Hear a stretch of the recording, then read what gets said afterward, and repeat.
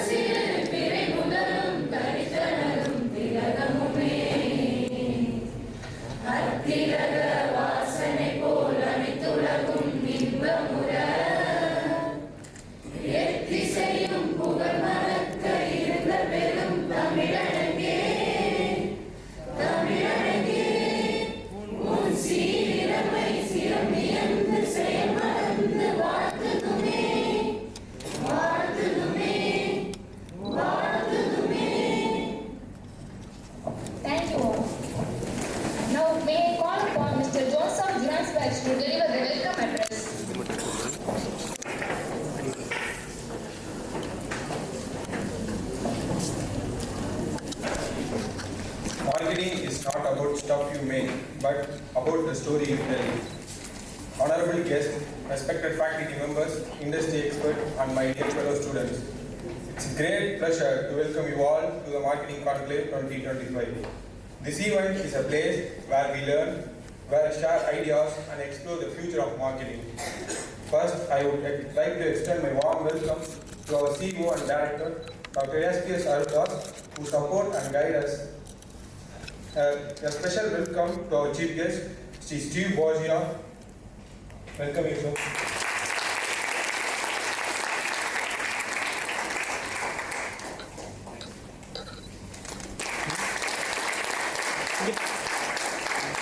And Dr. Suresh Paul Andrew. We welcome you, sir.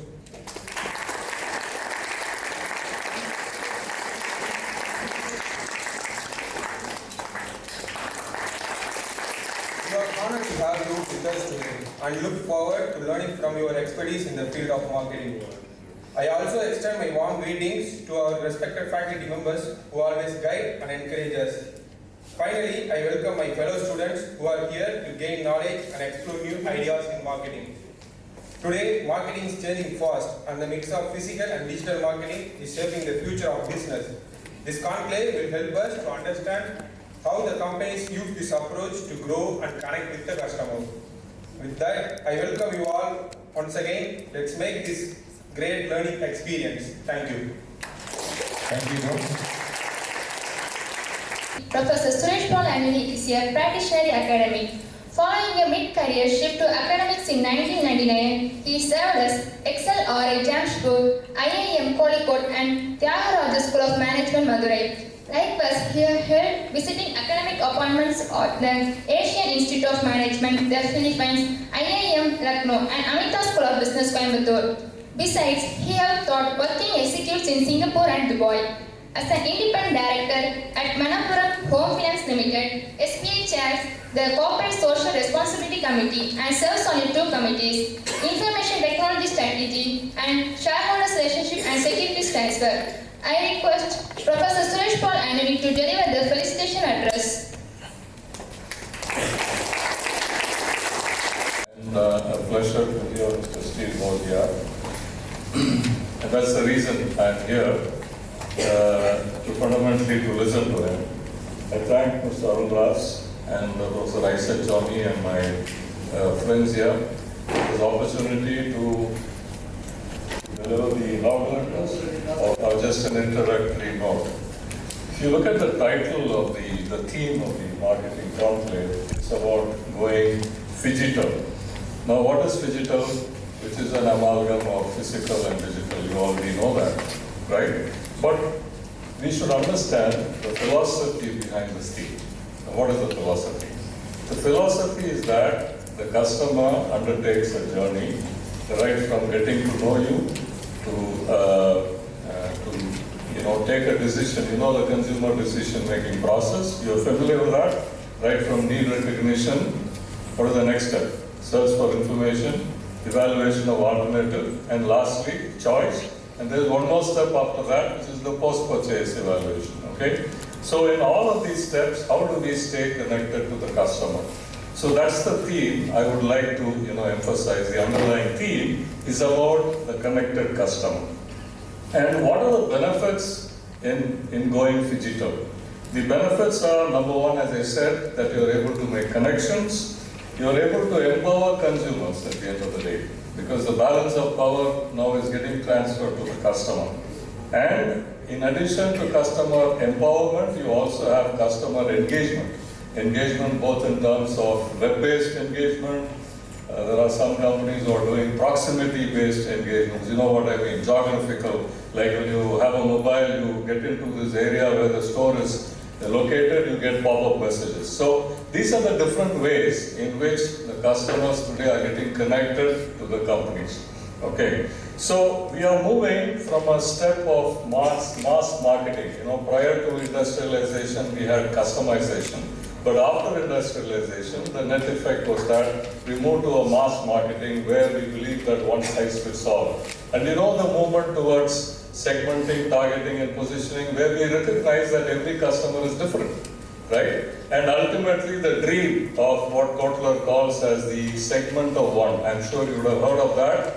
It is not a segment of many, that in every segment, there's only one customer.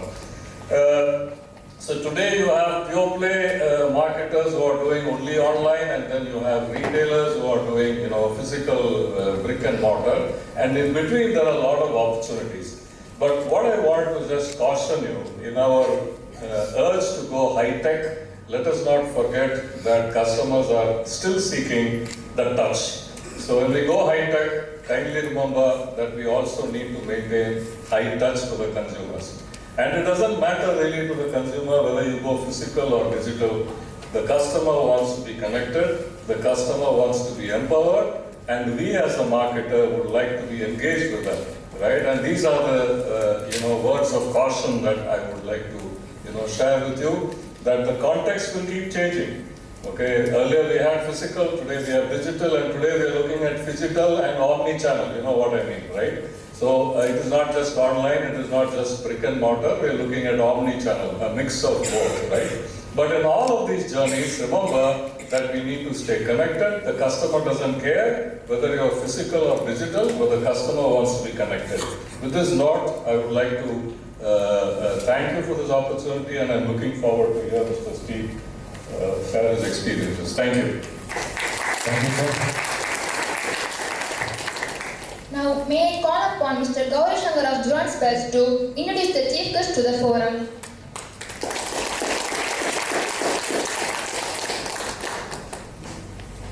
Mr. Steve Borgia is currently the chairman and managing director of Indigo Leisure Hotels, Indigo East India Ecology, a tourism company with national interest and also only Indian hotels group to win the distinguished Global Ecotourism Award. His pioneering rural tourism in India meant the broken backbone of Indian villages has been one of his most significant contributions to tourism and development in India.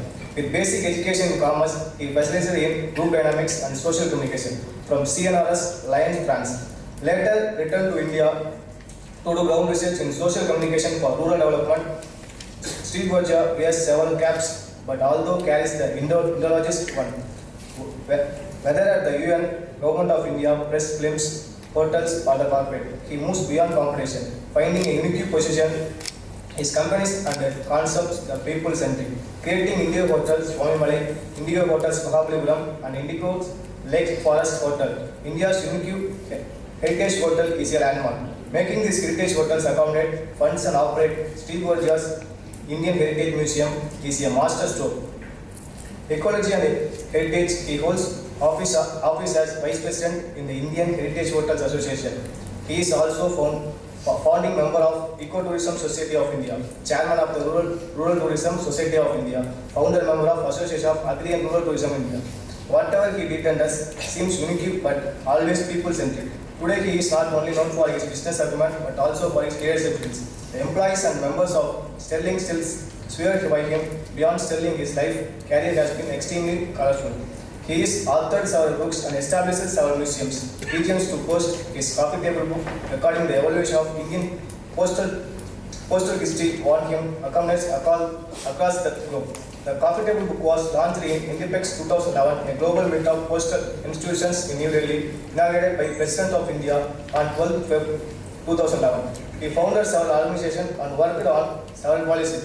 He is the process of creating world wonder, a last resort of human wonderfulment, and the Eco Valley, a sustainable village for earth-loving people in the heart of Tamil Nadu, in Dindigul near Madurai. He is widely traveled and also travels extensively, lecturing on subjects like sustainable tourism, ecology, archaeology, and creative business concepts. Thank you. Welcome, Mr. Thank you, Gauri. Now I'd like to call upon Dr. S.K. Aruldas, CEO and CEO and Director of National School of Business to felicitate the Chief Guest.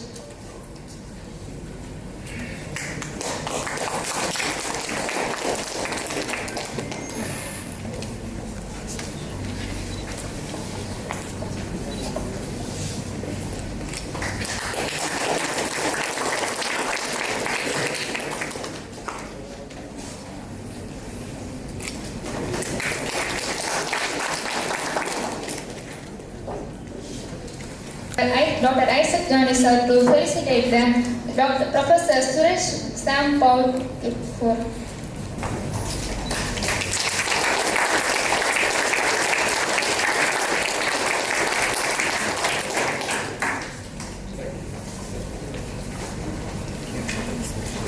our first section is going digital in sustainable and regenerative tourism business. And we are honored to have Sri Jiv Borgia, Chairman and Managing Director of Indigo Lecture Hotel Private Limited. Let's welcome him with a big round of applause. Students, because every student you talk to, you're creating a great human being, not just a person, not just a business person. First of all, I want you to understand that India was created by business people, not by politicians. Politicians will make you believe that they created this great country. No. They created the governing system. But it is the Tatas, the Birlas who created this country. Believe that. And therefore, you are in a line to be involved in creation of this country. So that is your responsibility. And therefore, it is your duty to imbibe everything, and it is my duty to tell you what I have seen, I have learned, I have touched, and I have read. Okay? Don't think I am a weirdo. I am not a weirdo. I have always been very serious in life, and I look for opportunities. Luckily, everything worked for me. As these slides say, I rejoice 24/7. I don't sulk in my life. Right now, I've just fractured this arm about 1 week ago. I lost my voice 4 days ago. I should be sitting in bed and sulking. No, I chose to be with you. All that I have to do is put my hand into the pocket without shaking it. I travel 6 days a week. Literally every day I travel, especially to remote rural areas. I produce tons of wealth. I know how to create wealth, and that's the easiest. But I spend it all. Even before money comes there, I have this idea, I will root the money there. And then I manifest all my desire. Like Stalin, the Steve Borgia was a good soul who worked in Dindigul, so nothing great about it. And basically I'm a clairvoyant. A clairvoyant is a person who builds a relationship with his own environment. And I have built my relationship with the earth. When I stand here, I know what's happening under the light. I learned to be so sensitive. But I chose business, as I told you in the beginning. Business is all about some beautiful words. Don't think business is all about profit and loss. Business is all about lies. Business is all about cheating. No. Business is something very beautiful. Look at those other words of business. Concern, company, union, organization, family, firm. These are all extremely positive words, and that is what a business is all about. Now, very early in life, I think I was in school, one Guruji taught me from Pittsburgh that all desires are to be manifested. All desires are to be manifested. And if you desire, you must have it. Not having it is not an option. Anything. I desire it, I must have it. Not having it is not an option. But you must desire the right thing. You cannot say, I desire to have Tamana as my wife, Nayantara as my wife. No. Those are not good desires. A good desire is your concern in the place where you live, for your country, for your people. You can say, today I have a scooter and I'm taking my wife and child to the beach. If I have a car, maybe I can take my parents also with me. That's a good desire. Those desires will be manifested. So first believe all your desires can be manifested. You know, God is not a bad fellow. He's a good chap. So He will help you. Okay, we got it. So when I was young, when these visitors came to my school, I was in 3rd or 4th standard. I was the shortest in class, therefore I was in the front row. They will ask you, hey, what would you do when you grow up? You seem to be speaking Sanskrit so well. ஒரு ஸ்லோகம் சொல்லுவாங்க அதை தான் நம்ம 2 times table மாதிரி மக் பண்ணியிருப்போம். அவங்க சொல்லணும் ஏழு தந்தம் ஆகாயம் லட்சம். We will start. My God, you speak Sanskrit so well. What will you do? You'll be a Sanskrit scholar. No. எல்லாம் சொல்லுவாங்க டாக்டர், இன்ஜினியர், லாயர், பைலட் அப்படிலாம் சொல்லுவாங்க. நான் கடைசியில் சொல்லுவேன் I want to be a Maharaja. The whole organization, my class will laugh. My class will laugh. They think I'm a mad fellow.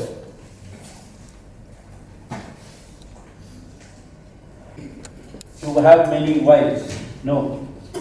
I went on saying this till my 9th standard. Finally, when I was in 9th, my principal, one Mrs. YGP, a great lady, slapped me in front of the guest. Because I'm disturbing the class, everybody is laughing. And she took me to her room and said, she took some children from her purse and threw it on me. I collected every bit of it, gave it to her. I said, no. For me, Maharaja, I don't care for his wealth. When there is a Maharaja, I see in movies, everybody is happy. He's building temples, he's building palaces, he's creating gardens, and there's a lot of happiness around him. Nobody is suffering, nobody is poverty, nobody is hungry. ஏதாவது போய் மகாராஜா உடனே கை dub dub யார் அங்கே வருவாங்க, பார்க்க கூட மாட்டார். அப்படியே அதை எடுத்து காசு நகை எடுத்து அப்படி போட்டுட்டு next. What a beautiful thing to be. Today I think I am missing those Maharajas. Government cannot eradicate poverty. I am sure Modi cannot eradicate poverty.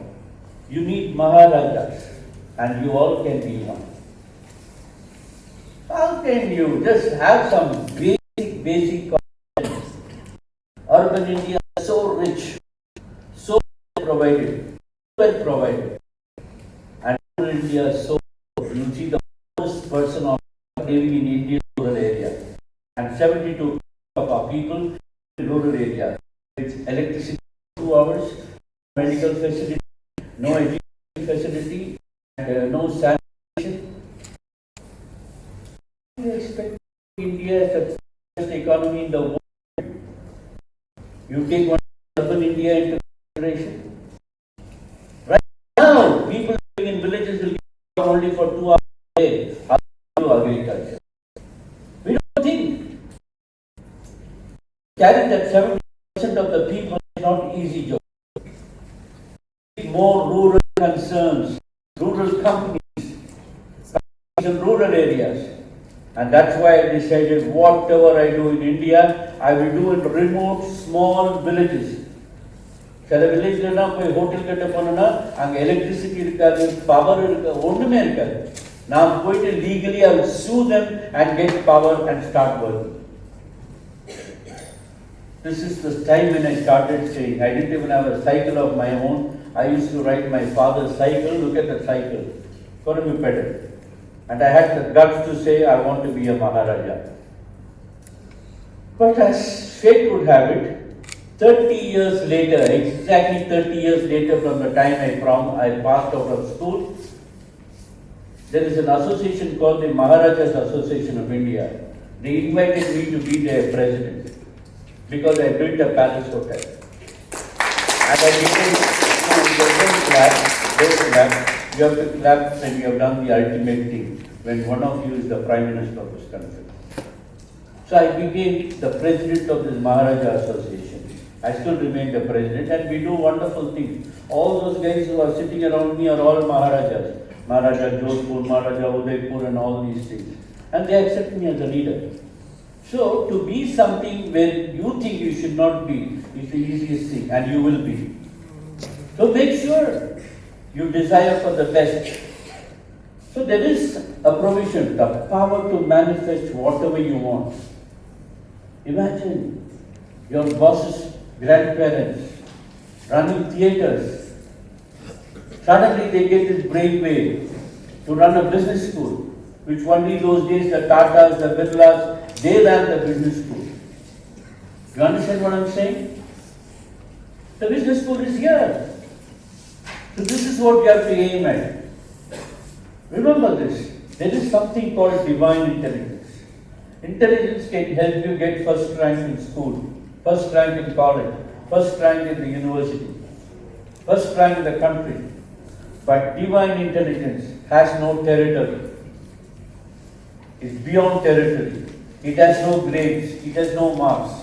But divine intelligence can help you do anything in life. Look at that 3 times table itself used to be a problem in life. Forget 7 times, the most complicated table. I just couldn't. And I accepted I cannot. But I would offer great ideas even in 4th standard. My school was slanting and going like this. I gave an idea to stop that slant. So this is what divine intelligence can. So you must always plant a little bit of divinity into your intelligence and you end up doing great things. Of course, the only thing about our life is we should persevere. I want to be a king. I tried. No, I did not. Give up. No. Persevere, persevere, persevere. You will fail only when you give up, not until then. I like this game, high jump. You go on jumping.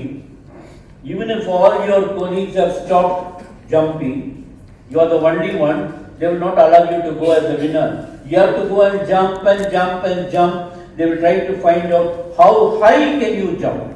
And then they will declare you, when you cannot, they will declare you winner. Like this, like that. Perseverance, perseverance. But if you give up, then you can say, I failed, I passed. Don't give up. You will never fail. You will never fail. So, getting back to business, don't say, I want to start. No, start is a very meager word. Very, very meager. You say, I want to create. Then your ideas involved. There's some uniqueness involved. When you start, you need money. When you want money, what do you do? What do you do when you want money? You have to answer me. You want money, what do you do? Huh? You go to the bank? Right? You go to the bank. So don't start with money. If you want to start with money, you'll end up sitting all your life in front of a bank manager's room, and that swine will become your most important man. Sir கொடுக்கலாம் sir loan, ஆனால் 3 மாதம் ஆகும் sir, ஆனால் நீங்கள் ஒரு 10,000 ரூபாய் கொடுக்கணும் sir. No, he is not the one to judge you. அதுக்கு ஒரு டிகிரி படிச்சுட்டு போய் அங்கே உட்காந்துட்டு how can you allow someone to judge you? No, nobody should judge you. When you create, you must have an idea. If you have that stunning idea with you, that money will automatically follow. Your idea should be new. So all these days, right from school to your business school and all that, you search for that idea. It has no age limit. Keep searching, keep searching, keep searching. What is that idea? What is that idea? நான் இதை பண்ண முடியுமா, அதை பண்ணலாமா, அவரை மாதிரி பண்ணலாமா, இவரை மாதிரி பண்ணலாமா? You know that guy Clinton was the president of America. When he was 4 years old,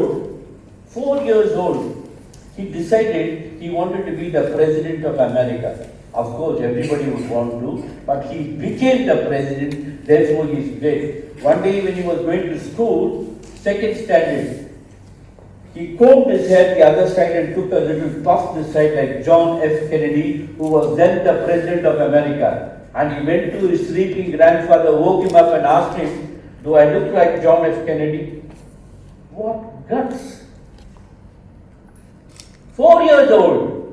When he was in 7th standard, he took away the man of the year. That year the man of the year was one Czechoslovakian trade union leader.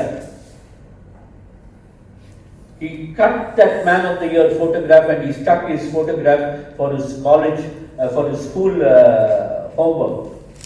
So he had that intention, and finally he ended up being the president of America. Whether he was a good president or a bad president doesn't matter, but he became the president of America. That is how your gut should be. So when I came back to India, I was very clear what I wanted to do, what I want to do for my country, for my people. I wanted to go to a remote village. That I was very clear. Rural India was my concern. So I said, I don't have money with me to create a product and do business. நட்டு, காருக்கு நட்டு பண்ணலாமா, லாரிக்கு wheel பண்ணலாமா, இல்லை என்னத்துக்கு பில்டிங்க்கு cement பண்ணலாமா?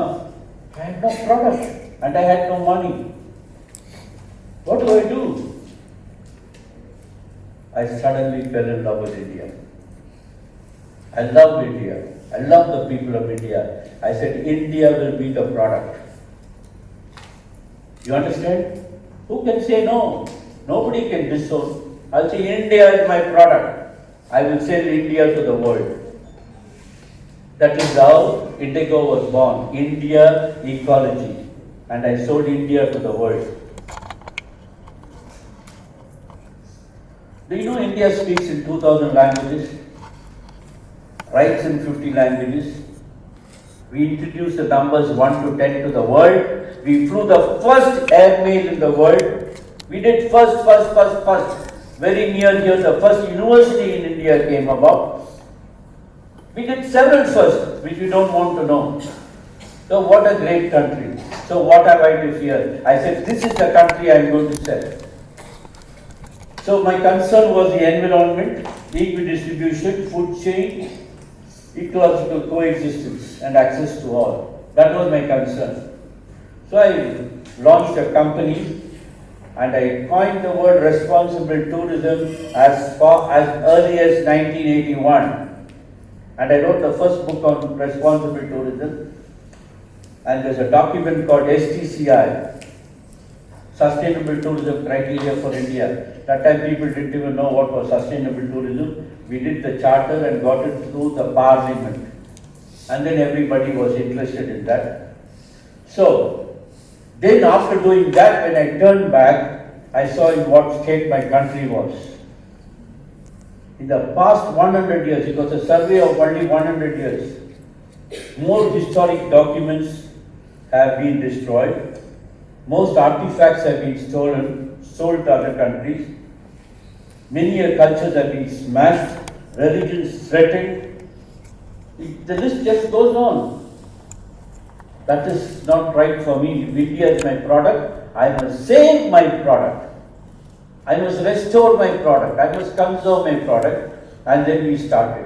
I traveled extensively. For 2 months, I carried about 40 people with me, parliamentarians, politicians, leaders, IS officials, and I traveled. Look at this. This is a mansion in Chettinad. Chettinad should be another Disney to the world, but unfortunately nobody even knows about Chettinad. That is one ordinary house in Chettinad. After 2 years after we visited that place, this is what that place became. Doors are sold, pillars are sold, windows are sold, light fittings are sold, everything is sold. Stolen by its own owners and sold. Look at this. This was the original palace with 150 bedrooms in Karnataka. But I didn't stop to cry. I became more bolder. Look at this. Another disdain. Beautiful farmland being used for non-farm purposes. Recently we gave Padma Shri to one gentleman for going rural. He took his IT headquarters to a rural area. Cheap labor, electrical concession, the list goes on, freebies. But where did he build that headquarters of 18 acres in a beautiful paddy farm? You understand? That's critical. If a farm can grow something, we should grow, not build something there. So see the opportunity even in destruction I saw. Thousands of temples being broken, palaces being broken. I said, okay, if this is what my civilization wants to live, let me take the opportunity. But when I do, people will start copying. As early as 85, look at this. CPWD was breaking temples to broaden the road. And once the temple is broken, the people will not pray in the temple, they will build another new temple. So where do all those sculptures go? They go to the road, they go to the shop. I started acquiring all those beautiful statues. I didn't want them to be broken, and see how I placed. When my hotels are being built, I will buy this and beautifully place this. And they look so beautiful. Look at this. Have you heard about the central prison in Chennai? The Madras Central Prison. எவ்வளோ சினிமாவில் நடிச்சிருக்காது. சிவாஜி கணேசன் ஜெயிலிருந்து வெளியே வருவார், கண்ணாடி தொடச்சி கண்ணாடி போட்டு அப்படியே பார்ப்பாரு, வீட்டிலேருந்து யாரும் வரல, அழுதுகிட்டே போவார், ஒரு குடிசை கிட்ட போவார், பக்கத்து வீட்டு பொம்பளை வந்து சொல்லுவாங்க, ஐயோ உங்கள் வீட்டில் இருக்கவங்களாம் அப்பவே போயிட்டாங்க, போய் அந்த மரத்துக்கடியில் உட்காருவார், there will be zing flashback. You understand how many movies that jail has acted? All the actors have acted in front of it. The government just threw it. Just because Jayalalitha didn't like the Madras Central Prison because she was locked and kept inside, for one night, we lost the prison. I got the prison gate from the contractor and I kept it in my museum. Today, thousands of people come to stand in front and take a photograph. That is how you create tourism products. You understand? Have you heard about this? Adiyar Alamaram, Adiyar banyan tree. The world's second biggest banyan tree got hit by a lightning and it burnt completely. When I went with my children to put a candle for the tree, I found one small twig which was still green. So I brought it home and made a bonsai out of it and kept it in my terrace. For 23 years, I made a bonsai. But I felt bad after 23 years. I took it and planted in one of my hotels and see how it is grown. Exactly like the banyan tree. The DNA is the same. And today at Indigo Hotels in Swami Malai, all the food happens under the tree. 800 people can sit and dine under the tree. I don't need the rest of my hotel. Everybody wants to sit under the tree and have their breakfast. This used to be called the Mint Palace of Chennai. When the East India Company came, they built a 4-story palace because they didn't want to stay in a tiled Otu village. They were scared. They made the palace in Rajasthan, in Bikaner, and brought it all the way next to the central station, and they built this palace, a beautiful palace. 17th century, 1737. And in 2008, when Kalingir became chief minister, he didn't like it. He said, break it and broaden the road. But I didn't want to allow it to be broken because I know the value of this palace, the only most beautiful palace that Tamil Nadu ever had. And that street was called Mint Street after this palace, and people were minting gold coins in the 17th century there. Historical, unique, fabulous. So I took him to court, but I lost the case. In India, you can never fight the government. The case will never be over. And you can never fight the truth, because you will never do. So we lost. Finally, I went back door, purchased that palace for 4.5 crores, removed it stone by stone, carried it all the way to my hotel in Swami Malai, and here it is lying down in the last night. I didn't know what to do, but I wanted to save it. 2 years later, I got a bright idea. This is the palace. Why not we build it? See it sleeping in my compound. We started building, and today it is a landmark. That is the lobby and the museum of Swami Malai. I spent about 9 crores, but I got 5 crores through an award from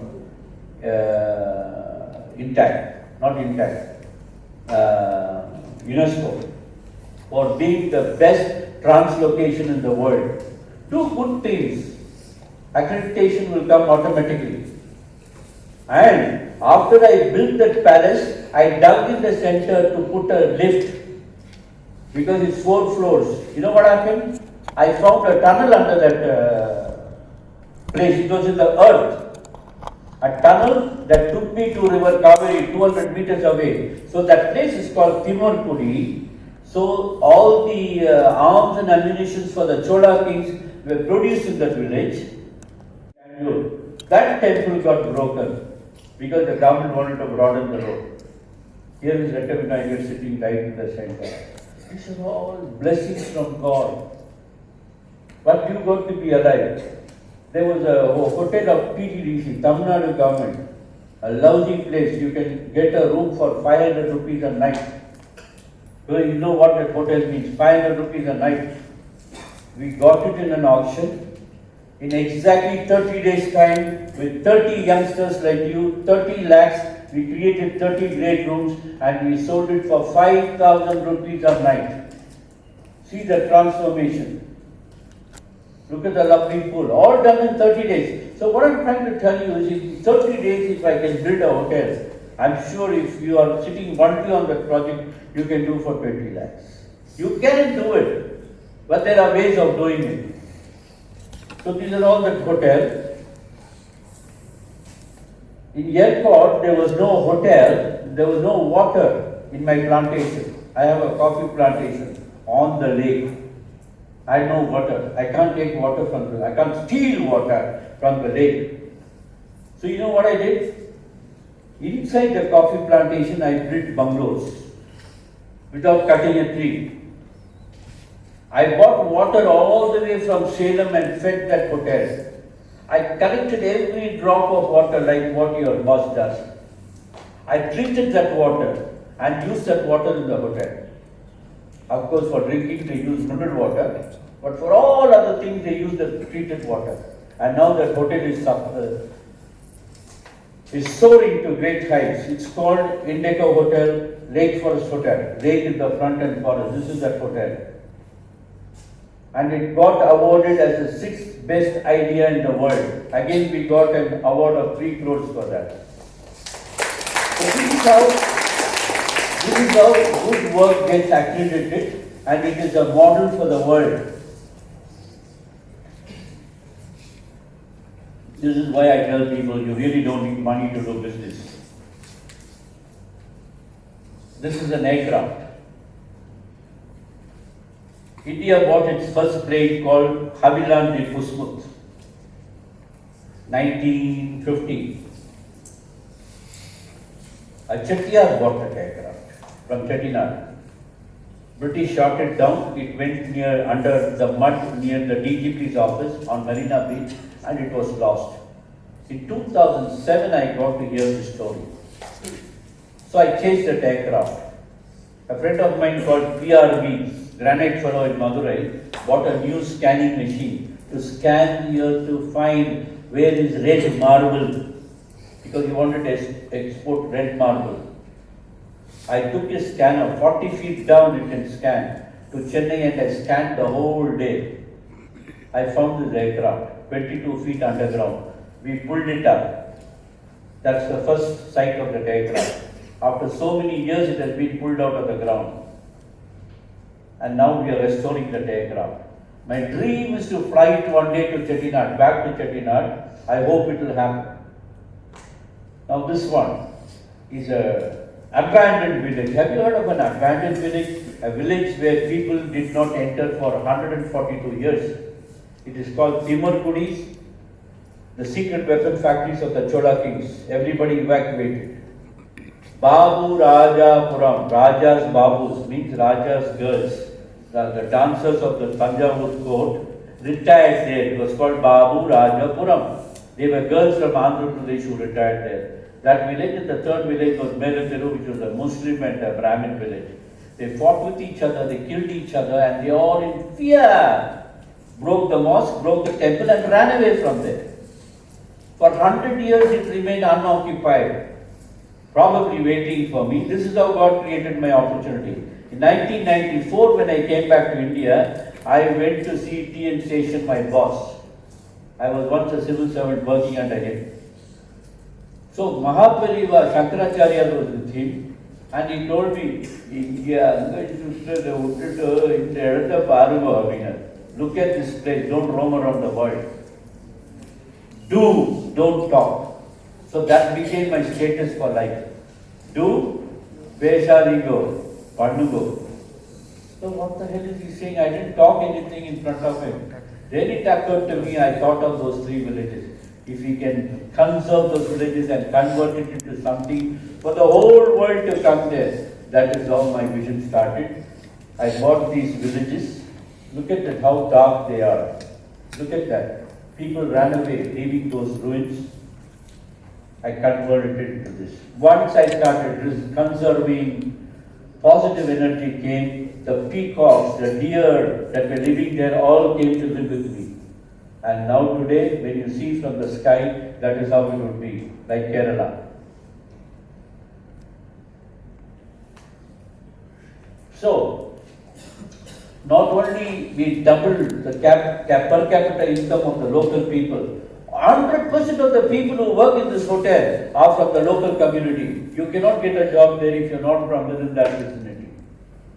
All who work there are from the local community. And they will all wear only dhoti shirt. So today, 79% of my employees are from those neighborhood villages.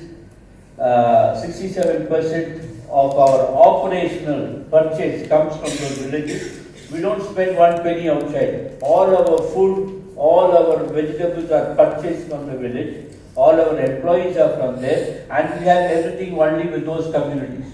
So that is where we are. And again, there's a magazine called India Today. They said I was trying to build a village into my hotel. They said it's a village in a hotel.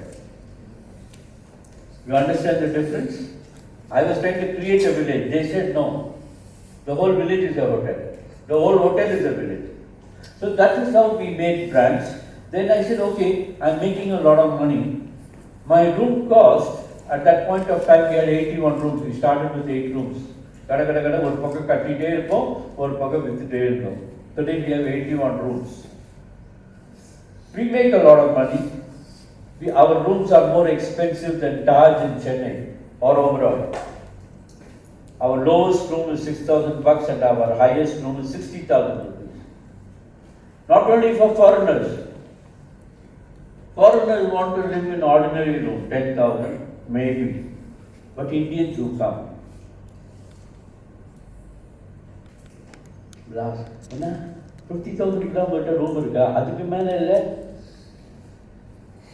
for 75, 80, luxury. You know why? Because our friend has not come with his wife, he has come with his girlfriend. He wants to show off. எனக்கு ஒரு smart front office manager அம்மா இருக்காங்க. அவங்க என்ன பண்ணாங்க, ஓ இவன் எப்படி பேசுகிறானா, சரி அந்த 50,000 rupees இருக்கு சார், 75,000 rupees ஒரு ரூம் இருக்குது, அதை எடுத்துக்கிறீங்களா? அதை கொடுமா, என்னை பார்த்தா நான் 50,000 தங்குற மாதிரி இருக்குது, 75 ரூம் போடு. So I heard this and I shouted at her, why are you upselling like this? So how would you show him the difference? இல்லை சார், நம்ம 50,000 ஸ்வீட்டில் 6 பில்லோ இருக்கும், இவருக்கு 12 பில்லோ போட்டு விட்டேன். ஃப்ரூட் பாஸ்கெட்டில் ஒரு ஆரஞ்சு, ஒரு ஆப்பிள், ஒரு தான் இருக்கும். அவருக்கு 10 பவுல் வச்சுட்டேன். ஒரு பவுல் ஃபுல்லாக ஆப்பிள், ஒரு பவுல் ஃபுல்லாக ஆரஞ்சு, ஒரு இது ஃபுல்லாக. அப்புறம் கவர் கட்டு ஒரு வெரைட்டிலையும் ஒரு பவுல் வச்சுட்டேன். அவருக்கு நான் பிரேக்ஃபாஸ்ட் ஃப்ரீ தான், லஞ்சும் ஃப்ரீயாக கொடுத்துக்கிறேன். So let him pay 75. He is also happy, I am also happy. Today you have such fools who seek hospitality. So take use of that opportunity. Then we started looking beyond the hotel. Today, what is our problem in the village?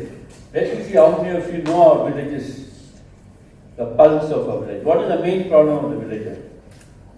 Stand up and shout. Stand up and shout. Paying amount. Huh? Paying amount, sir. Huh? Paying amount for the hotel, sir. Kekla. Paying amount, sir. Money. The problems that exist in our village.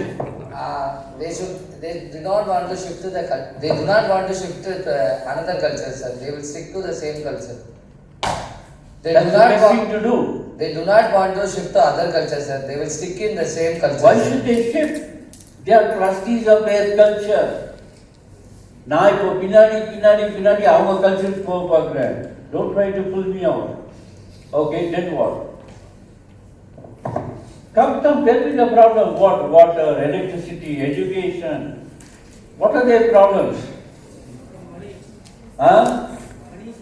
Money எல்லாருக்கும் உங்களுக்கு தான் problem, எனக்கு தான் problem. என்னம்மா? Facility. I tell you their problem. Government built 7 million toilets across India in rural India. Only 22% are working. 13% have no water. When I said it's not working, now roof illa. Our original design is roof illama katta. Poi பாருங்க, rural schools இருக்க toilet ஒரு காவா கட்டியிருப்பாங்க டாய்லெட்டுக்குள்ள, unhygienic. So இந்த principal என்ன பண்ணாங்க, உடனே அவங்க போன பிறகு மேலே ஒரு ஷீட்டை போட்டு தாப்பால் போட்டு கதவுக்கு அதை ரெக்கார்ட் ரூம் ஆகிட்டாங்க. அவங்களுக்கு ரூம் வேணும்ல. So one of our core project is to build toilets in rural schools, in girls schools. Boys still do drawing on the trees. Girls schools, we want to, there are 264 toilets in that community.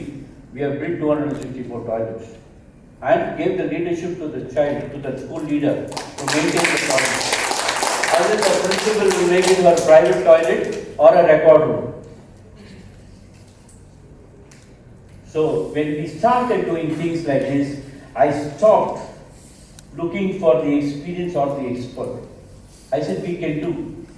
We can keep our eyes open and do, and then our work doubled. Our work doubled. I integrated my hotel with the villager. ஒரு 300 பேர் இருப்பாங்க அங்க. Foreigner will come. We will teach him how to climb a coconut tree. Who will teach? The man in the village will teach him how to climb a coconut tree. Can I teach him? No. Only the villager can teach. So like this we started taking village activity into the hotel. Simple, I tell you. உங்களுக்கு கல்யாணம் ஆகுது, கரெக்டா? எல்லாருக்கும் ஆகும். இங்கே கல்யாணம் வேண்டாதவங்க யாராவது இருக்கீங்களா? இருக்க மாட்டோம். இருப்போம், இல்லாட்டி எப்படியாவது ஆகிடும். யாராவது உங்களுக்கு எப்படி என்னது வாழ்க்கையில் ரொம்ப முக்கியம், உயிர் தான் முக்கியம். குழந்தை பெற்றுக்கிறது எப்படின்னு அம்மா அப்பா கற்றுக் கொடுத்தாங்க அவங்களுக்கு. ஆட்டோமேட்டிக்காக தெரியுது, ஸ்கூல் முடித்த குழந்தைக்கே தெரியுது, இல்லை ஸ்கூலில் இருக்கும் போதே தெரியுது. When God has given that to you, you contain the knowledge to create a new life. untutored. You must understand that you can do anything in life. You don't need tutoring. What are you doing here? You're meeting different people. Now between the Google and your existence here, you can become a master in one day. And now AI has already come in. You understand what I'm saying? Right now, I can talk to you. Whose voice do you like? If you like Kamala Hassan's voice, I can have my voice interpreted into Kamala Hassan's voice and he will speak to you. Look at the paradox. Anything can be done. Then why can't we do anything? When that can happen, we can do anything. So, business is all about converting opportunities to wealth. Nothing more. This is exactly what we did. If you got the idea, money will follow, I told you. Otherwise, you stuck up with money search. So for me, in my case, I proved something wrong. Future is future, past is past. For me, past became my future. You understand? You must realize the society where you're living. I have converted past is future. For me, geography has become history. It doesn't matter where I want to do, what I want, where I want to go. It doesn't matter. So, I don't have to go there, geography. That has become history. I can talk to you and this can go to 100 institutions. So this is the scene where we are existing. So think of that. Don't exist with old thoughts. Master A, okay, A, B, C, that's all gone. Even a kid will not do that today. I try to teach some children in that one of those schools. I say 1, 2, 3, 4, 5, 6, 7, 8. Kid. First day in school. A, B, D, F, G, H. They will go. Because they have seen Cocomelon. They've been tutored already. 2 years of Cocomelon. 0 to 2. We know a lot more than what you and me know. But I got fascinated with India. It's not an ordinary country. Why don't you think like this? Why did the Mongols come to India? Why did the Dutch come? Why did the British come? Why did the Chinese come? Why are they coming again and again and the Chinese are coming for the second time? We are a great country. Please remember that. If some people left India to go to America, it's because they didn't see the opportunity here. I don't blame them. Their background could be that. But an intelligent fellow will not give up his connect with India.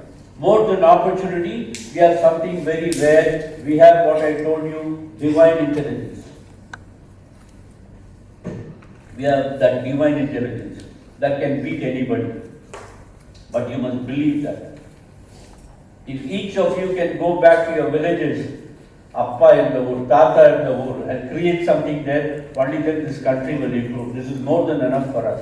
Look at those things. I don't want to repeat those statistics for you. Alexander came, Yunsan came, Genghis Khan came. These are all the greatest guys in the world. And they all came for a reason. But luckily, they all took the wrong things and left the right things still here for you and me. You should be proud. Every time the British go through our museum, I have a lot of things that will tease them. There is a museum near Warsaw in London, which says, Stolen Treasures from India by Robert Clive. Now, Sullivan, are you angry that we took away all your wealth? I said no. Why? You should want a double-barrel gun to come to England and shoot us? I said no. Sadly, you took all the wrong things. The best thing in India is still here and we are enjoying the fruit of it. That is why your economy has gone to a big zero. Even an intelligent Indian could not help you. Yeah. So that's the state of this great country. So rural India became my concern. India became my product. So I went to the rural areas and I started with what they have, what they know and what they do. That's my hotel. I do not bring, there are no architects, no engineers in any of our hotels. அங்க அந்த கிராமத்துல பேசிக்கு என்ன தெரியுமோ அவருக்கு என்ன தெரியுமோ அதுதான் என் hotel. அவருக்கு பூசத்துக்கு பச்சா பச்சா பச்சா பச்சா நான் பூசினா வரட்டி அடிக்கிற மாதிரி அதுதான் என்னோட பூசல். Guests cannot come and say, why is this not even? Why is this not silky? Hey, so be it. கிராமத்துல எப்படி இருந்துச்சோ அப்படிதான் அவ்வளவுதான். Tourism is a magic wand. If you want this country to change, only tourism can change that country. Why do you think Kerala developed so much? Because they worked on tourism. Tamil Nadu has all the potential, but we have not moved our ass. Year by year we are going down and we say we are the sleeping lion. How long you want to sleep? Finally we will become the sleeping mouse. This was our mission. I don't want to read it for you. And now I'm going to quickly take you to the kingdom that we created. So that's the opening shot. That itself will speak to you about everything.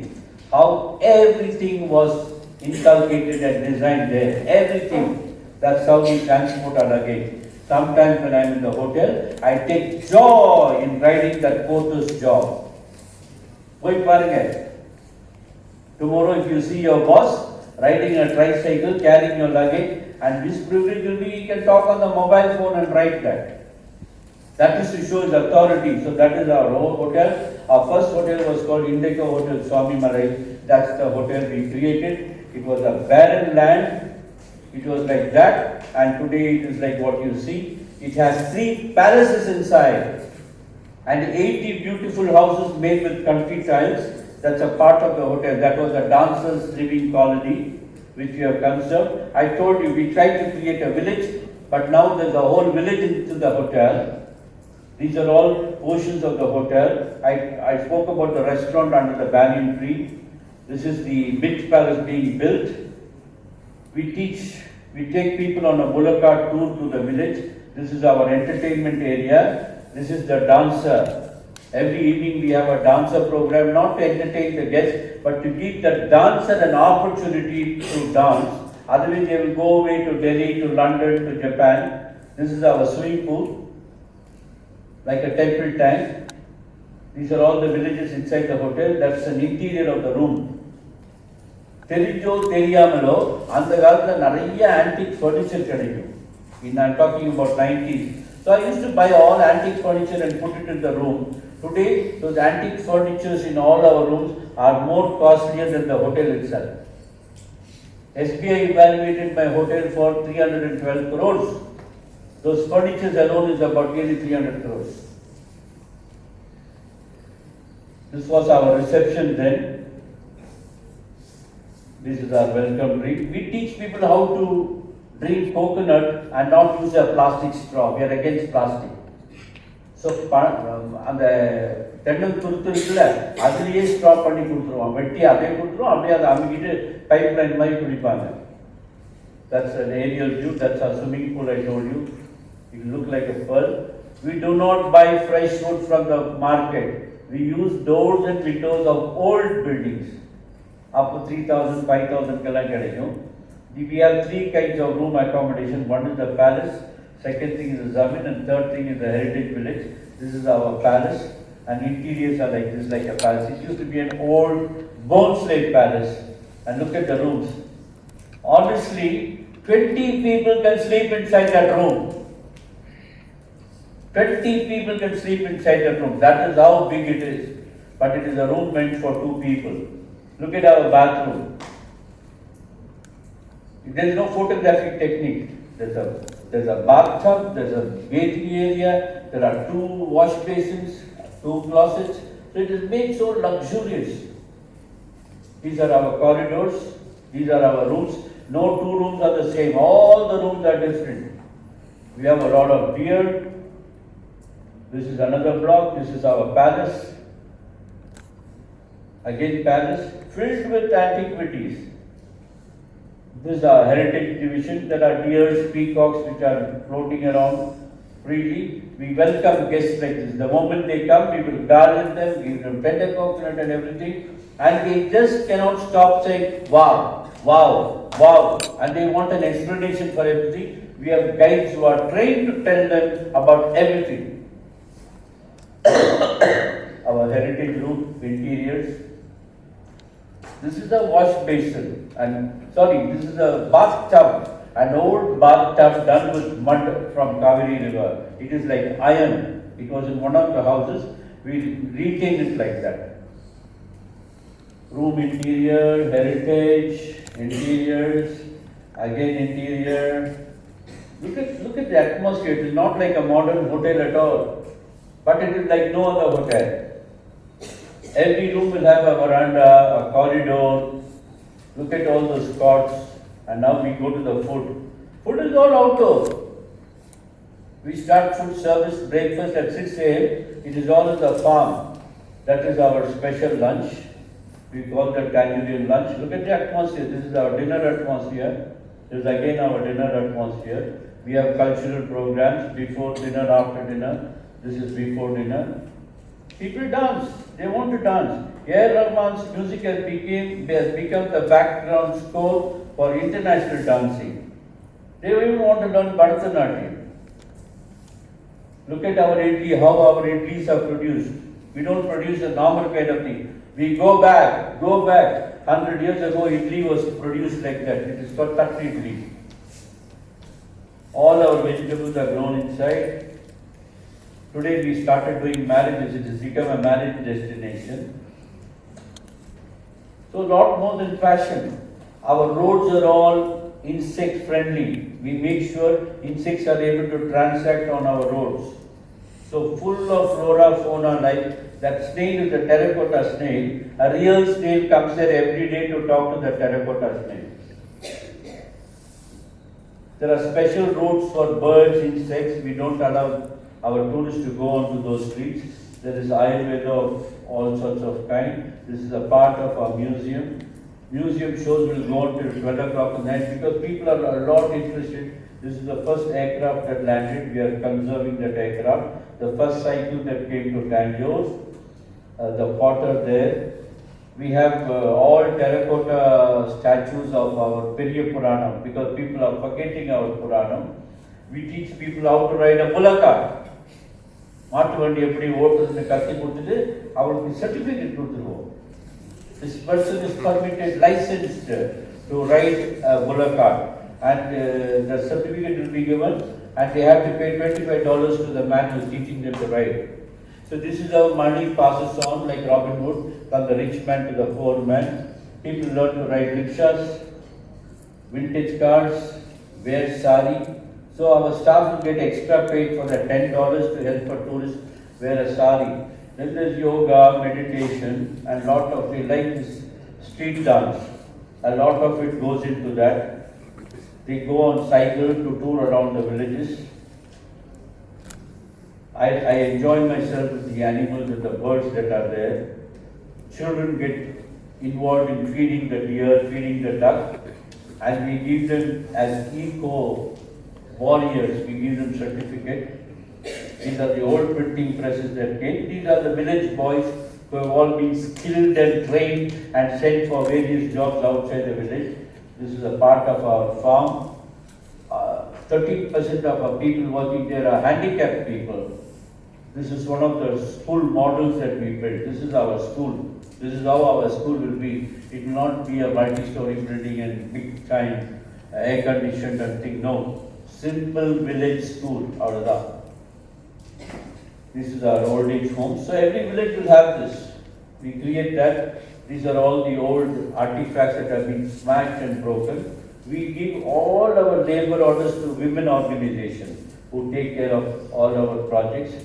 This is our uniform, Kadar Vesti, Kadar Chattai and the Tundu.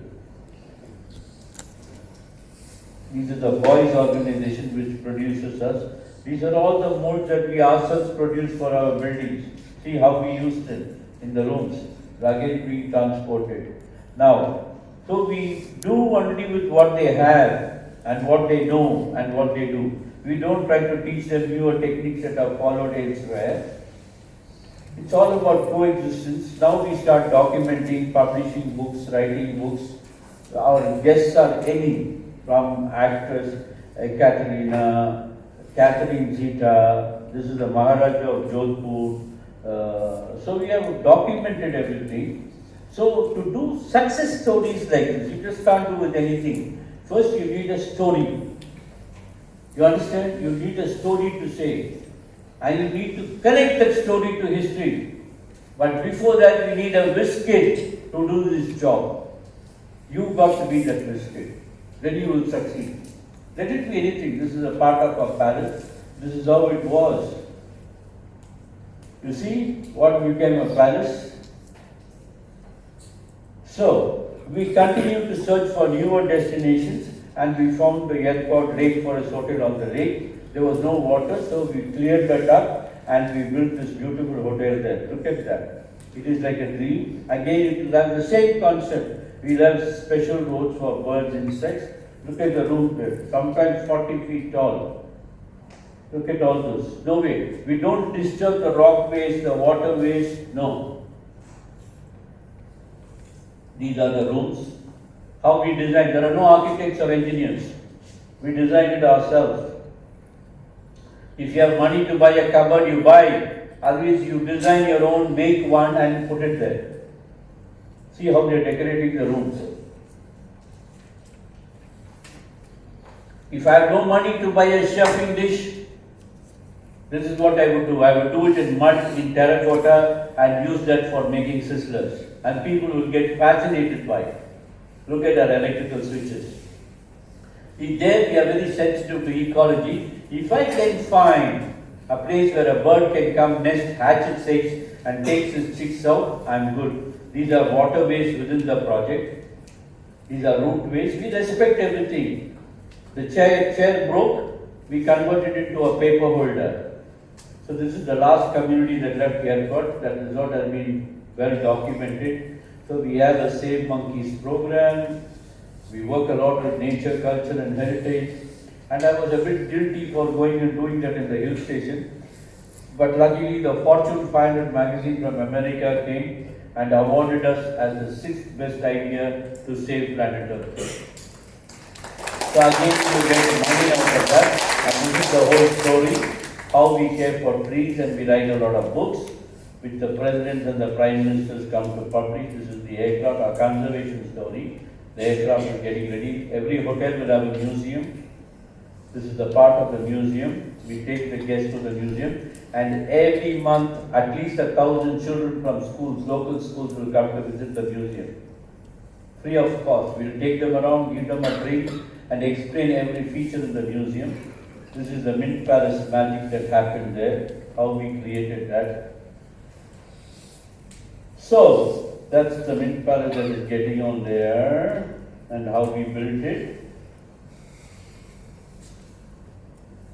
So, you see our conservation style. You receive these big national awards. They give you thick plastic. Awards made out of plastic. What do? It won't degenerate. See how we are using it? As holders for phone, we use it as shelves, we use it as signages. We try to conserve everything and use everything and don't allow it to go to waste. This is a sweet box from one company. For Diwali they sent to me. See what it became? It became the shelf for miniature statues. So you have to start thinking. Every year there are 30 interns who work with us, young business school people who come and work down to earth, and they get involved and they learn how this is being done. They will do a course for 1 year with us. These are all young people from Harvard.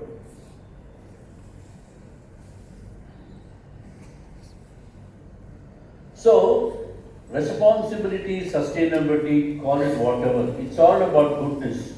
It's all about common sense. And this is the time we need a revolution to think differently. Please don't waste your time in great institutions and then say, I passed out of that great school in XLRI and Jamshedpur and all that, and I did not succeed in my business. No, that is inside you. But this is the time, the great opportunity. We need a revolutionary thinking. This is the time. And beyond that, I told you, we work with the local town. This is Kumbakonam railway station. See how clean it is, maintained by the people. It got awarded as the best kept railway station in India.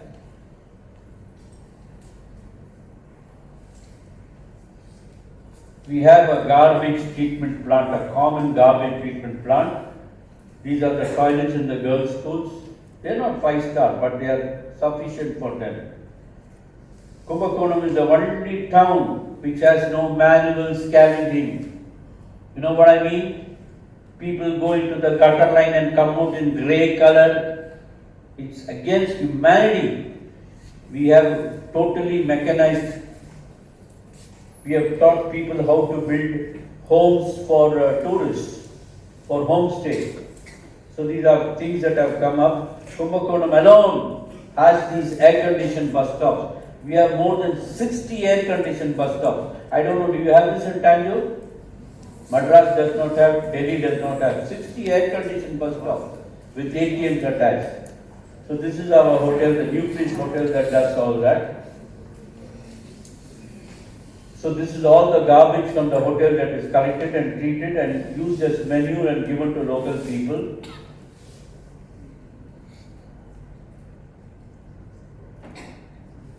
Oh, I'm going back. Am I? This is very interesting. During COVID,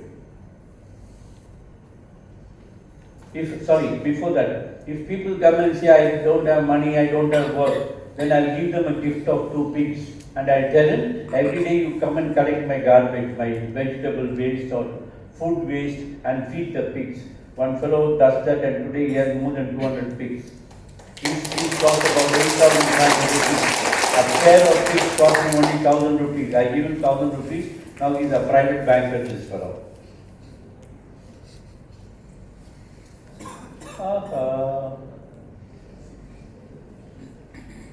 We have become a big marriage destination now. And then, this is a very important thing. Yes, I may have failures, but I do thousands of things. Even if one succeeds during that course of time, I'm very happy. I'm not worried about my failures. So now, friends, don't think I'm a social worker. I'm not. I'm a very, very aggressive businessman. I'm a very aggressive businessman. I don't even waste money to buy a suit and wear and show off my lifestyle. No. I try to be simple. But you must know, I'm not a social worker. I'm a very aggressive businessman. So let me tell you who I am and how I got here. I'm arrogant enough to tell you this is what you should do because I proved myself. That's me. At school, let's start with school. At school I was outstanding. Always thrown out because I didn't know what was 2 into 7, 3 into 7. This times table was all a big nuisance to me. I cannot study. I could not do my homework. I was always thrown out. I stood out. Inside the class, I was put on a pedestal. I always had to stand up on the bench because I did not answer anything what my teacher told me. But I made use of that. When they threw me out, I would sit outside my classroom and search the tiffin box of all my classmates. Hot food. Some will bring taisa, some will urga, some will bring bhaji, some will bring upma. I will eat all that before lunch and I will be ready. The moment lunch bell rings, I may be punished for it. As soon as lunch bell rings, I will run to the play field. My report card used to be very colorful. Most often I will get 0. Most often. Let me be very honest. I was not a very intelligent guy. So I will color all those zeros. Sometimes my father and the teacher will say not to do, but I like doing it. But then how did I do it? Was it a divine magic? No, I'm not a magic man. Was I born with a golden spoon? No. Or was it Aladdin's magic? No. Was it a prince story? Surely no. Or Ammanarul? No. No. How then? I looked at life differently. Always, when you look at something like that and when you look at something like this, it's totally different. I looked at life very, very differently, all the time. Well, now I have many offices, but I don't care. I just love to live life simply and enjoy every bit of life. Wherever, whichever hotel I go, you will not see me in the room. I will be out in the field, working with people, doing things. I live very simple life.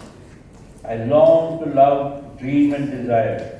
If we can dream it, I believe we should have it. There is still a lot of opportunity. Don't think this is the end of the story. Even at the dead end, there is an opportunity. Look for that. Ideas are worth if you persevere. Otherwise, ideas are dead. You must have it, and not having it is not an option. Tomorrow, write that big in your room. You must have it. Not having it is not an option. Anything, but your intention must be good. We need to make India smile, and we need each of you to play that role. Thank you very much. If you don't have any question for me, I did not come here to blah blah blah blah blah blah. Your mind should open and you should have questions. Question is the only thing that will take you forward. If you don't have questions, I'll feel very disappointed.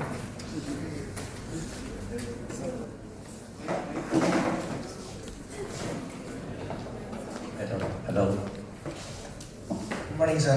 Yeah. Great pleasure to meet you, sir, today. Me too. I am Hariharan from first year Durant's Culture in MBA. Sir, I have one question, sir. Yeah. In more business in this society, why you are choosing tourism and hotels business, sir? Tourism is a one-stop shop for development, and I am concerned about development. You will find everybody in business, in tourism business, and I think tourism business is a very big opportunity. It's a one-stop shop to make me richer, to make me make more money, to build museums. I build schools, I build toilets, I take care of the public area, that's railway station, we build hospitals. It's a one-stop shop for me. I can take care of the concerns of the people. Thank you, sir. Sir India ப்ராடக்டாக பார்த்தது எனக்கு தெரிஞ்சு இது வரைக்கும் நான் கேள்விப்பட்டதில்லை, பயங்கரமான ஒரு விஷயம். அதோட சார் இந்த மாட்டு வண்டி ஓட்டுறதுக்கு டிரைவிங் லைசன்ஸ்னு ஒன்று யோசிச்சிங்கல்ல, அநியாயம் சார், அக்கிரமா சார். அது எப்படி யோசிச்சிங்க? எனக்கு அந்த இடம் தான் ஒன்றும் புரியவே இல்லை. அதுலேருந்தே என்னால் வெளியில் வரவே முடியல. உங்ககிட்ட காசு இருக்கக்கூடாதுங்க. உங்ககிட்ட நிறைய காசுன்னு நினைக்கிறேன். உங்க உடம்பை பார்த்தா எனக்கு அப்படிலாம் தெரியுது. கையில காசு இருக்கக்கூடாது. காசு இருந்துச்சுன்னா நீங்கள்லாம் ஸ்பாயில் ஆகிடுவீங்க. இந்த பெரிய வீட்டு பிள்ளைங்களெல்லாம் நினச்சி அனுதாபப்படுவேன். ஏன்னா ஏன் முக்கால்வாசி IAS officers 79% of the IAS officers IAS pass பண்ணுறவனே தரமட்டத்தில் தான் வருவாங்க. கையில் காசு இருந்தால் அந்த ஜீலும் வராது, அந்த ஃபயருக்கு இடம் இல்லைல்ல. டெய்லி பீரை ஊற்றிக்குவோம், சாப்பாடை சாப்பிடுவோம், பண்ணி மாதிரி சாப்பிடுவாங்க. எனக்கு இடமே இருக்காது வயிற்றில். அப்போ எங்கே அவங்களுக்கு ஃபயருக்கு இடம் இருக்கும். ஸோ நம்ம காசு இல்லாத ஒரு குடும்பத்தில் பிறந்துட்டா ரொம்ப பெருமைப்படணும். அதுதான் நம்மளுக்கு முதல் ஆப்பர்ச்சுனிட்டி. அந்த வயலும் பரிதாபமாக இருக்கு எனக்கு அவங்களெல்லாம் பார்த்தா, ரொம்ப பரிதாபப்படுது. அதனால எனக்கு 2 பொம்பளை பிள்ளைங்க இருக்காங்க. நான் அவங்ககிட்ட உங்கள் அப்பா கிட்ட பணம் இருக்கு, நம்ம பணக்காரவங்கன்னு சொல்லியே கொடுக்க மாட்டேன். அது இருக்கக்கூடாது. இருந்துச்சுன்னா படுத்துருவாங்க. Now my daughters are 28 and 30. They run all these hotels. I don't run. They run the hotel. I only advise them. அவ்வளோதான். ஸோ காசு இல்லைன்னா புது திங்கிங் எல்லாம் வருங்க. காசு இருந்துச்சுன்னா எதுவும் வராது. 8 மணி ஆச்சா சரி குடிக்கலாம், 10 மணி ஆச்சா தூங்கலாம், அப்படி வந்துடும். I believe in that. இப்போ டெய்லி ஒரு ஐடியா வரும். டெய்லி அன்றைக்கி ஒரு ஊருக்கு போனேன். காலையில் சந்தைக்கிட்ட போனேன். அங்கே போனால் பந்த கடைன்னு ஒன்று வச்சுருக்காங்க. பந்த கடைன்னு பார்த்தா இட்லி, பணியாரம், உப்புமா, கார தோசை, அது இதெல்லாம் லைவாக பண்ணிக்கிட்டே இருக்காங்க. நம்ம தட்டு எடுத்துட்டு போயிட்டு சாப்பிட்டே இருக்கலாம். கடைசியில் அவன் அப்படியே பார்த்துட்டே இருப்பான். ஐயா 14 ரூபா வச்சுயா. இப்போ அவர் breakfast, morning breakfast at Swamimalai is பந்தக்கடை. பார்த்த உடனே நம்ம ரிப்பீட் பண்ணிக்கணும், அவ்வளோதான். அவருக்கு மாட்டு வண்டி ஓட்டணும்னு ஆசை. எதை வண்டி ஓட்டினாலும் லைசன்ஸ் இருக்கணும்ல. அதை நாங்கள் கொடுப்போம். அந்த $50 வாங்கி அந்த விவசாயிக்கு கொடுத்துருவோம். அவனுக்கும் காசு, இவனுக்கும் காசு. மாட்டு வண்டியில் ஏறி உட்காந்து குழந்தைங்க மாதிரி இந்த வில்லேஜை ரவுண்டு போகிறாங்க பாருங்க, அதுதான் என்னால் தாங்க முடியாத ஒரு விஷயம். அவ்வளோ லவ் பண்ணுவாங்க. புடவை கட்டிட்டு ஏஆர் ரஹ்மான் சாங்குக்கு டான்ஸ் ஆடணும். அதுக்கு ஒரு $100 செலவாகும். அந்த புடவை கட்டி விடுறதுக்கு உங்களுக்கு 50 ரூபா. அந்த பாட்டை போயிட்டு அவங்க கூட குத்து டான்ஸ் ஆடுறவங்களுக்கெல்லாம் ஆடுக்கு $1000 முடிஞ்சு போச்சு. இந்த பணம்லாம் எங்கள் சிஸ்டம்குள்ளேயே வராது. அங்கேயே we distribute. Finish. What entertainment, what culture. Okay, sir. Thank you, sir. Sir, thank you for the master class, sir. During you mentioned something about COVID. I think I heard this story before. I think it would be nice to say the story about how this hotel went through during the COVID period. COVID time, government announcement பயமுறுத்தாங்க. That time I've seen Ebola in South Africa.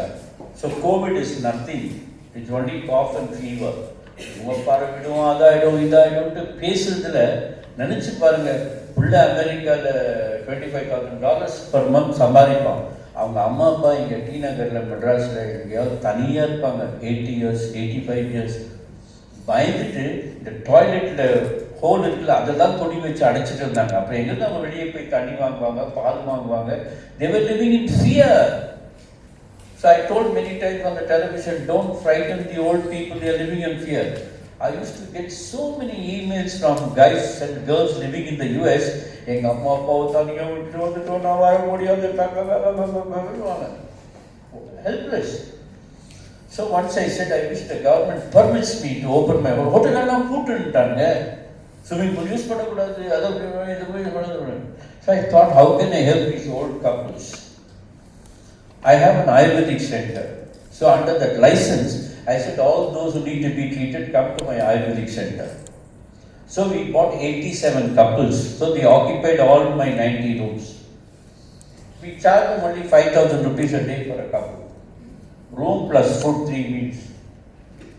ஊரில் இருக்கிற கிழமைகளெல்லாம் கூப்பிட்டு உங்களுக்கு சாப்பாடு பண்ண சொன்னேன். ஆனால் அவங்களுக்கு சாப்பாடு போடனால there were 900 people who were living in our hotel eating 3 meals a day.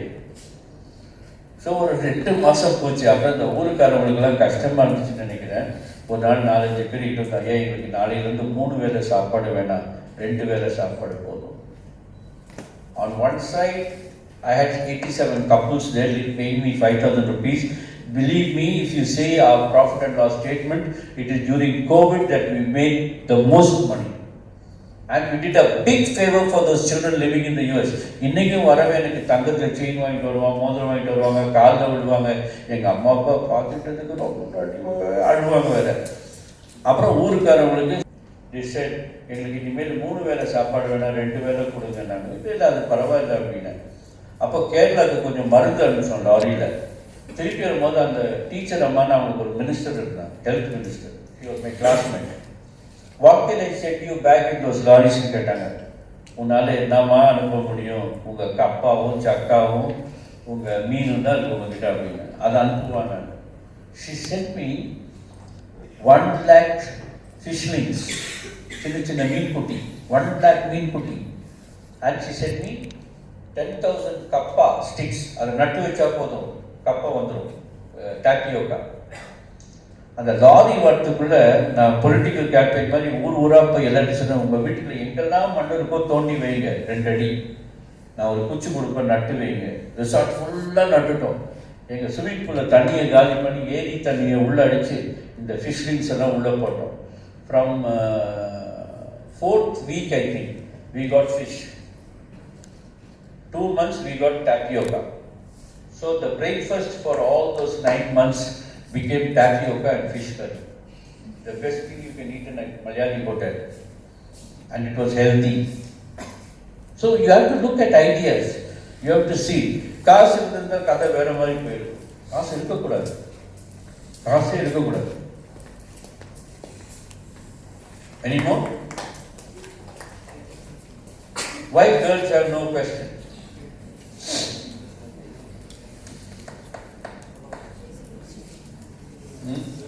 No question?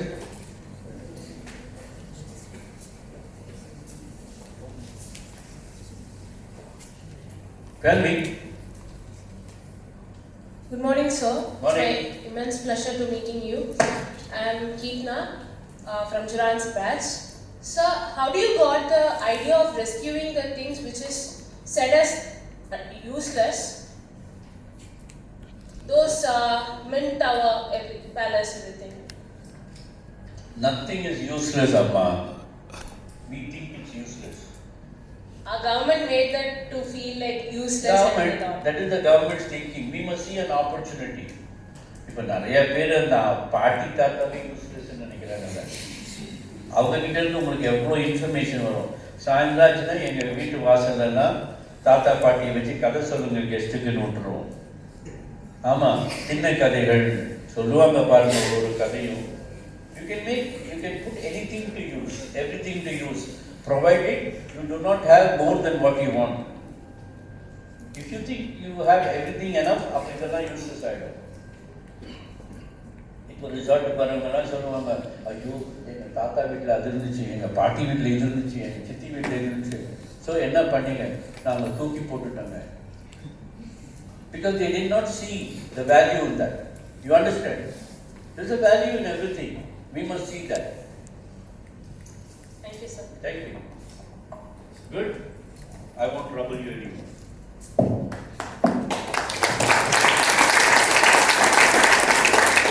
Now may I call upon Mr. Gugan to deliver the vote of thanks.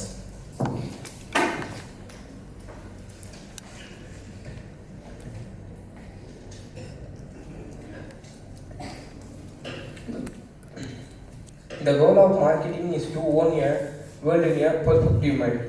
First of all, I would like to thank our respected CEO and Director of National School of Business, Dr. S.P. Salida sir, for making this event grand successfully.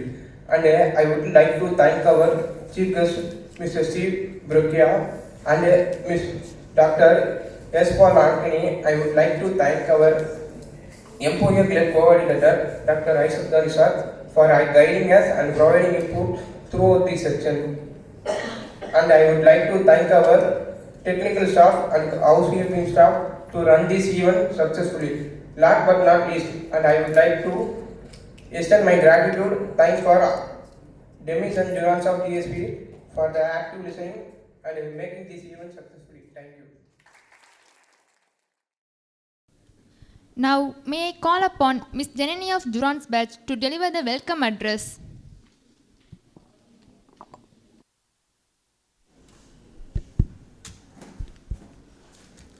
Good morning, everyone. The beautiful thing about learning is that no one can take it away from you. Said by B.B. King. It with great joy and honor that I welcome you all to second session of Marketing Conclave 2025 at Jnanam School of Business. We are privileged to have among us an eminent industry expert. We welcome our chief guest, Mr. Sri M. Sendil, Vice President and Head Product Management at Queen's Bangalore.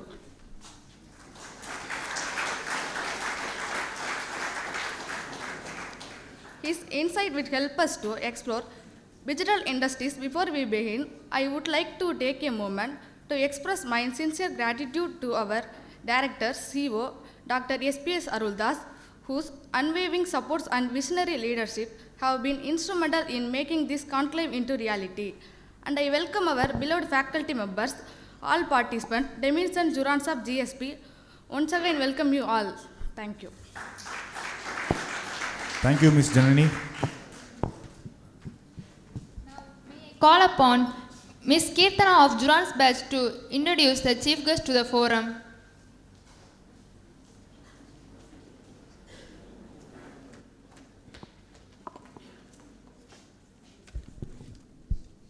Dr. M. Sendil is a seasoned product management leader with over 15 years of experience specializing in marketing technologies, data analytics, and AI-driven product strategy. With a proven track record as e-commerce, fintech, and blockchain industry, he has successfully led high-impact growth on customer data and international expansive initiatives.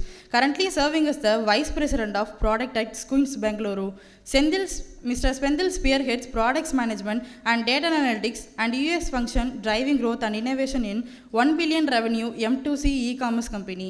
Previously, he held a leadership role at Zwork, Coinbase and Flipkart. We has played a pivotal role in launching new business verticals, optimizing in customer experience and driving marketing-led monetization. An MBA graduate from IIM Calcutta and BTech from NIT Trichy, Mr. Senthil has further honed his skills through certification in blockchain, machine learning and digital marketing. His blend on product strategy, AI-driven marketing insights and deep analytics expertise make him a key player in shaping data-centric, high-growth product ecosystem. Let us extend a warm welcome to our esteemed chief guest, Mr. Sri M. Senthil. I look forward to an enriching session ahead. Thank you. Now, I request our faculty member, Dr. Isaac Johnny, to felicitate the chief guest.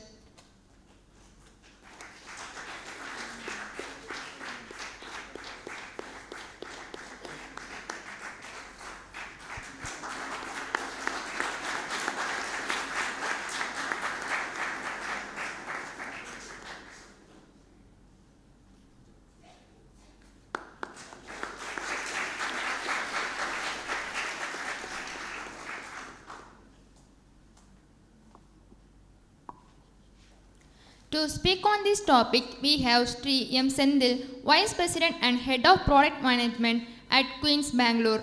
Sri Senthil is a visionary in the field of product management and digital transformation. Let's welcome him with a big round of applause.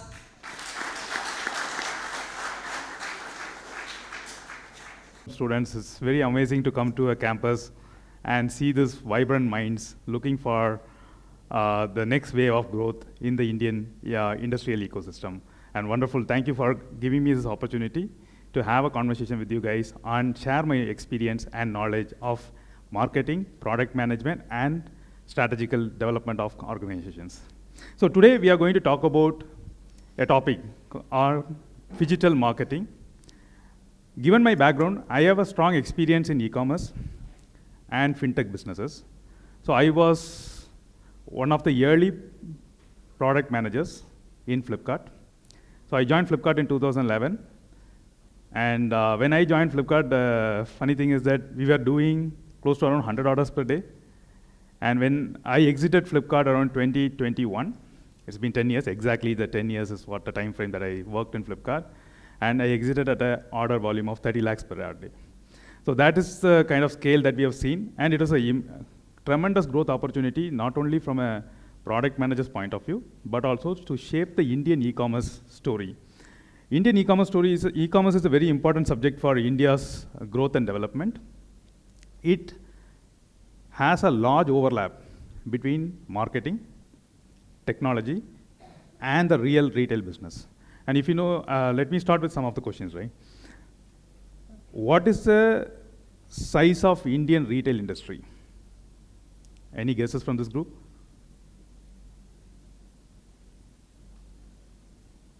All right. So it's close to $1 trillion. $1 trillion is the size of India's e-commerce story. And what is this, India's GDP? Any? Perfect. So that gives you an indication of what is the size of India's retail business in. Second thing is that I also had an opportunity to work with a company called Coinbase. Coinbase is a US-based cryptocurrency business. I led the Southeast Asian markets expansion for Coinbase.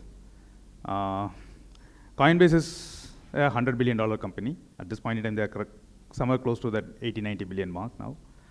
So it's a very large cryptocurrency business, completely taking the next wave of development in blockchain. So that industry also gave me a very strong perspective of how to use fintech, blockchain, and deliver those solutions to new markets, which is way away from India. So I have been in India business for like 10 years in Flipkart. After that, taking this knowledge, took it outside, expanded a large organization into new markets. So that is the second opportunity I have. Thereby, I have a very strong and rich experience in the subject matter of how to grow an organization, how to grow customer experience and engagement, everything anchored around technology. So that's the background that I come from. So I would like to make this conversation much more interactive I will start everything with basics and fundamentals. We'll start with first principles of, and then we grow up and we'll develop the statement of what does digital marketing means, how it overlaps in the success of various industries. We'll take examples of e-commerce and fintech. And throughout the course of the conversation, we'll also talk about the challenges that a digital marketing kind of subject brings to an organization. We'll also talk about the future trends, and then we'll open up the forum for any questions and discussions that we can have. Fair? All right, wonderful. Okay, let's start with the basic question. Why do we do marketing? We'll talk about when next. Why do we do marketing? One by one, yeah. To reach customers, wonderful. Promote a product. To give value. So, one thing is that let's say you have a business and you try to reach out to customers.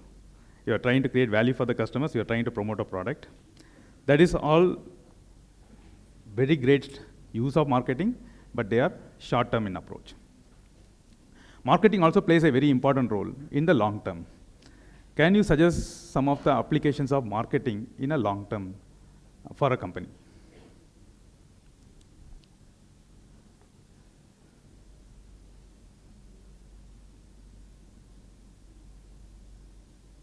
So one of the most important thing of marketing is positioning, right? So when you develop a product, where do you position a product? So I'm very sure that this group knows the 4 P's of marketing. Perfect. Can you talk about the 4 P's of marketing? This is all the positioning. The positioning is very important for marketing, and that's the fundamentals of marketing. Once you have a position, you talk about the next steps, like promotion activity, reaching out to customers, and create into a revenue building exercise, both from a customer's value creation as well as the business value creation. Okay, so this summarizes the first few parts. We talk about marketing in various contexts. We talk about customer awareness, how to get customers into the platform. How do we drive sales and revenue? Example, the promotional activity somebody mentioned here. It also is important for retaining those customers. It's not only bringing the customers into the platform, but we also have to retain the customers so that you will have more and more transactions from the same customers. Right? If a customer comes in and moves out on the next day and he doesn't come to your platform again, you are losing a customer and you are only getting the transactional value of the customers. And apart from this, there are 2 more important applications of marketing, which is brand development. So let's say, in the course of the slide, we'll talk about how brand development is also an important aspect. We'll talk about how the recall of brand is done through brand marketing. For example, if you would have seen Apple products and look at the Apple advertisement, what does it stand for? Does Apple advertisements stand for talking about the value of the product to the customer? Or does it stand for creating a recall in the minds of the customer in terms of the brand? Which option does it work for an Apple kind of advertisement? That's right. It's mostly on the brand tuning. So marketing is also from a long-term application. It is important for us in terms of brand development, as well as setting the product for the long-term success, understanding the competition, positioning the product, and develop a strategy for the organization to succeed. So marketing is not a single dimensional activity of just developing revenue or growth, but it is also the long-term backbone for an organization to succeed, right? But this is great, but what are the challenges that we face today in marketing? Perfect. Perfect. Competitors. Yes? Sorry, I didn't get it. Price, okay. Price is part of the competition, I would assume. Location. So much of supplies, okay. Sorry? Okay. In a nutshell, one of the largest part of marketing challenges is all boiled down to one part. From a customer's point of view, it gives you an inconsistent experience across various channels. For example, some of the customers, if you want to buy something, your offline stores, your online stores, you may also get from any other omni-channel platforms and so on and so forth, it is very difficult from a mind of customer to connect all these things together.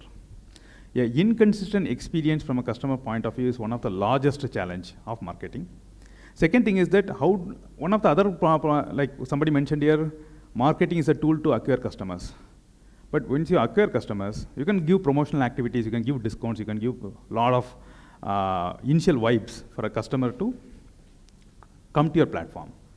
But how do you make him transact? How do you make him engaged?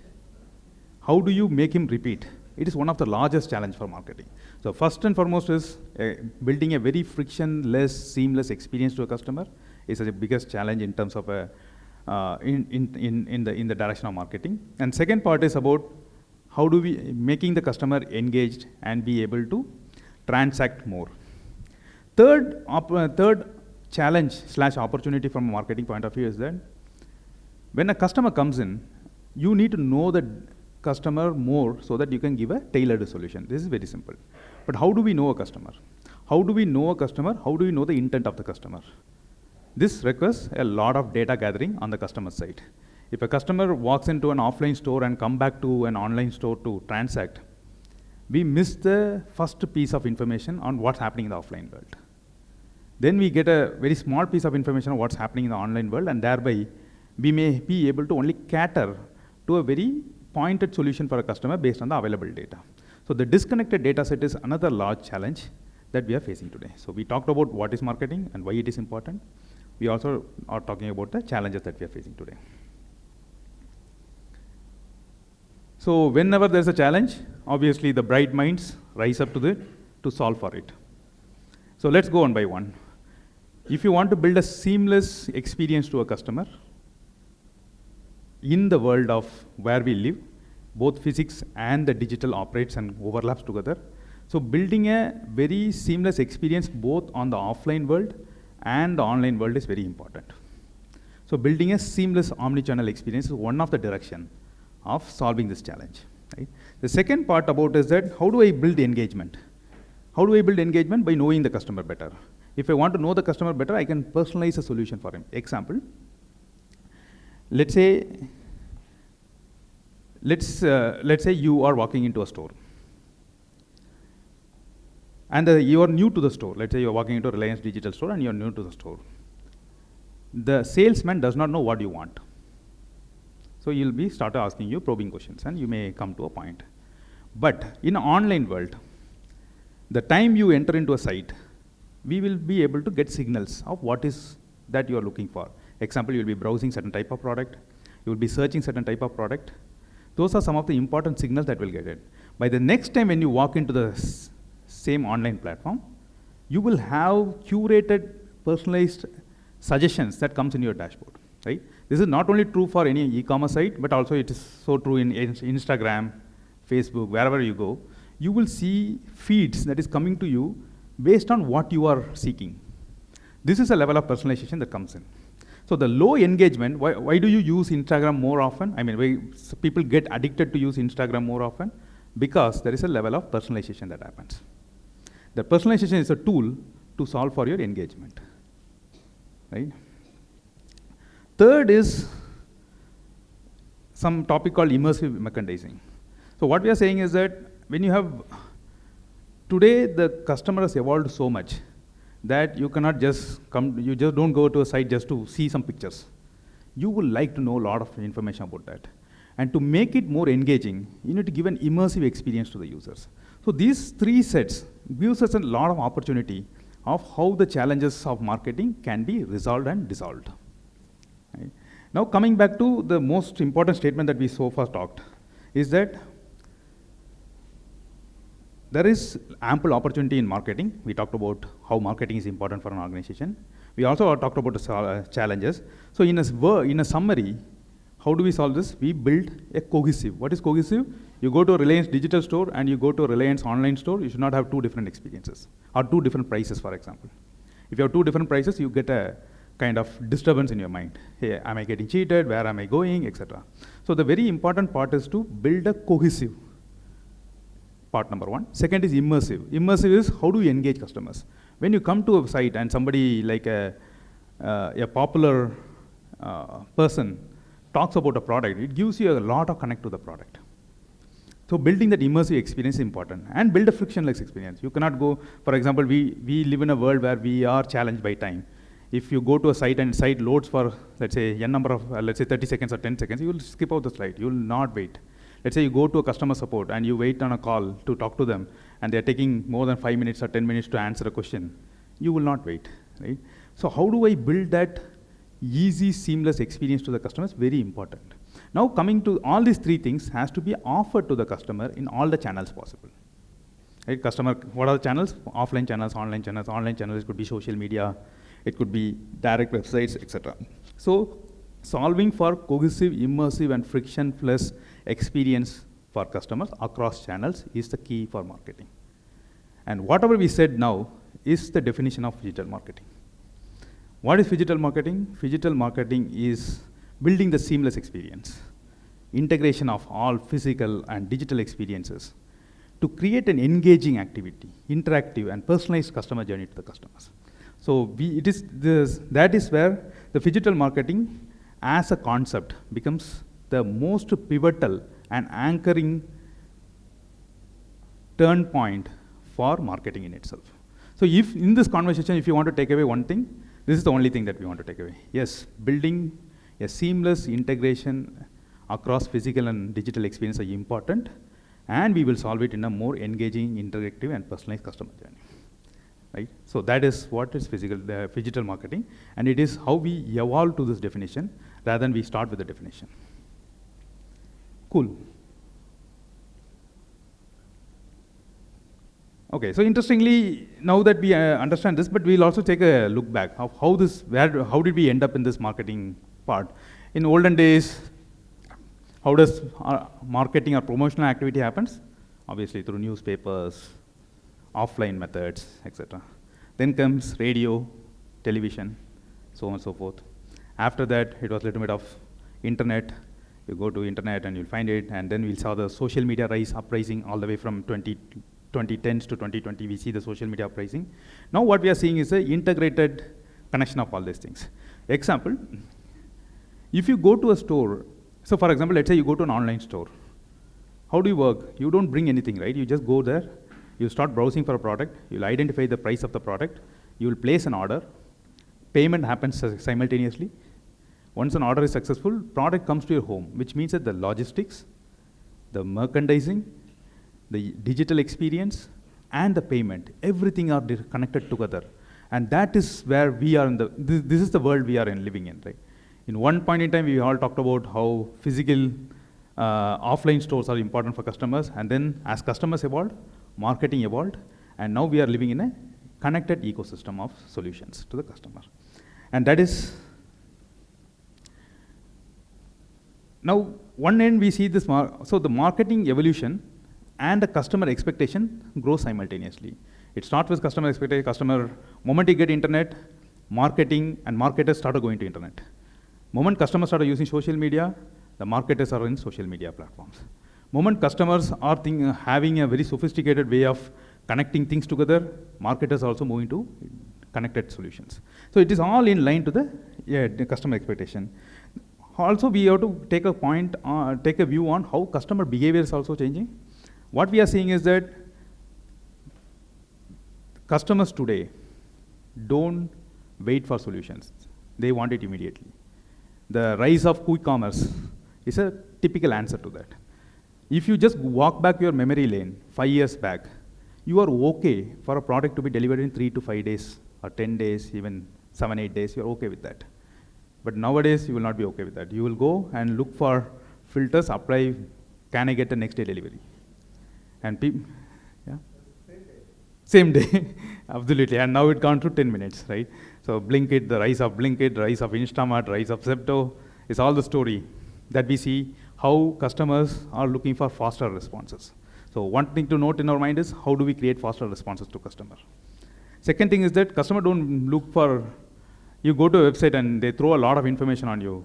You may not like it. You want precise information based on your intent. Let's say you are opening a site and they show you information of what's happening geopolitically, or they show information of what is old age people's medical requirements are, you may not be that much interested. You want solutions that are curtailed to you, customized to you, right? So building that personalized solution has become a necessary than a sophistication today. Thirdly is that you don't want to go to mundane sites. So for example, why do you stick around in Instagram too much? Is that it is made more engaging and interactive for you. You see videos, you see something that more interesting that triggers and make you sit in this website. So how do we build these engaging solutions? For example, you don't sit in a news site or you don't read a newspaper in that engagement tone, similar to something that shows up in your social media sites. So building engagement, building personalization, and building faster transactions. These are the key tenets on the customer behavior changes that we are seeing.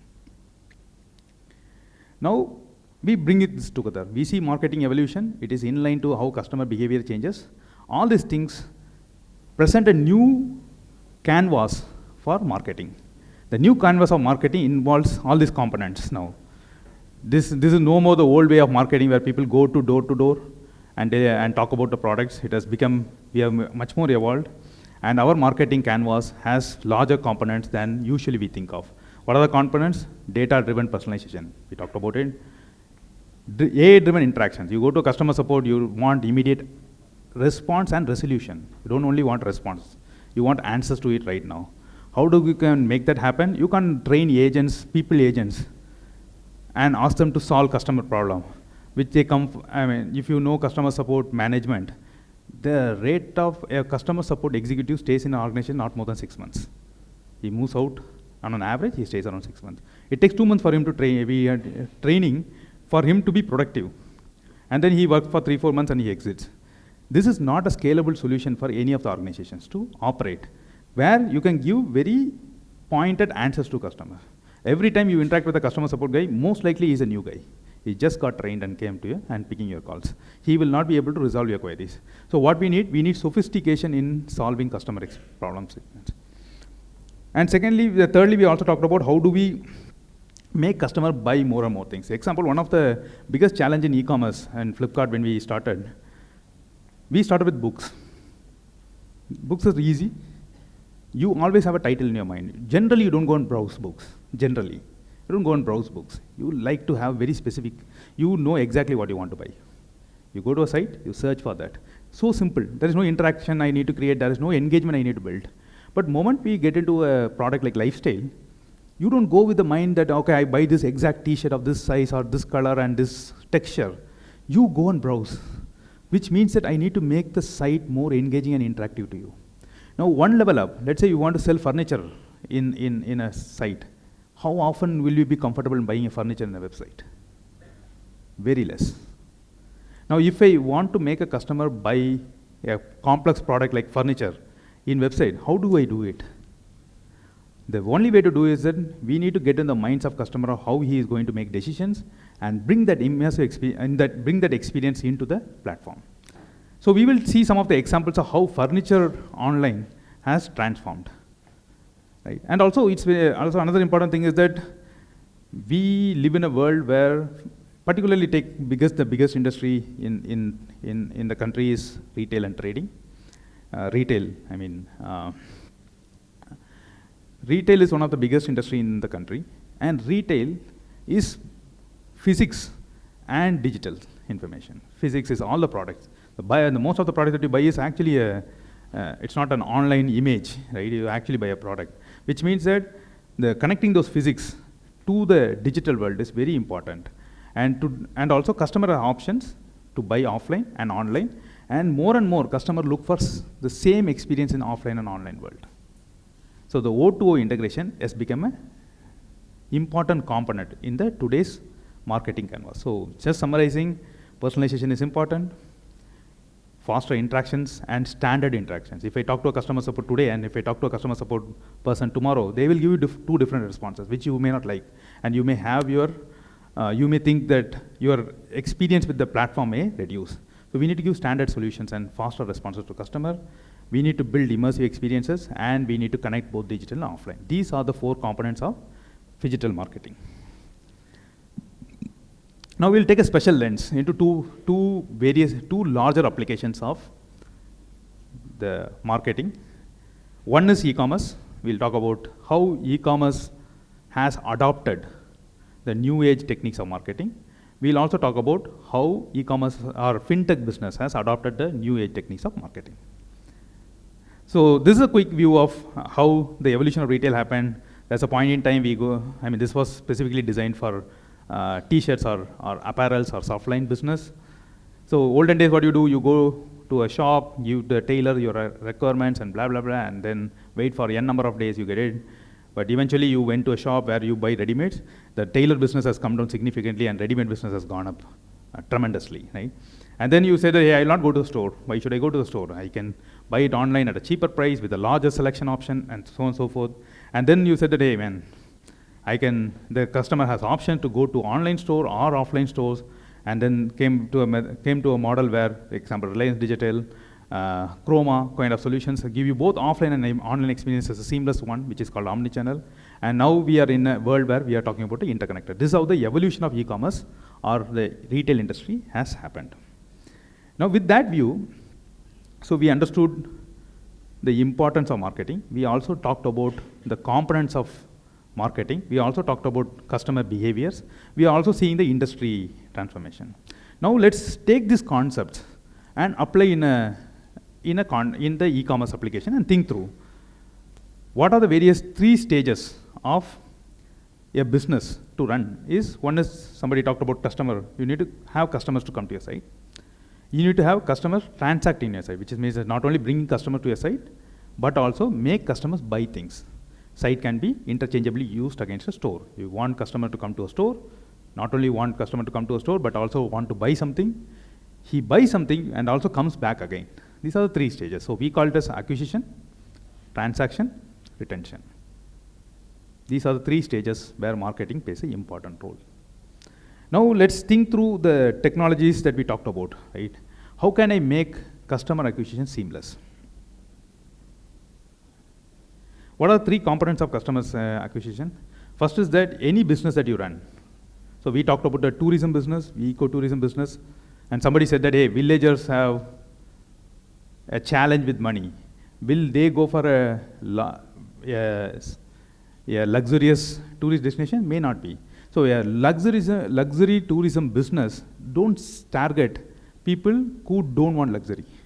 They will be targeting most likely, for example, we saw some of the customer segment that was talked by Mr. Steve Borgia today.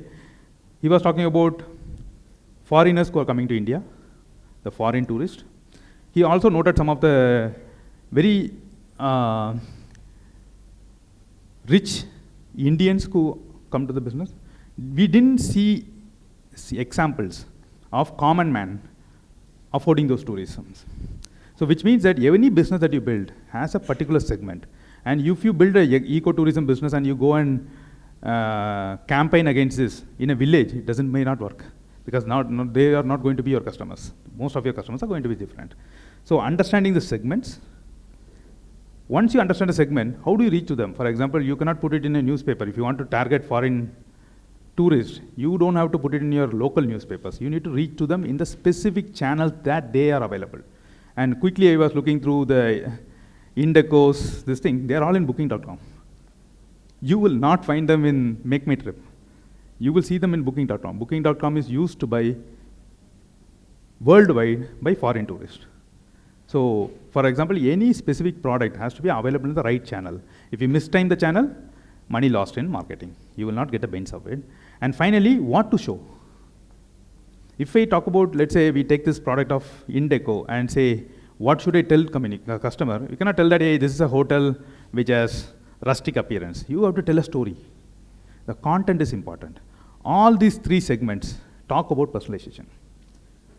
What segment to operate, what channels to reach out, and finally what content to show to customers. Right? So that is where the smart acquisition process is very important. Based on the product, based on the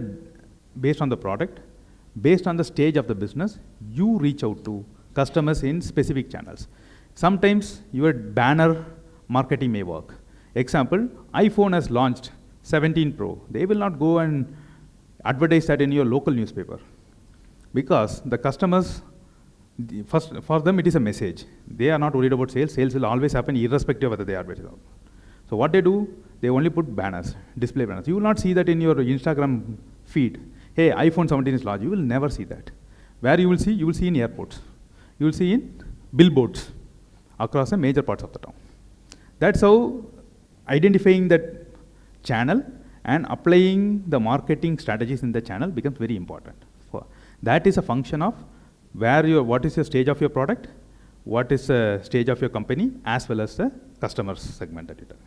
Similarly, all these applications happen. Social media marketing. When do you do social media marketing? You have a product that does not have a large brand value and does not have a higher recall. Those cases, you go and splash your social media, because social media is an easier way to get customers. So you go to Instagram, you will not see products from Amazon, by the way. If you go to Instagram, you will see products from very local websites, very, very small websites, like maybe they will be doing something like a 20 million to 100 million business. That's all they stay in Instagram. Bigger business doesn't come to social media. Bigger businesses have their own social media methods. Search marketing. Who can afford search marketing? When you want to buy a product, where do you go? Let's say you want to buy something. Yes, sir. Exactly. Or you may try it in Google. You'll say, hey man, let me buy this product. Okay, I want to search and know who are the guys who are selling the product. So you go to Google and you'll search. Search is a very, very, how does Google become a big business? Not by their search engines, by marketing. Google has the largest search marketing business. That contribute to close to 40% of their revenue, and that is their growth story. The growth story is all pinned on search marketing. Search is a very important aspect, but when do you apply search? Let's say you are making a pawn shop, you're having a pawn shop. You don't go and do search marketing for that, right? You have to connect to the local people who are available near that. So your channel may be very different from that. So identifying the channel is very dependent on the customer segment that you use. And finally, the content. What content to show to the customer is very important. Right? So we talked about various examples of how content is also important to connect to the customers.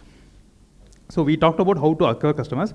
Now we'll see in e-commerce how we applied various modern age solutions in driving business. So there are 3 stages that we talked about. One is acquisition, transaction, retention. So we talked about acquisition in the previous slide. In the next upcoming slide, we'll talk about the transaction. Once a customer comes to a platform, how do you enable him to transact? You give him options. Just 10 years back, if you go to any e-commerce site, it will be so mundane, including Amazon. You go, you can buy an product, it will come after 4 or 5 days. That's the option you have. You can only do prepaid. By the way, cash on delivery came in 2011. Previously, there is not even cash on delivery. You can only pay paid and hope the product will arrive. If somebody would have transacted in eBay before, you will hear horror-some stories. Given that we stand in the much more evolved world, when you hear stories of people who buy in eBay, eBay is one of the, eBay in India was shut down in 2016. Before that, if you buy a product, it may come. It may not come also. It comes in a damaged format. You can't do anything about it. So this is such a broken experience that you had. Now we are in a very much evolved world where you can order. Sometimes if you want to order and you want it to get in same day, somebody was saying about same day. If the site is not able to provide you, they will say that go and collect it in my store. These options have been already evolved in e-commerce world. Right? So we'll see some of the examples of those options. Can you recognize this brand? Yeah. So in Flipkart, we launched, in 2015, we launched order online and get it from your nearby place. So you can, that shrinks the delivery timeline to the customer. Can you recognize this brand? Perfect. Walmart is the leader in click to order. So you can order in your app or anything, and you can get it from your store within 90 minutes. So in US, it is so famous because Walmart stores are available every 5 kilometers. So it's very easy for customers to order from them, and then they go and collect it from there. This brand? Perfect. All right. So we see that how digital and online, the physical experience are coming together, where you can order in some medium and you can get delivered in another medium. Okay.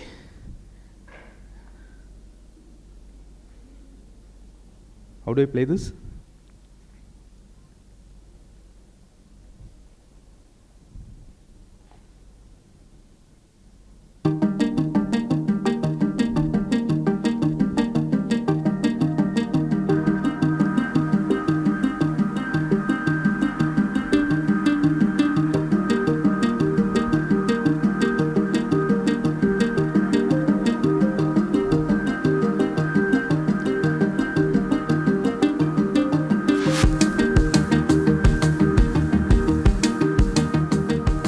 So cool, right? So 3 years back, if you want to buy a specs for you, you have to go to a shop. There are a bunch of activities that happens. You do not know the price also. You cannot have a standard price. Sometimes you always get a feel.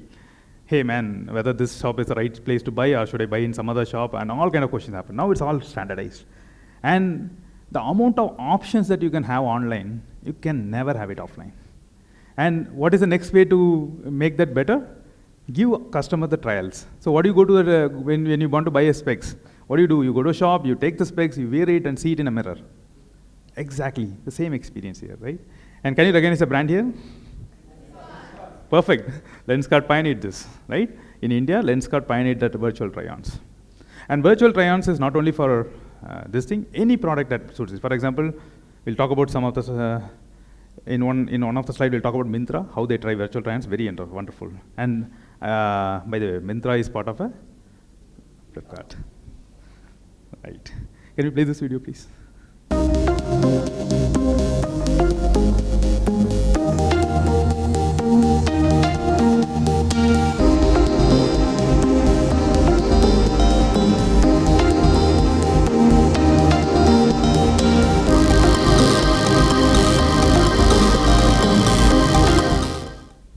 So cool.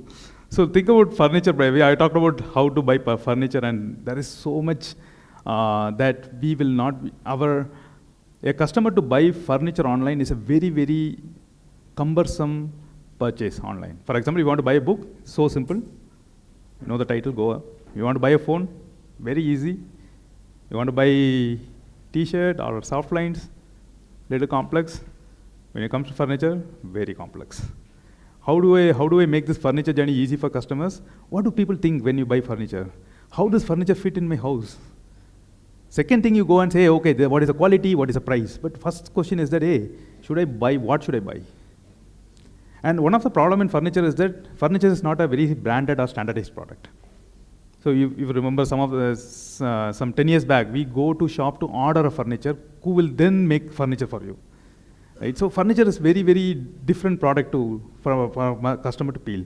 And when we did this, it was a grand success. Initially, we launched furniture in 2016. 2016, Flipkart launched furniture. 2017, it was wide-scale launch across India. We didn't see success. Because it's not like any other purchase. You don't go and say, I want a dining table. And then, bingo, you got a dining table, right? It doesn't work that way. You need to think a lot. So we perfected this over a couple of years to make sure now we are the leaders. By the way, Flipkart is the leader in furniture market online. Obviously, you see the brand there. Can you recognize this brand? Perfect. Ladder does this. Amazon, obviously. Now let's look at this soft line. So we talked about books, mobile, which is easier. Then we talked about more. How do people, particularly I think this section of the crowd knows this better. When the kind of consideration that you get into when you buy something online is, I don't know, I don't know the psyche much, but I understand that customers, particularly the female customers, it's very important for them to have a coherent purchase. They don't buy one thing. I think they buy some like connected things, etc. So what we did in Myntra is that we did virtual try-ons. It's slightly different from the specs that you do. I think, I don't know, the makeup set, you need to figure out a bunch of things. All this bunch of things are here. And as you see them fit your face, you keep ordering to your basket. It was a grand success. So that's very impressive. And where are we today? And where the future is going to be in this world is something like this. Can you play this video, please? 4 years ago, we started to wonder,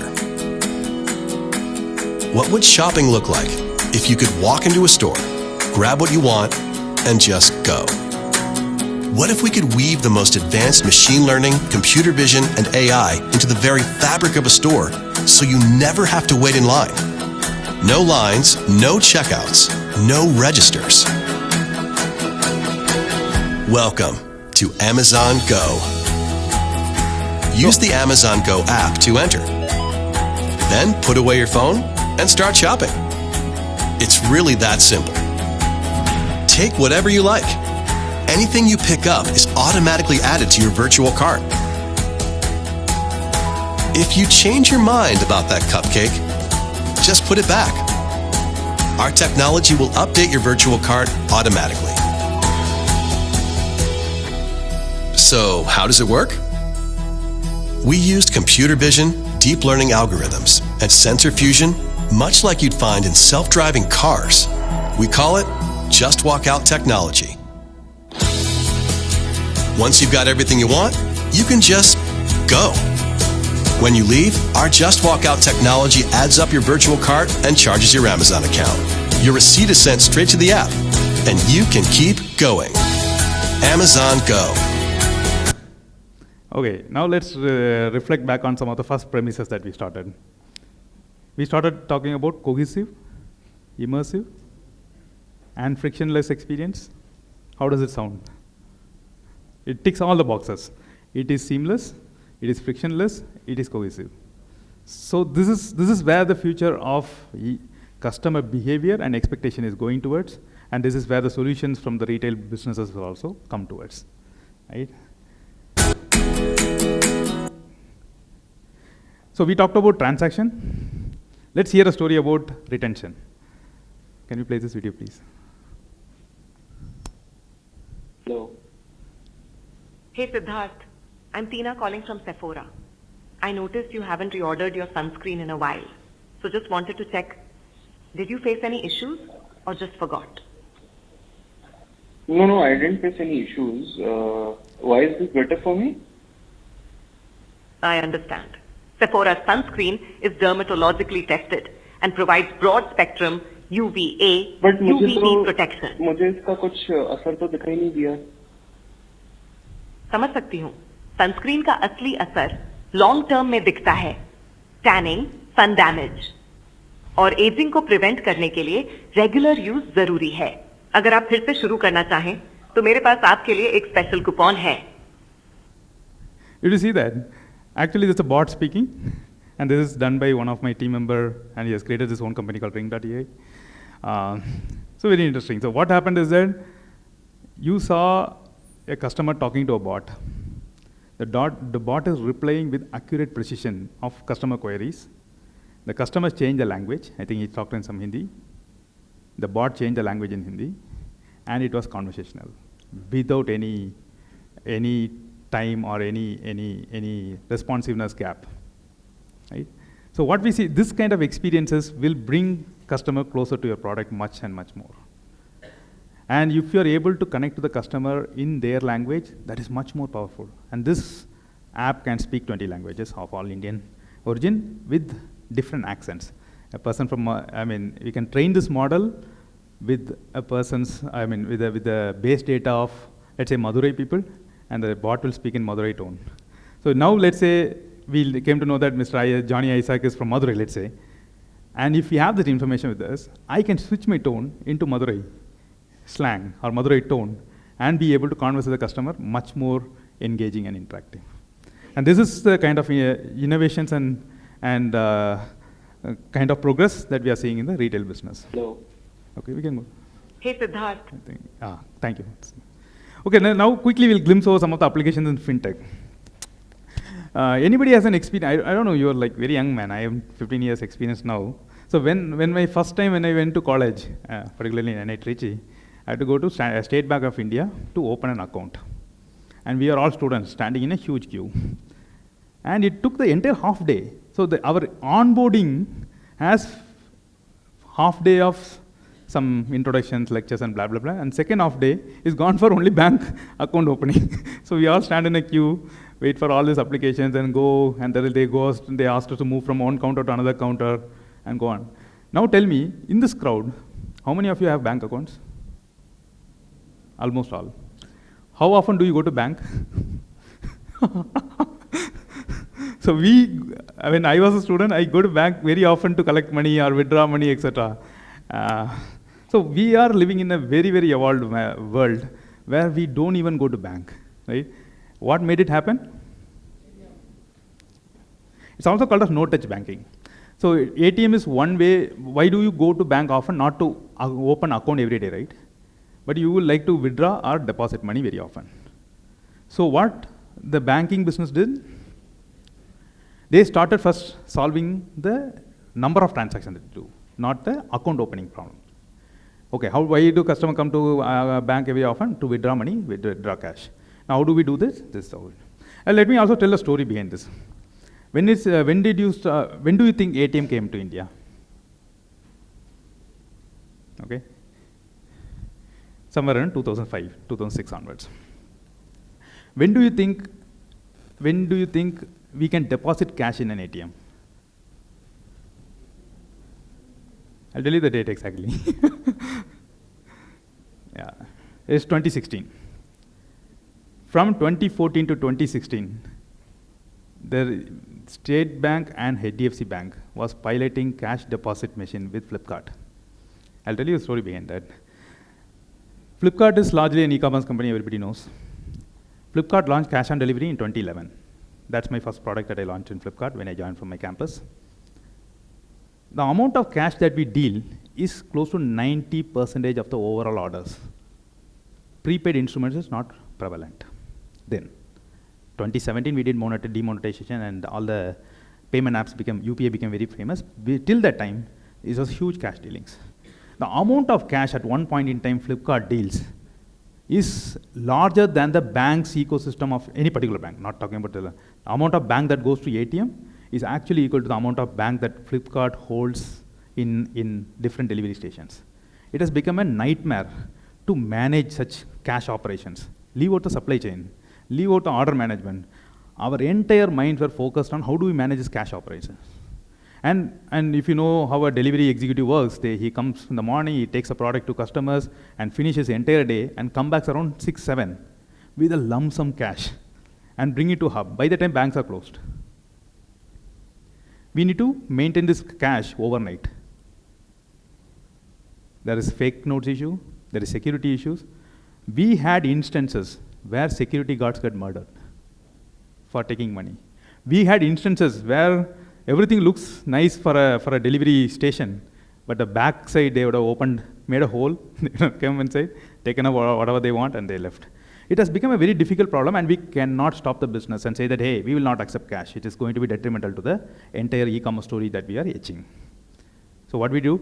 We went to banks. We told our problem, hey man, this is what the situation is. Can you install machines which can accept cash? And the idea picked up because we are a large customer for any of these banks. First of all deposit machines started from 2014 to 2016. It was all installed in the Flipkart delivery hubs. And every time money gets deposited in the hub, our bank account gets credited. And obviously ATM machines and deposit machines are much more safer, right? So it changed the world, how we think when we get into the understanding the physical constraints and solve it through digital methods. So we talked about how cash deposit, cash withdrawal happens. How do you open bank account nowadays? Have you tried IDFC First Bank, Kotak Mahindra Bank these days because they are digital first banks? You don't go to bank. You sit at your home, you open your app, you send your Aadhaar number, you apply your PAN card, then they say, hey, wait, are you the same person who is applying? Let me check. So they go for a video KYC. In video KYC, they ask you to blink your eyes, show your ID card, blah, blah, blah, boom, your account get opened. Have you opened a trading account somewhere in 2015? Dude, it takes 3 days. If you are rigorous in the process, it takes 3 days. Now, 3 minutes, maybe less than that. thanks to all this video KYC verification that we have. And just before that, we had this finger, I don't know if people remember where you go, the bankers come with a machine where you have to put your fingerprint and they have to carry that machine. The machine has to be connected to a mobile and it is a complicated setup. All these are vanished. You just look video camera, we have a specific protocol of taking that image and process it, and bingo, we go with this. How do you apply loans before? Exactly. So we talked about the transaction, we'll also talk about this personalization. Every loan, every interest rate that you get is specifically designed for you. It is not a standard rate. I mean, there are certain cases where you take personal loan, we have a standard rate. But every time the credit rate comes from understanding the customer. First question, is the customer able to pay back? Right? That's a question that bank thinks so. Hey, am I giving money to him? Will he be able to pay? If he is able to pay, what should be the interest rate that I should apply to him? There are complex questions to answer. This has requires under. So the new age fintech businesses scans your entire transaction. They have data from all, not the data that you do only with the banking activity. They have all the data from the transaction that you do in terms of e-commerce, in terms of all payment, business, blah, blah, blah. All this data goes into it and say that whether a person is credit worthy. If he is credit worthy, what is a credit score that need to be applied? If X is a credit score, what should be the interest rate? This all mechanisms have been totally automated. I don't know if you remember, 10 years back or maybe 15 years back, if you want to get a loan, it is a 30 days process. If you want to get a personal loan, today is a 3 days process, 3 minutes process. It's so seamless. So thanks to all this data and the personalization that we have. Any trading enthusiasts in this room? You will always get beaten up by bots that is doing the trading there. The bots trade at a high frequency, so a new concept called high frequency trading has been created. And the HFT trade happens for most 30% of times. Every time you trade, you are trading against a bot, by the way, in stock market. So what we see is that the application of fintech, where we see the phygital overlay, is significant. Firstly, people don't go to banks. If you want to do trading, you don't even know who is a trader, who is the platform, where they are situated, etc. Everything is seamless now. And your activities are also automated. If you are very, very sophisticated and you have a specific protocol of how to trade, you have a bot that can execute. And bot making is so simple these days. So wonderful. So we talked about e-commerce applications of this concept of digital marketing. We also talked about the fintech concept. Now let's talk about, all these are wonderful, but sounds great. But let's say a small, medium enterprise, can they apply all these things? Is it possible? It's very difficult. Second thing is that every time your data gets concerned, you become more and more sensitive about your data. How many of you have clicked the privacy settings in your Instagram and played around with that? And when did you start doing that? Most often it will be more recently, because customers have become more and more sensitive about their data. They know that, hey man, if I open up my data, a lot of people can use the data and can either provide me customized solution, but also on the other side can use me. And the number of scams that we see today, the credit card scam, anybody got into a call where you are supposed to, your product is stuck in some customs and you are supposed to pay money, etc., etc. All these are data security and privacy concerns that has leaked in. It's a significant area of study and research that need to go into it to continue the previous journey that we talked about. Second is, we talked about the Amazon Go, but can you think about the technology investment that has gone into it? If you know that every rack that they have, anybody use BB Instant here? Big Basket Instant? You have a kiosk where you go, take an item, automatically gets credited. Okay. Every rack in that has sensors installed. If you take 3 products versus 2 products, if you keep it back, everything has to be measured. So in the Amazon Go example, you saw a guy who is taking products from a rack and just walk away, and he keep the items back. Think of a situation where 2 people are taking the rack. Who should be charged, right? All these things require sophisticated techniques to understand where this will go. Now that level of technology investment, who can apply? It's very difficult for any small and medium enterprises to apply that. This is an opportunity for any startups. Any technology startup can build solutions in a cheaper manner. We talked about the Ring.ai.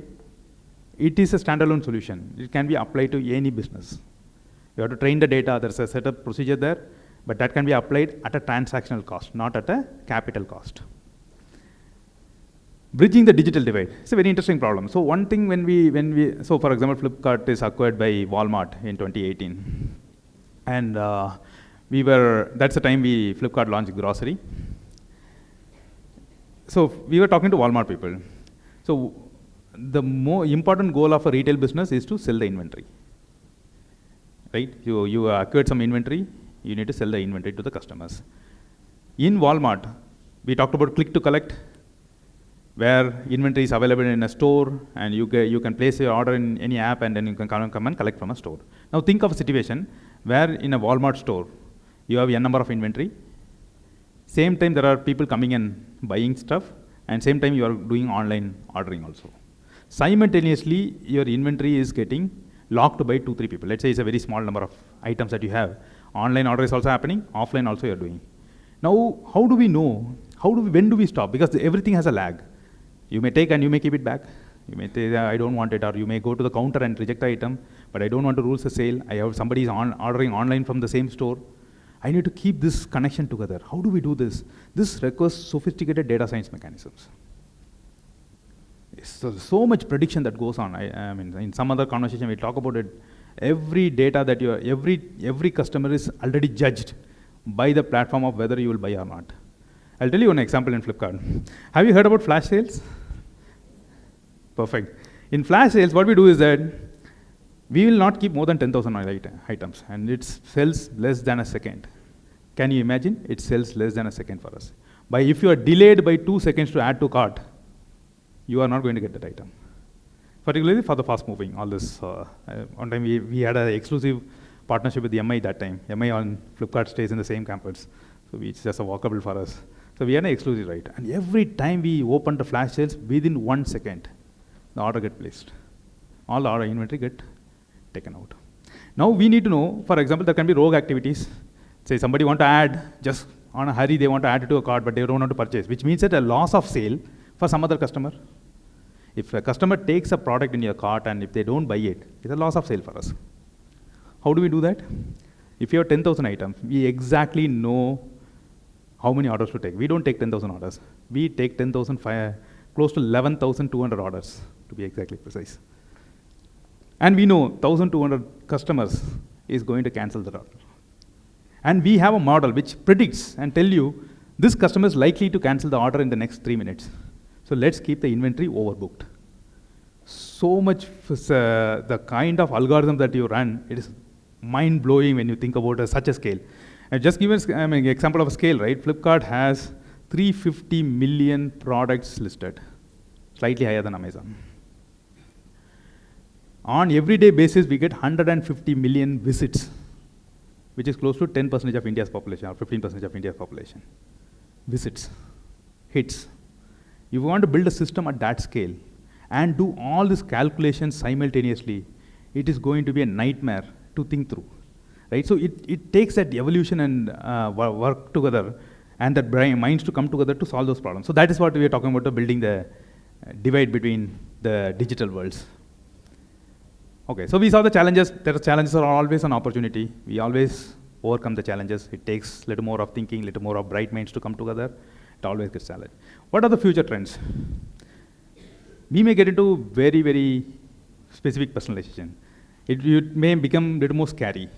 There was an example, one time when somebody looked into Gmail. You know, Gmail does a lot of personalization of your emails, etc. It knows which email to send to you in terms of marketing and all those things. There was an instance where somebody opened their Gmail and they sent an ad. Book fire ambulance right away. Google knows there was a fire happening in his house and he was outside. And he got an ad saying that you need to book fire ambulance in some 8 minutes, 2 minutes, etc. He was puzzled. Hey, why should this why I'm getting this ad, first question. So he get a panic call from his family member saying that, hey man, there's fire happening at your home. What the fuck? Gmail is telling you that. Exactly that. Right? That's the level of personalization. It is both looks like good, but also it's scary at the same time. It's super scary that everything is known, right? So the hyper-personalization is where the trajectory goes towards, but it's also scary on the other side. Hyper-personalization will talk about what you will do. It's not talk about what you will do. It is going to talk about what you will intend to do. It goes up the ladder in the intention part. Blockchain for secure transaction. We talk about data security, etc. If somebody knows about blockchain, they know that it is an anonymous system. In blockchain, it is not identified to the person. It's identified as an ID. So blockchain is much more secure and data secure problem. So blockchain application in marketing is going to be one of the future trend. And IoT-enabled smart retail experiences. We saw one of the example in Amazon Go where IoT played a big role. It was looking very seamless and easy. There was so much sensors and transducers that is sitting behind the system doing all this connection. So what we see is that great challenges, great opportunities for innovation and leading the world. All right, so that's it from my end. So in a quick summary, we talked about how marketing evolved. We talked about how customer behavior evolved. And thereby, we understood how the concept of, or the canvas of digital marketing is designed. We saw the applications of e-commerce, and it was, actually to me, it was mind-blowing. We saw the applications of how fintech, we are living in the world, so we are not able to see the disruption, but actually our behaviors have been disrupted. We also discussed about some of the challenges that is coming with. We also discussed about what are the future opportunities that it is going to give us. Right? With this, I will take a pause and open for any questions, comments, and suggestions from the group. Thank you.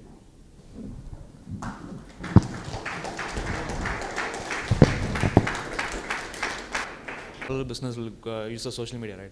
Why so? Because do they have any drawbacks in that if they get into the social media?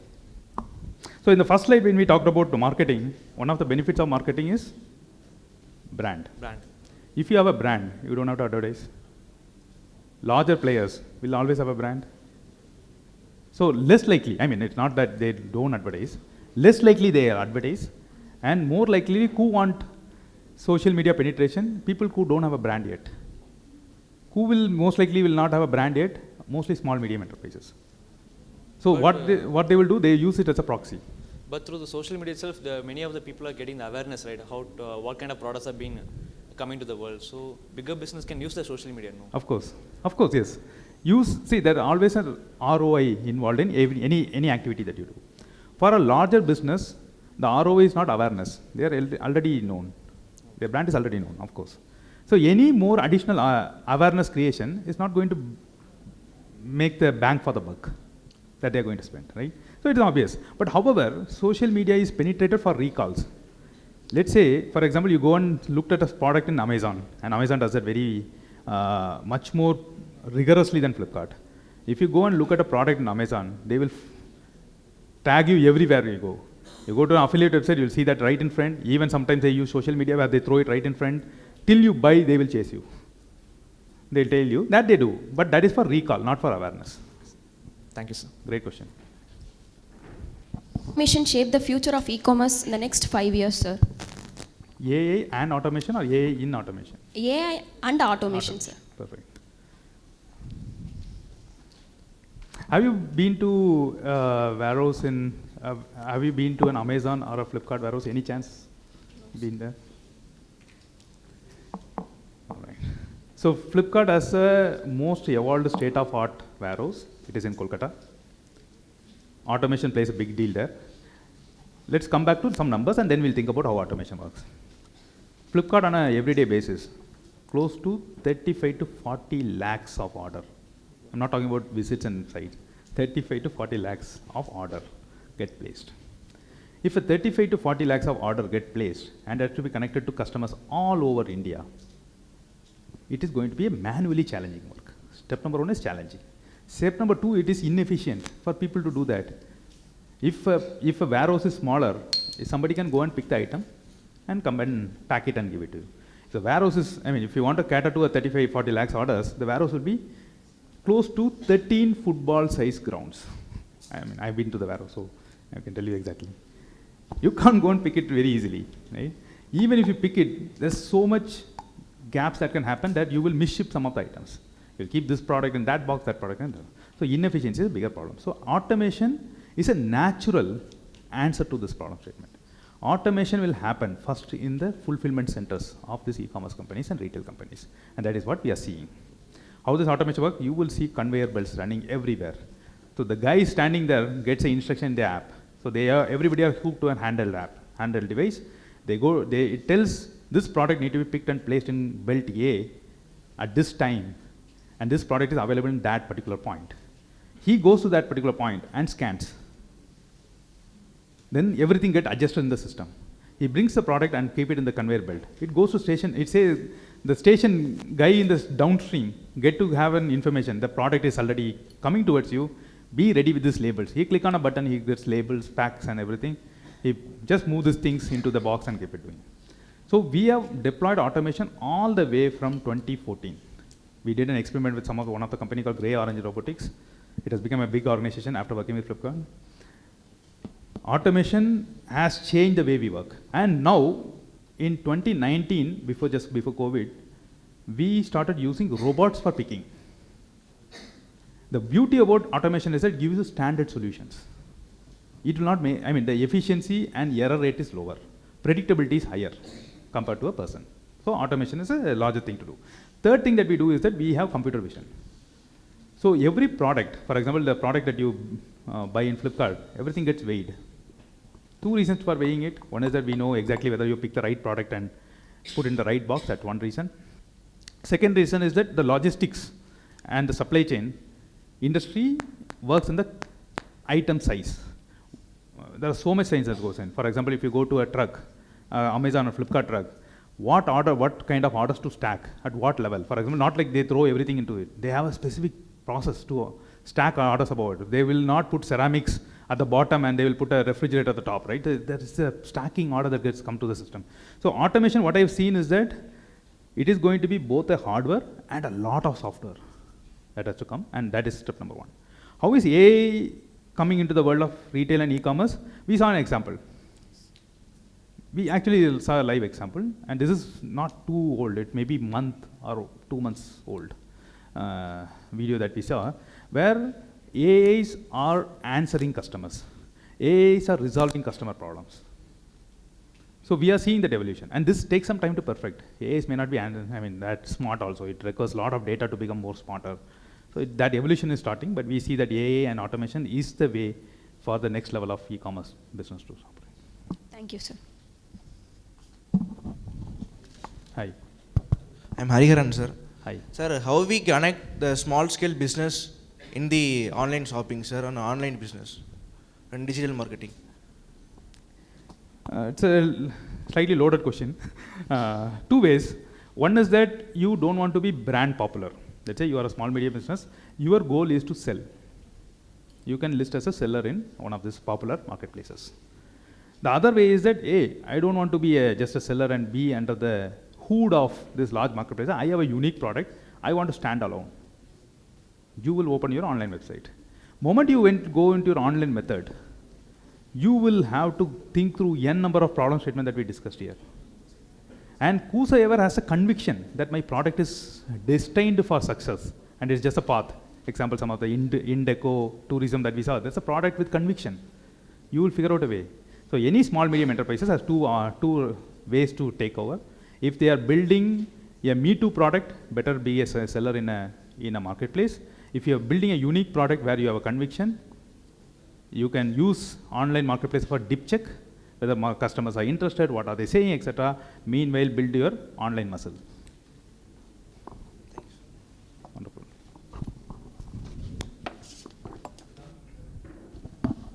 Good afternoon, sir. Hi. Sir, how blockchain is used in marketing as well as e-commerce, sir?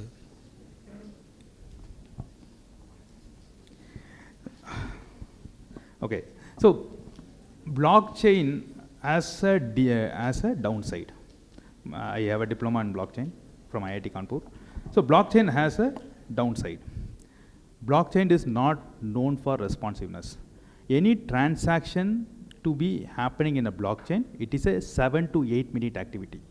Example, if you go to a website like Flipkart and you want to create an order, and order you paid, an order successful message comes after 8 minutes, I don't think people will be too happy with that answer, right? So blockchain has its own disadvantage. The advantage of blockchain, it is completely a secure system. It is a system designed for trustless mechanism, which means that every transaction that happens get immutable. There's a concept to it. It's immutable. It is omnipresent, which means that there will be multiple nodes participating. There's a concept of blockchain. The concept of blockchain is applicable only to precious products where you can trace the origin of the product. Example, let's say you have diamond supply chain operations in blockchain.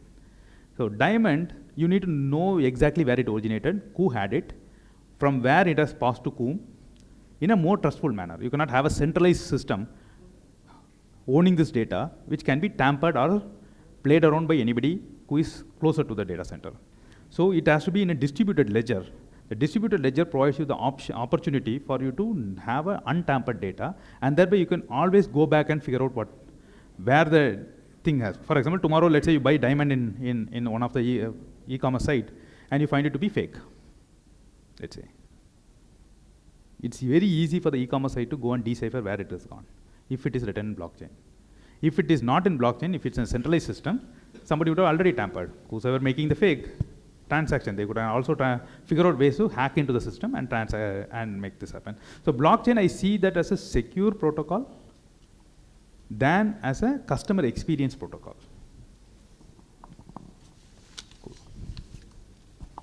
So good afternoon, sir.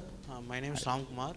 I recently saw one interview of Mr. Varun Gupta, CEO of Bolt company. As he said, the investment of digital marketing is more than the 100 to 200% from the initial investment. My question is, why digital marketing is so costly compared than other traditional marketing, sir?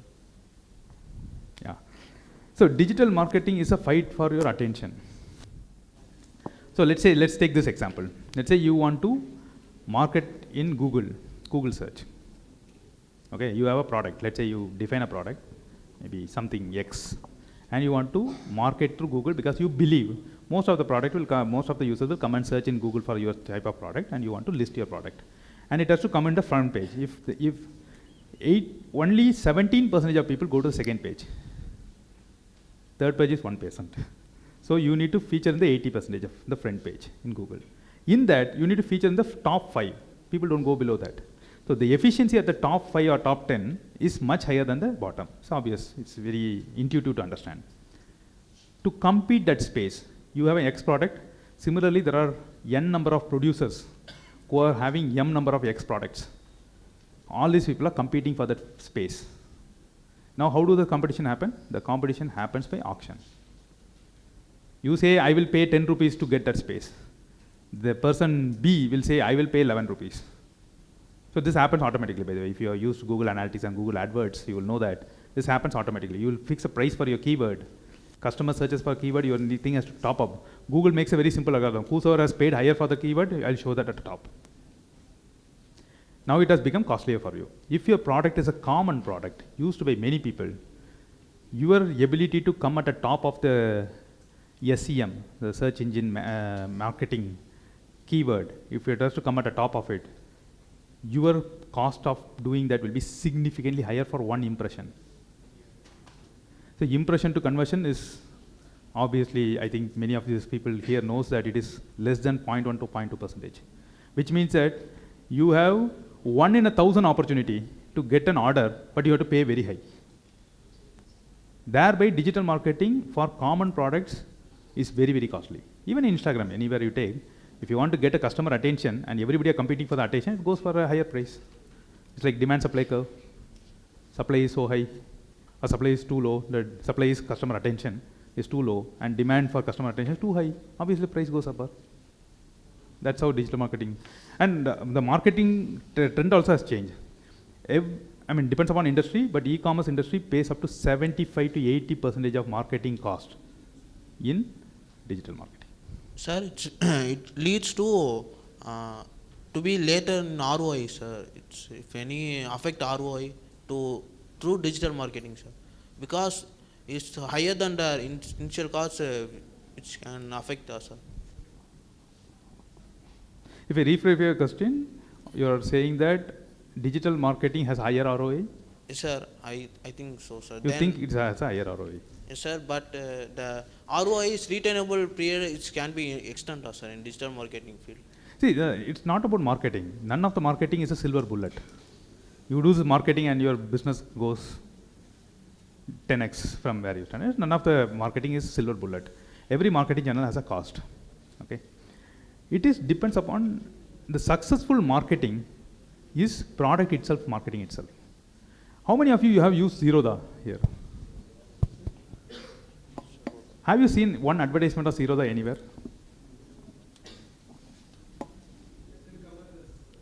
Now he is doing that, and he is an influencer starting from 2023. When they are at peak, and they have not grown after 2022, after the COVID this thing, they have not grown after that. But till that time, now also zero marketing. Influencer marketing is own business, but it is giving benefits. That's cool.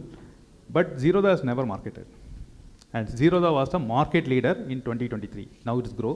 2023, they are the market leader till now 2023. So what it means is that your marketing, here ROI is infinity because he has not paid any amount, but his returns are significantly higher.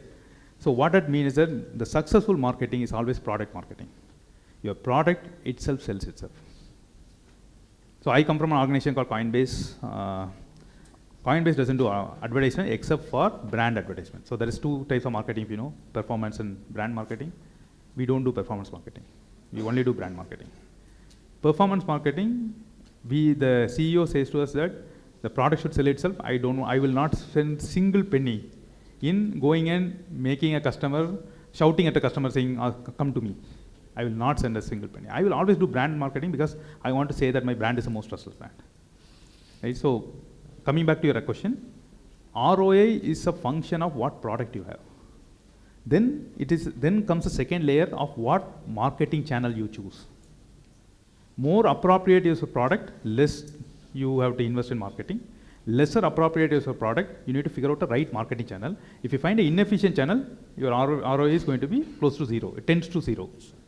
Right? So it is just marketing is not a silver bullet, point number one. Point number two is that you need to precisely define where your product stands. Based on that, any marketing channel become efficient or inefficient. Thank you, sir.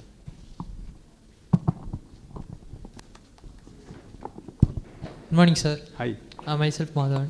Sir, my question is, in lot of e-commerce would be in our world, sir. In last 2 years, the lot of channels would be offer some links to get a product like they will take a exact product from the e-commerce stores like Flipkart and Amazon. They will upload that lot of social media and Telegram channels would buy the products from the cheaper cost. And how is the drawback would be the faces from the original companies, and what is the point of this? Okay, what is the point of their doing? I think you know the concept of arbitrage.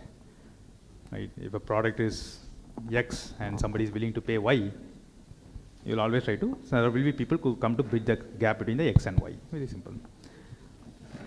Online marketplaces are more efficient mechanism of doing retail.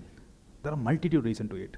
Firstly, if you operate n number of stores, you need to keep n number of inventory to make a sale happen.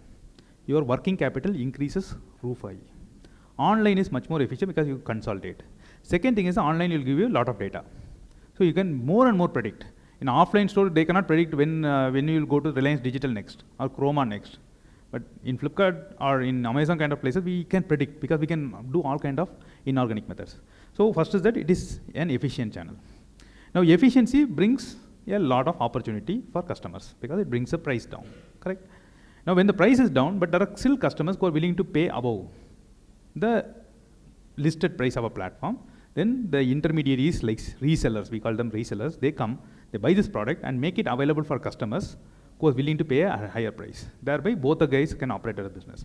However, we have very strong risk identification machinery that can identify these resellers. So if you go to Flipkart, you cannot order more than 2-3 items. Based on the item, it will restrict the number of items you can order. All those things are there. And we know the same address, how many people are ordering. We raised a lot of police cases and all those things. So that machine is working. It always comes down, yeah. So what are the disadvantages of AI in supply chain, sir? I don't know. No, every technology is an opportunity. That is obvious for us. Every technology is an opportunity. Sometimes they fit, sometimes they don't fit. If they don't fit, there will be entrepreneurs who will come and identify the gaps, and they will make it better. For example, somebody asked a question about AI and automation. Automation is more applied in supply chain than AI at this point in time. For example, we do some of these AIs, example, your delivery executives who are going and delivering products. We use a lot of AI techniques with them. So for example, every delivery executive, they carry the Flipkart brand. When they come to your house, they carry the Flipkart brand. So we need to be doubly sure they are not coming from untellable background, right? So we need to have, so what we do is that we do this onboarding mechanism, everything through AI. So we do vision check, we do all kind of biometrics that we saw, all this get automatically triggered, and every verification happens. And we know exactly where they go. We have the geo-tagging along with them, where they are dropping products, how many addresses. If they cannot come and tell you that, hey, I delivered the product, but I didn't, they cannot update the system saying that I have delivered the product, but they have never reached your address. We do the geo-tagging along with them. So all those applications are there. But however, automation is much more suitable at this point in time because there are so much inefficiency in supply chain.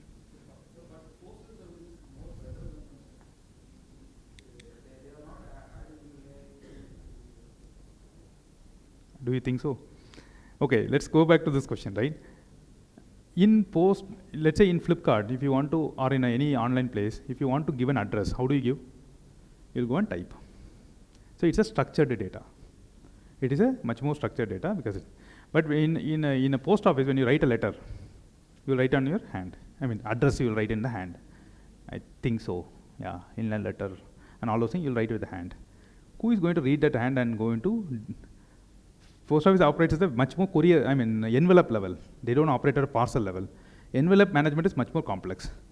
Post office already has a lot of techniques to read your address and automatically, so you go to speed post, let's say, take an example, right? You go to speed post. That guy does not type in your address so fast. Many of the time he scans and most of the letters are coming there. Then he verifies and then send it out. So they are using computer vision there. Obviously, every industry will, wherever you see inefficiency and human involvement at scale, that is prime for automation to come in.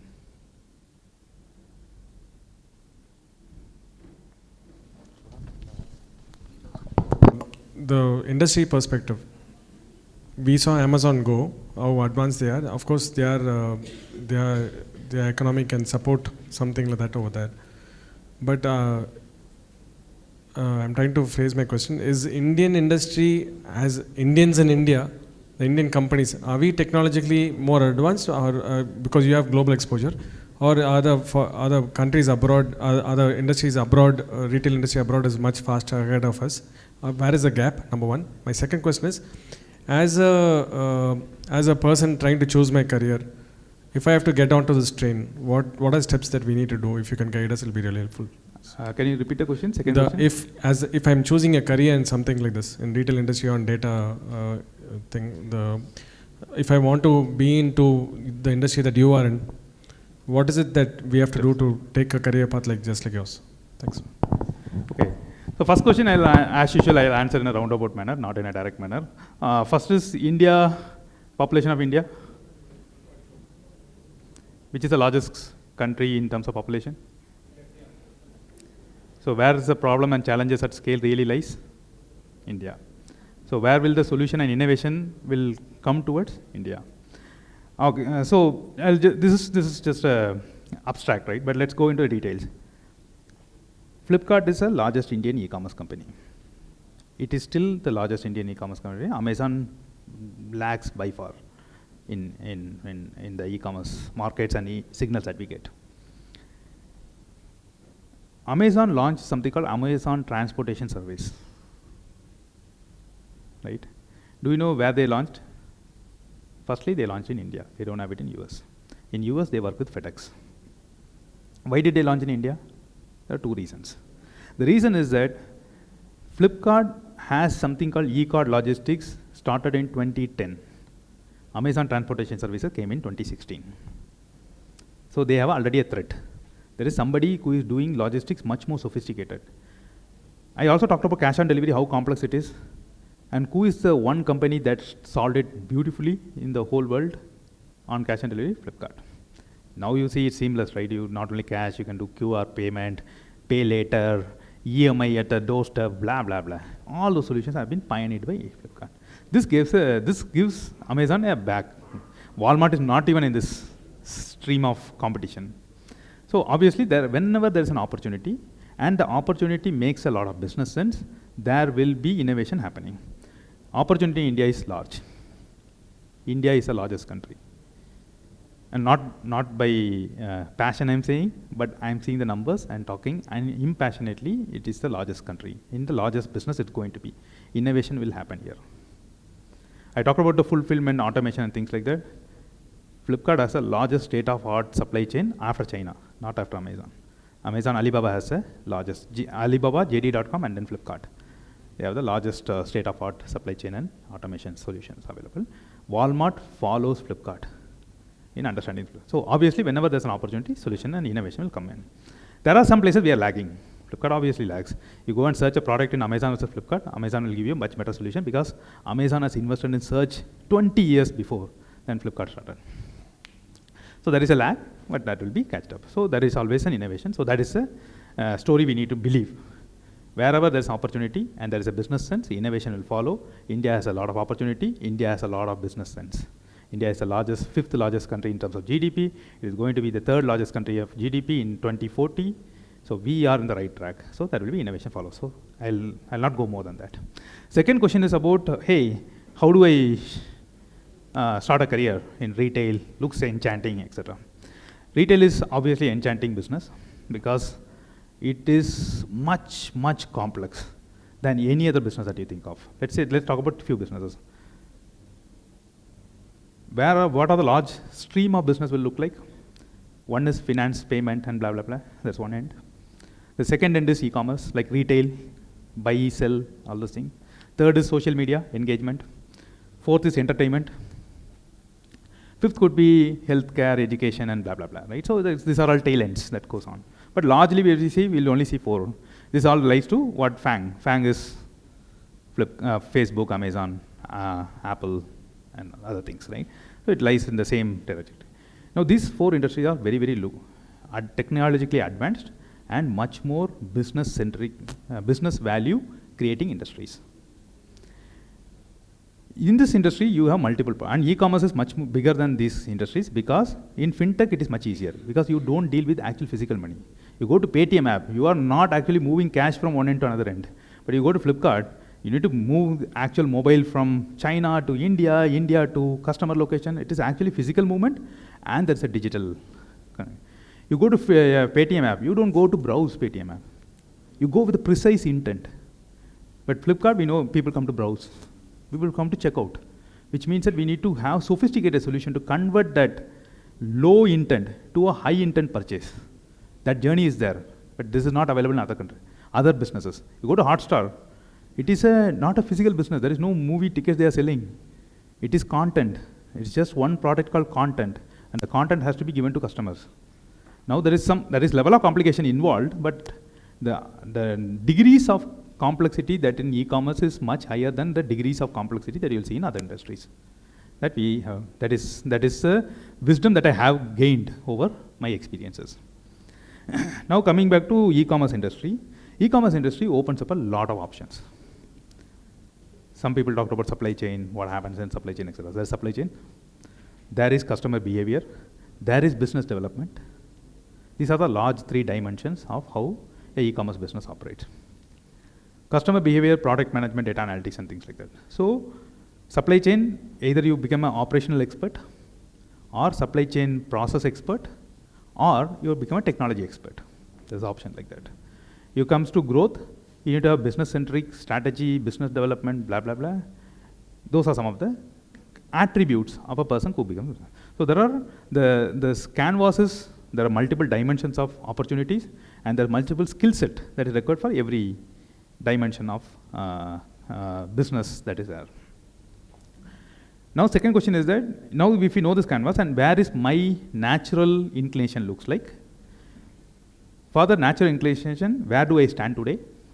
What are the skills that I need to acquire to match that overlapping area? Is a study that we need to do personally. Hey man, looks like I am a guy who understands supply chain more intuitively. Looks like I could be a good guy in supply chain, but I do more I like more administration than technology thinking. Then I can get into an operational expert. For administration, what are the things I do? Okay, I can manage up to 20 people. Can you manage 10,000 people? By the way, second largest employer after, this is 2019 data, cannot be compared now. After railways was Flipkart. Because we have 1 lakh, close to 1 lakh above delivery executives on the field. So if you want to manage such kind of large organization, it requires such kind of administration understanding. You don't think strategy there, right? You think about operation. So where does your natural inclination look like? Where do you stand in terms of skill set? These two things will answer what is a gap that is there to address. So it is very personalized solution for every people. It doesn't answer directly your question, but it gives you a framework. Cool? All right, thank you folks. Very engaging crowd. Thank you for all.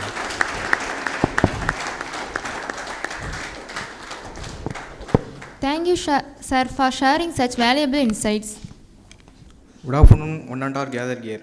First of all, I would like to thank our respected CEO and Director of Yanam School of Business, Dr. S.P.S. Aruldas sir, for make this event grand successfully, and would like to thank our Chief Guest, Mr. M. Sendil. Thank you, sir. And I thank our Emporia Coordinator and providing input thoughts this event, and would like to thank our technical staff and housekeeping staff to this event successfully. And I would like to even my gratitude thank for all the Demings and Durans of GSP for the active listening and making this event successfully. Thank you.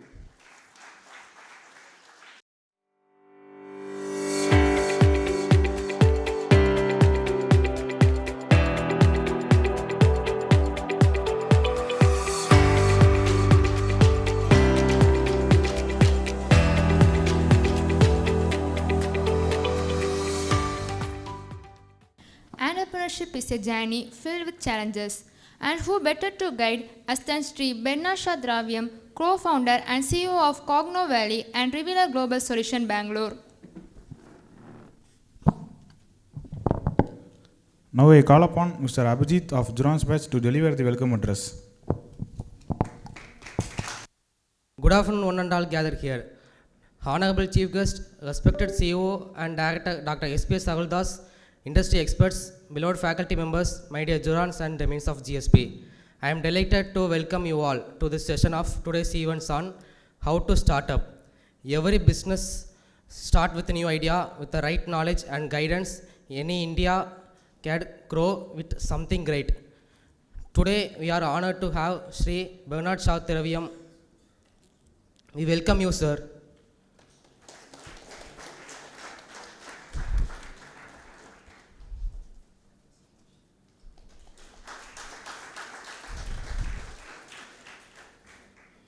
The co-founder and CEO of Conclave and Revealer Global Solutions Bengaluru. With his extensive experience in startup world, he is about to share his valuable insights on building a successful business. Once again, I extend my warm welcome to all. Let's have an insightful and engaging session. Thank you, sir. Thank you, Abhijit. Ms. Swati of Durans Batch to introduce the chief guest to the forum. As the CEO of Cogno Valley Labs Private Limited, Bernard oversees the day-to-day operations of AI startup for the law enforcement agency. He has held the various leadership roles as known as a strategic vision. Previously, he has worked as a marketing and sales professional, business head, strategic and analytical specialist, and marketing consultant. His experience spanned leading organizations such as Airtel, BSNL, and Oracle with international exposure in South Africa and USA and the UK.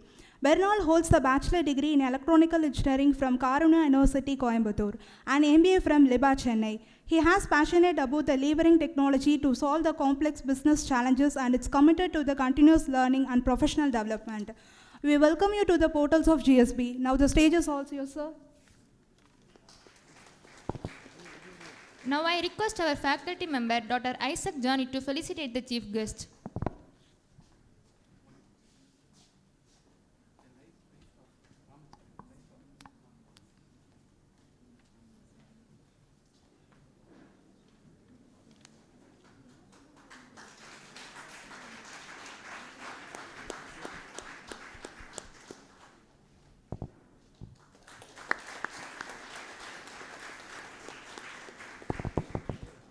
Experience in startups and innovations, Sri Dravyam will share his insights on building and scaling businesses.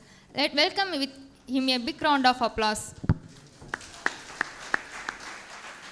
I'm co-founder of quite a few companies, but I'm actually managing only 2 companies, day-to-day operations. Other companies I've invested or I'll be an advisor over there. So these are the portfolios what we have.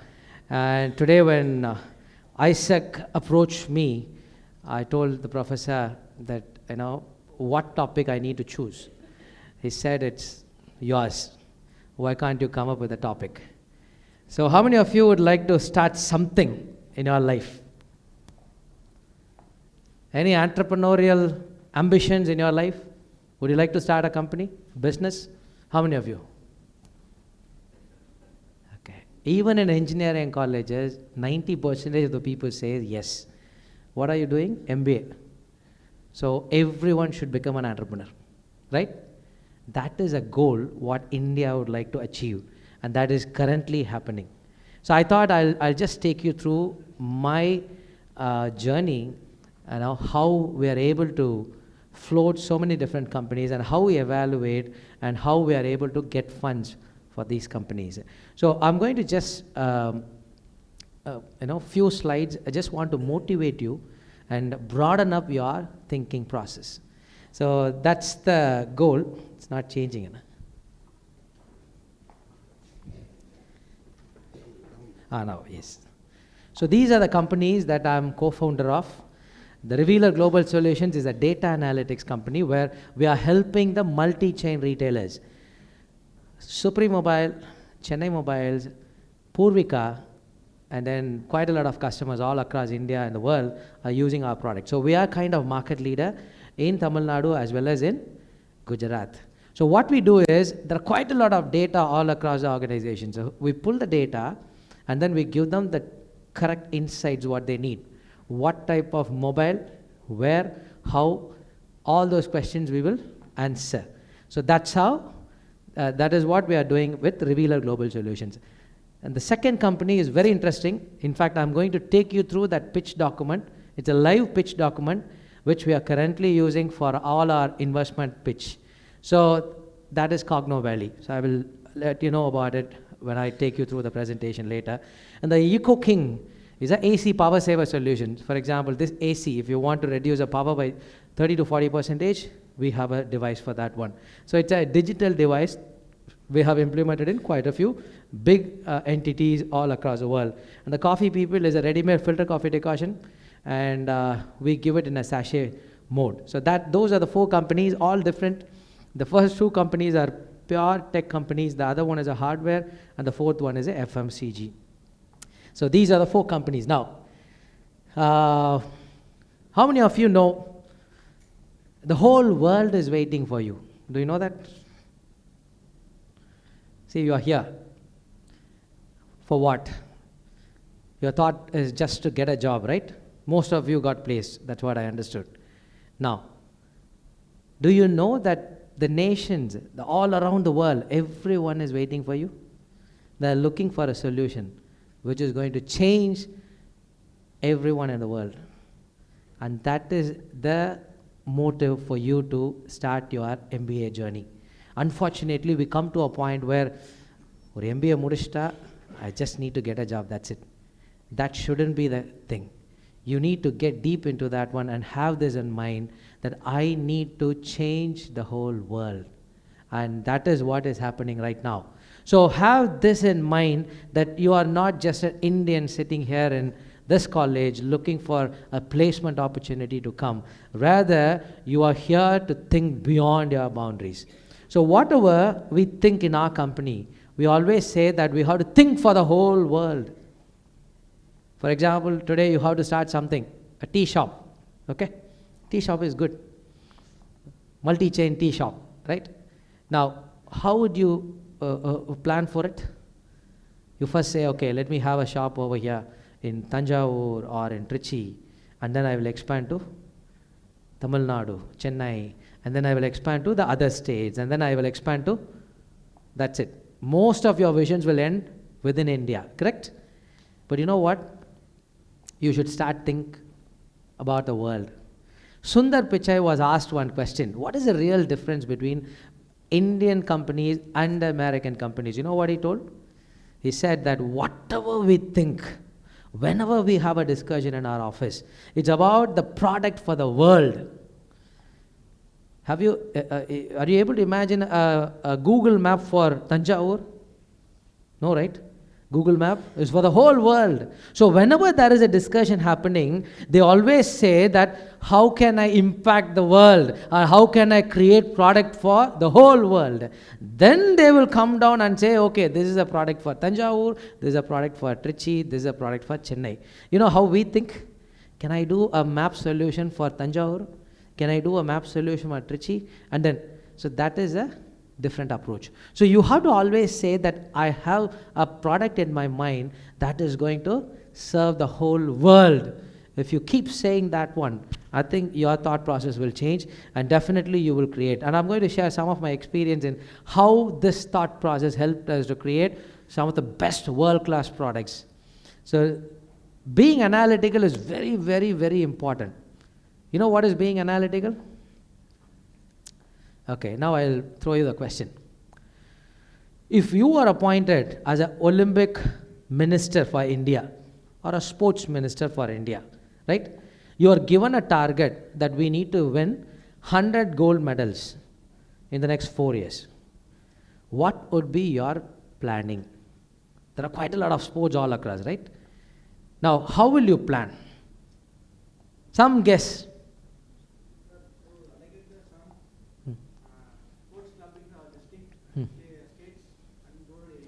Hmm. In that we are taking well-trained sports presence, and then we are giving so much of training, and we are selecting the persons who is gaining the more effect and putting the more effect to get the medals. Perfect. Take over this. Fantastic strategy. Anything else? Anything else? Okay, so usually, so a lot of such answers will come whenever I ask that question. One such answer is like what, your good name? Hariharan. Fantastic, Hariharan. Hariharan said. There are few other answers come saying that, you know, we will go and choose what is best for the country, which sport is really good, and we will only promote that one, correct? If I am the sports minister of this country, you know what I will think? In Olympics, how many gold medals are there? Maybe 300, correct? Okay. If it is a group sport, example hockey or a football, you will only get 1 gold medal. Am I right? But you know how many gold medals you can win in swimming? I think 20 plus. You know how many gold medals you can win in gymnastics? 20 plus. You know how many gold medals you can win in athletics? 20 plus. So what as a sports minister I will do is, I will choose where there will be a most impact, and based on that one I say, okay, this is where we need to focus. This is what is called being analytical. So you need to be an analytical person in nature. Now, here is, how many of you have seen this picture before? If you are a LinkedIn user, definitely this story would have come to you. But, okay, now look at this picture. This is a World War II picture. What happened? From Germany, they sent a lot of airplanes, warplanes to hit the enemy, and out of 100, 30 didn't come. Only 70 came back. And when they did the analysis, this is what they found. These are the areas where the bullet mark was there. So from here, they need to redesign. How they would have redesigned? Tell me.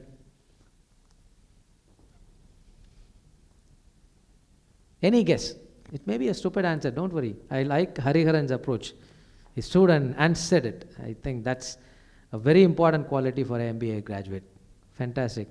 So just guess, as a planning manager, who should give an idea now, what you will do from this picture.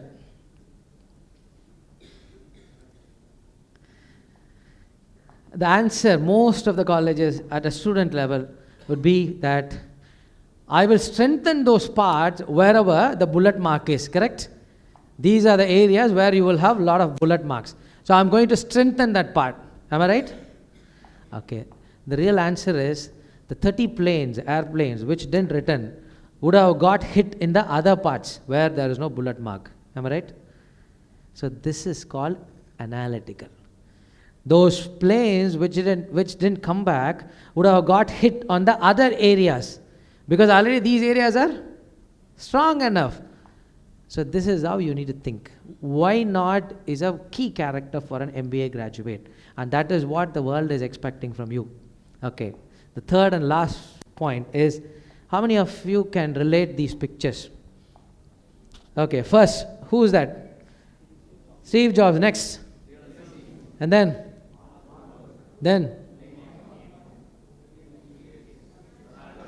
there's one commonality. One commonality. They are rich. We all know. Okay.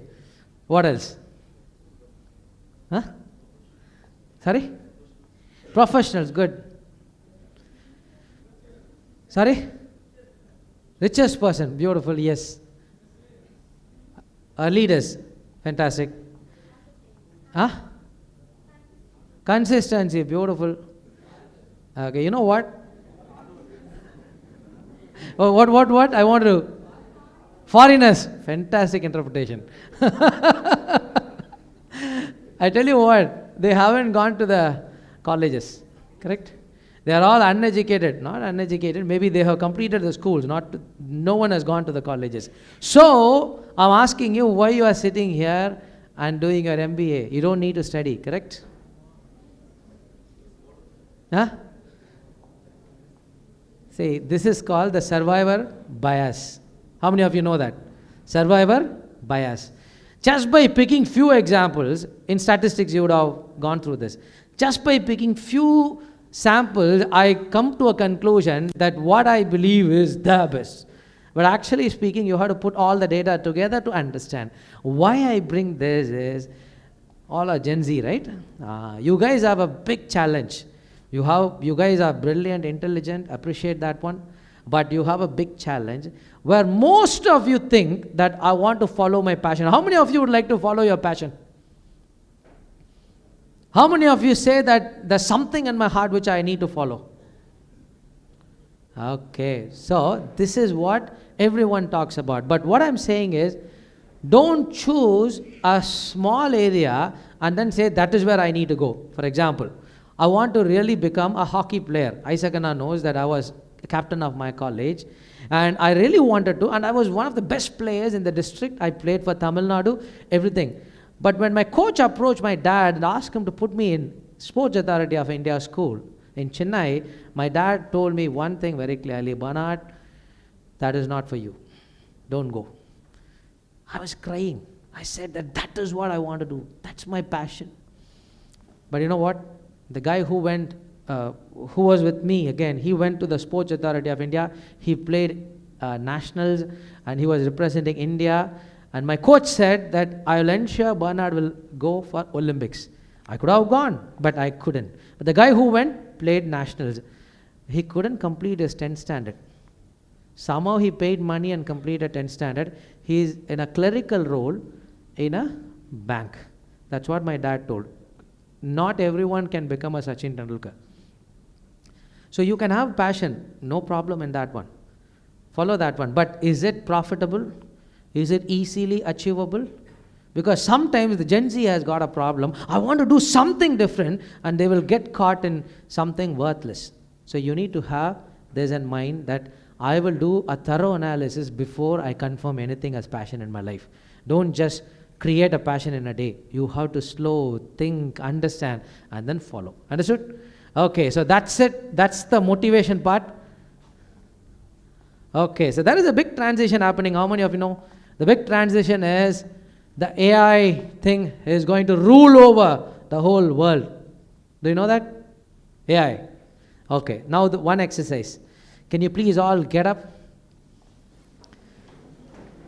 Yes. You have to say, I love AI, but I'm not threatened by AI.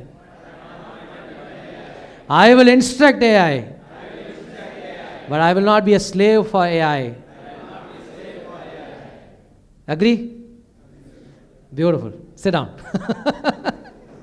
So the moment I said AI, a lot of people have this problem. What will happen to my job?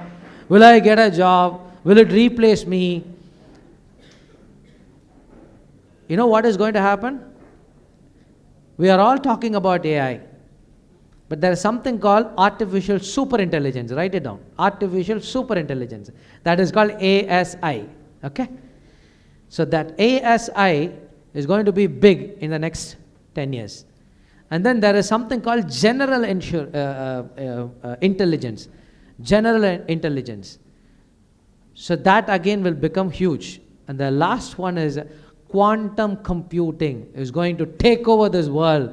When the quantum computing comes and combined with AI, it's going to be a different ball game. So just write it down, just for you to understand what is going to happen in the next 10 years. So that will be the area that you need to focus. AI is already done and dusted. I'm not saying dusted. It will be there for another 5 years. But ASI is what people are taking. So where the transition happening? Automation to intelligence era. All these days people talk about automation, but now it is about the intelligence. That is where the AI comes into picture. Understood?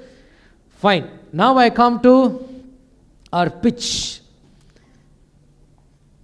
How many of you have experience writing a pitch document? Elevator pitch. You know that? How many of you watch Startup Singham or what is it? Shark Tank. How many of you watched? Okay, very good. You have to watch all the shows. Startup Singham, I was a jury member and I used to evaluate the startups. This happened recently. So, there's a lot of intelligence into that one. So, how many of you would like to start something on your own? This is the first question I asked. Again, how many of you would like to start something on your own? Where you will start, that is what today's session will be. Okay? 3 o'clock. I can quickly take you through and I will take some of your doubts. Now, what we are doing, I'm going to explain. Okay?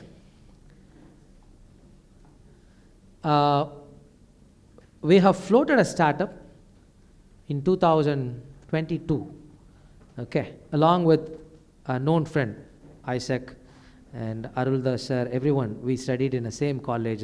Everyone knows the team. So Alren is my close friend. We both sat together and we started discussing about, thank you. We started discussing about a startup.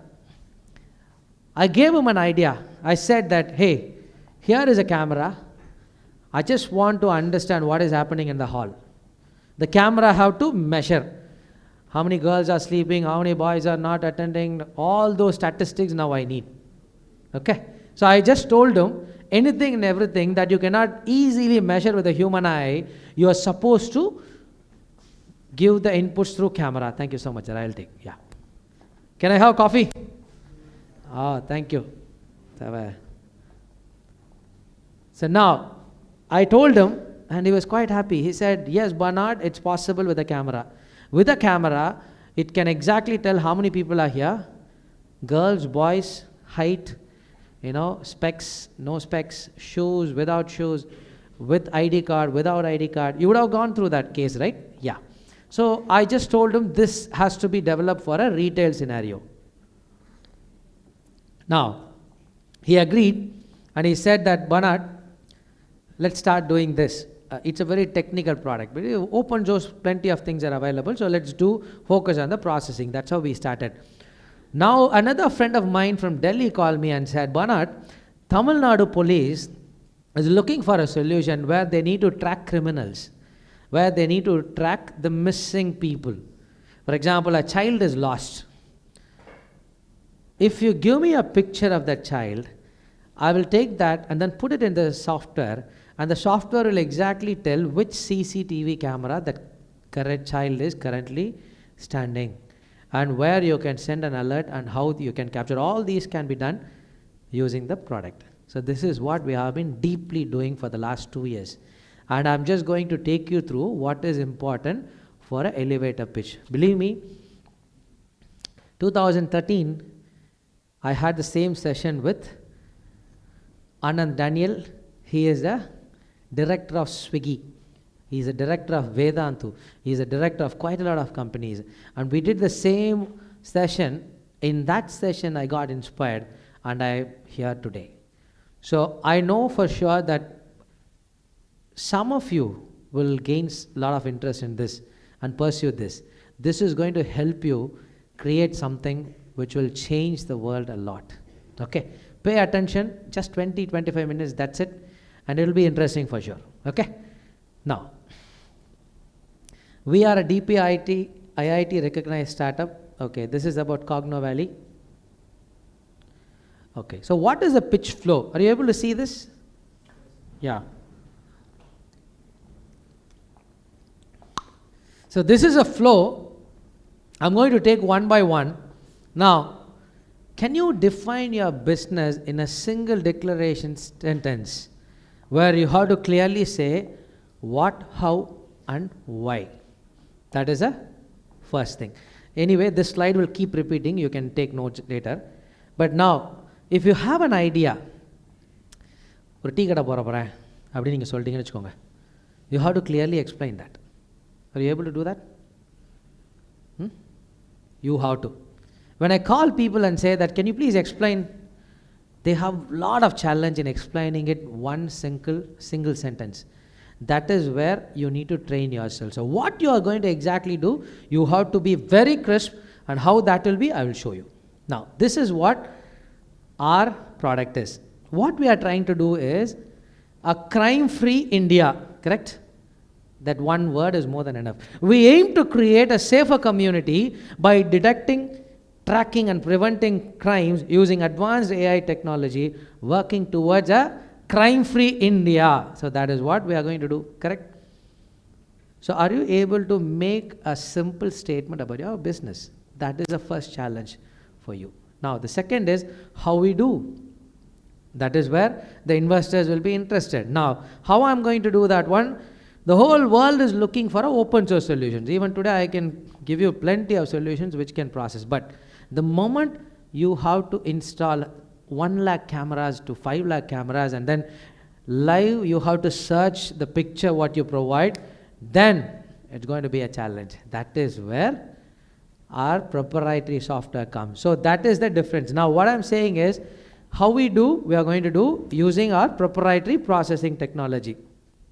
I tell you how this is going to be. Couple of weeks back, I met one guy. Now that guy, he came to me and said, Anna, he's a Bangalorean. He said, Anna, I'm going through a hell. Can you please help me? Someone asked him, can you please just open a bank account and give the bank account to me? That's it. Every month you will get 20,000 rupees. He was so happy. Wow. He went and then he opened a bank account. And then he gave it to the other guy. You know what that other guy did? He scammed. He used that account for scamming. and he earned around 20 crore rupees. He scammed 20 crore rupees. So finally, when police started searching, they found this account as a suspicious one. They blocked the account, they called that guy and said, you are the one who has done that one. And that guy told, sir, I haven't done. I just gave my account. Here is this guy, you have to catch hold of him. And police went. They found he was not available in his home. How much he swindled? 20 crore. And then every time the police says that we are not able to track him. But this guy is answerable to all the police. He gets called from Tihar jail, he gets called from many other people, but the case is not solved. You know why? Because he is absconding. That is one reason. But he gives a lot of money to the police, and police says that we will not track you. This is a real case. Now, if our technology comes, what will happen? Here is a picture of a guy who is absconding. Put it inside the software. It will exactly tell where he is going and coming. Am I right? Now, we are helping whom? The people who are suffering. Correct? So, in India, 40 lakh absconders are there. 40 lakh. Somebody would have cheated you for 1 crore. You would have given a case. All these cases are pending from 1955. This is what India is all about. Now, if our technology comes, if you give me the picture of that guy, then it will automatically alert and you are able to track and catch. This is our solution. Is it a great solution? Is it a solution that is going to transform India? Yes. So this is the impact that we produce. So this is about the absconders. Now come to the missing children or missing people. Now what will happen? If the child is lost, what will happen? As a parent, that's it. I have 2 girls. If one of them was lost, how I would be? But fortunately, 90% of the time we are able to track them because we are at least in a middle class or upper middle class. Correct? Think about those who are very, very poor. They cannot even approach the police.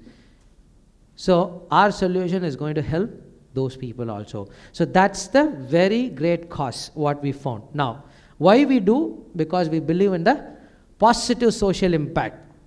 Today, if someone is cheating me for 1 lakh, I will not go to the police station. Police also not interested. I am also not interested. If someone is cheating me 1 crore, then police will be interested. I will also be interested because police will get a cut, both from me as well as from that guy. Correct? Now, if this solution comes, you know what is going to happen? The trust will come, where I'll approach the police station and say that, can you please track him? Police cannot say no to that. So by doing so, 20% of the pending cases in India will be solved. No one can think of cheating anyone. Super? That is what exactly we are doing. So what we do, how we do, why we do is a key thing. Now we have to come up with a statement like this. This is the key. The speed plus scalability equal to global leadership. Because currently people are not able to come up with this solution because it is not scalable. Only for 1,000 cameras you can do, but not more than that. But we are able to show them the new way to do that one. So scalability problem is solved. Now we have approached the Tamil Nadu police, and next week there is a demo scheduled just because we are able to scale. So this use case is interesting or not? Some of you are sleeping. Are you okay with us? Okay. Now, come to who is your team. So team is very, very important. I get an idea and I can develop on my own and I can do everything. This is an attitude of a college student, correct? Now, your startup will be valued based on who the co-founder is.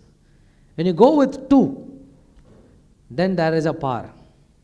So you need to clearly find, because I come from the sales and marketing background, Alden comes from the technology background. Now we both go together, and when we present, people trust us. So you need to always find the co-founder. And without a co-founder, it is impossible. So the superhero attitude needs to die down. You always need help. Correct? Those who understand, agree to this, will succeed in their life. At this stage, you have to always say that, yes, I'm the best, but I still need help. A lot of people have this superiority complex. Hey, anything and everything I can do. Believe me, I can also do. I can be a developer, I can be because from the beginning, from my childhood, people call me as an all-rounder. You tell me anything I can do, but I come to a point where I'm an all-rounder, great, but I still need help. So that attitude is going to help. So who is your team is going to play a major role now. Okay, so we both think alike. Why? We think of social impact. So whenever you want to do something, think about the social impact. That thought process will help you grow in your life. What is social impact? For example, I want to create a better speaker than this, okay? And I'm great, and I'm a sound engineer, blah, blah, blah, and I really want to do something great in the speaker. Is it a good cause? Yes, of course, you want to improve that technology. I'm not denying that one. There's one more use case comes where with AI, I'm able to detect the lung cancer early. Exactly that research is happening. Where the lung cancer especially cannot be detected unless it reaches the 3rd stage. But with the invent of quantum computing and many other things, we are able to detect the cancer even before it comes. Okay, so this is one, this is another. Which one you choose? One is to develop the speaker, another one is to detect the liver cancer early. Which one you choose? Some people say, that is also good. I'm not denying that one. But what I'm saying is, you should have the social impact in your mind. So when you have the social impact, things will happen. There are plenty of use cases. Just go to ChatGPT, use it for good. Say that, hey, can you please give me use cases with a maximum social impact. It is going to throw 100 different cases and pick one. So social impact should be the real reason why you want to start. So we both think like that, and thinking ahead is another great thing. We always think what's going to happen in the next 10 years. We don't think what will happen next year. We both, whenever we sit, we say that after 10 years where we will be, how we are going to be. So that is our thought process. Now, this is the purpose-driven team. Okay, so the need in the market needs to be derived. Now, listen carefully. Some of you may be interested, not everyone, I understand, but this is the most important slide. Now, my question to you is, first and foremost thing, what is the need? Can you define the problem?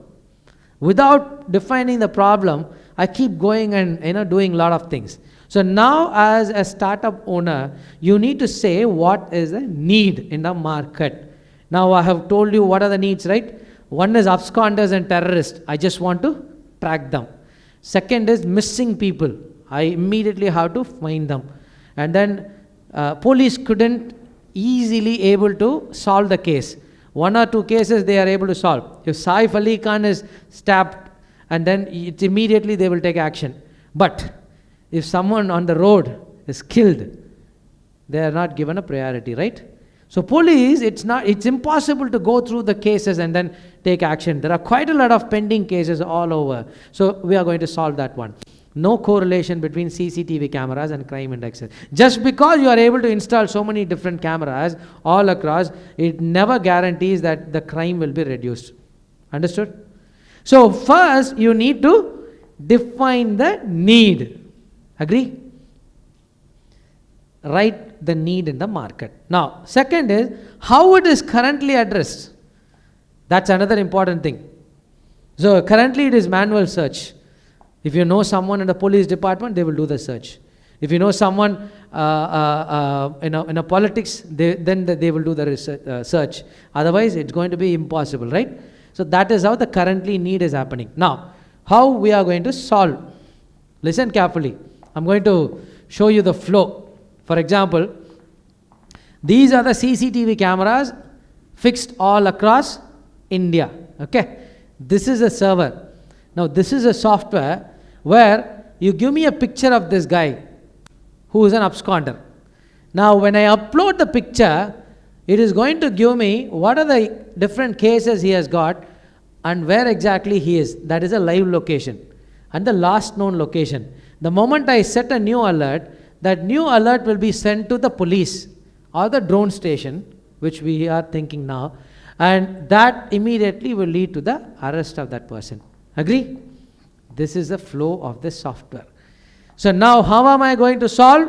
I'm going to say, so 3 things I told you. One is need, second one is currently how it is addressed, third one is how we are going to solve. That's it. Agree? Yes. This is another important thing, market potential. இப்போ இங்கே ஒரு tea கடை போடணும். Okay, how many students are here? 200 people அதுங்களா? Okay, இவங்க வெளியே வந்து ஒரு டீ கடை போட்டு I just want to ஒரு வடை விற்கணும். Okay, now what is a potential? How many vadas I need to make in a day, in a month? கணக்கு பண்ணுமா? ஓகே, so out of 200 எத்தனை பேர் வடை சாப்பிடுவீங்க? Okay, so 50% வச்சுக்கலாம், because it's predominantly South Indians, right? Okay, I would say 50%, right? So 100 vadas for sure போகும், அப்படி வச்சுக்கலாமா? Okay, beautiful. So morning ஒரு வடை, ஈவினிங் ஒரு வடான்னு வச்சுக்கோ. ஸோ எவ்வளோ வடை வந்துருச்சு? 200 vadas வந்துருச்சு. Am I right? Now 200 into 30 days, 6,000 vadas, correcta? Super. 6,000 vadas, each vada costs how much? 10 rupees வச்சுக்கோ. 10 rupees into 6,000 vada எவ்வளோ ஆச்சு? 60,000 rupees பொட்டன்ஷியல் இருக்குது எங்கே? இந்த ஸ்டூடெண்ட்டுக்கு வடை விற்றா. கரெக்டா? இப்போ நான் வந்து சொல்கிறேன், sir I'm going to do a big business where ஒரு மாதத்துக்கு 25 லட்சம் ரூபாய்க்கு நான் வடை போட்டு விற்பேன் அப்படின்னு நான் சொல்லுவேன். கரெக்டாக? அப்படி நான் சொல்லுவேன். உடனே 25 லட்சம் ரூபாய்க்கு வடையா அப்படின்னு கேட்பாங்க. But what you need to do is, first you need to understand the potential. அங்கே எவ்வளோ தான் விற்க முடியும்? 60,000க்கு தான் வடை வைக்க முடியும். ரைட்டா? நான் வந்து 5 lakhsக்கு வடை விற்றுருவேன்னு கதை விடக்கூடாது. So first you need to understand what is a market potential. Correct? Without understanding the market potential, I cannot move anywhere. So these are the 3 terms which you should understand. Okay? There is something called TAM. Apna? Total addressable market. So how I have done this use case, I'll tell you. Valagathila 1 billion cameras are there. 1 billion means how many crores? Quick. 8 crores.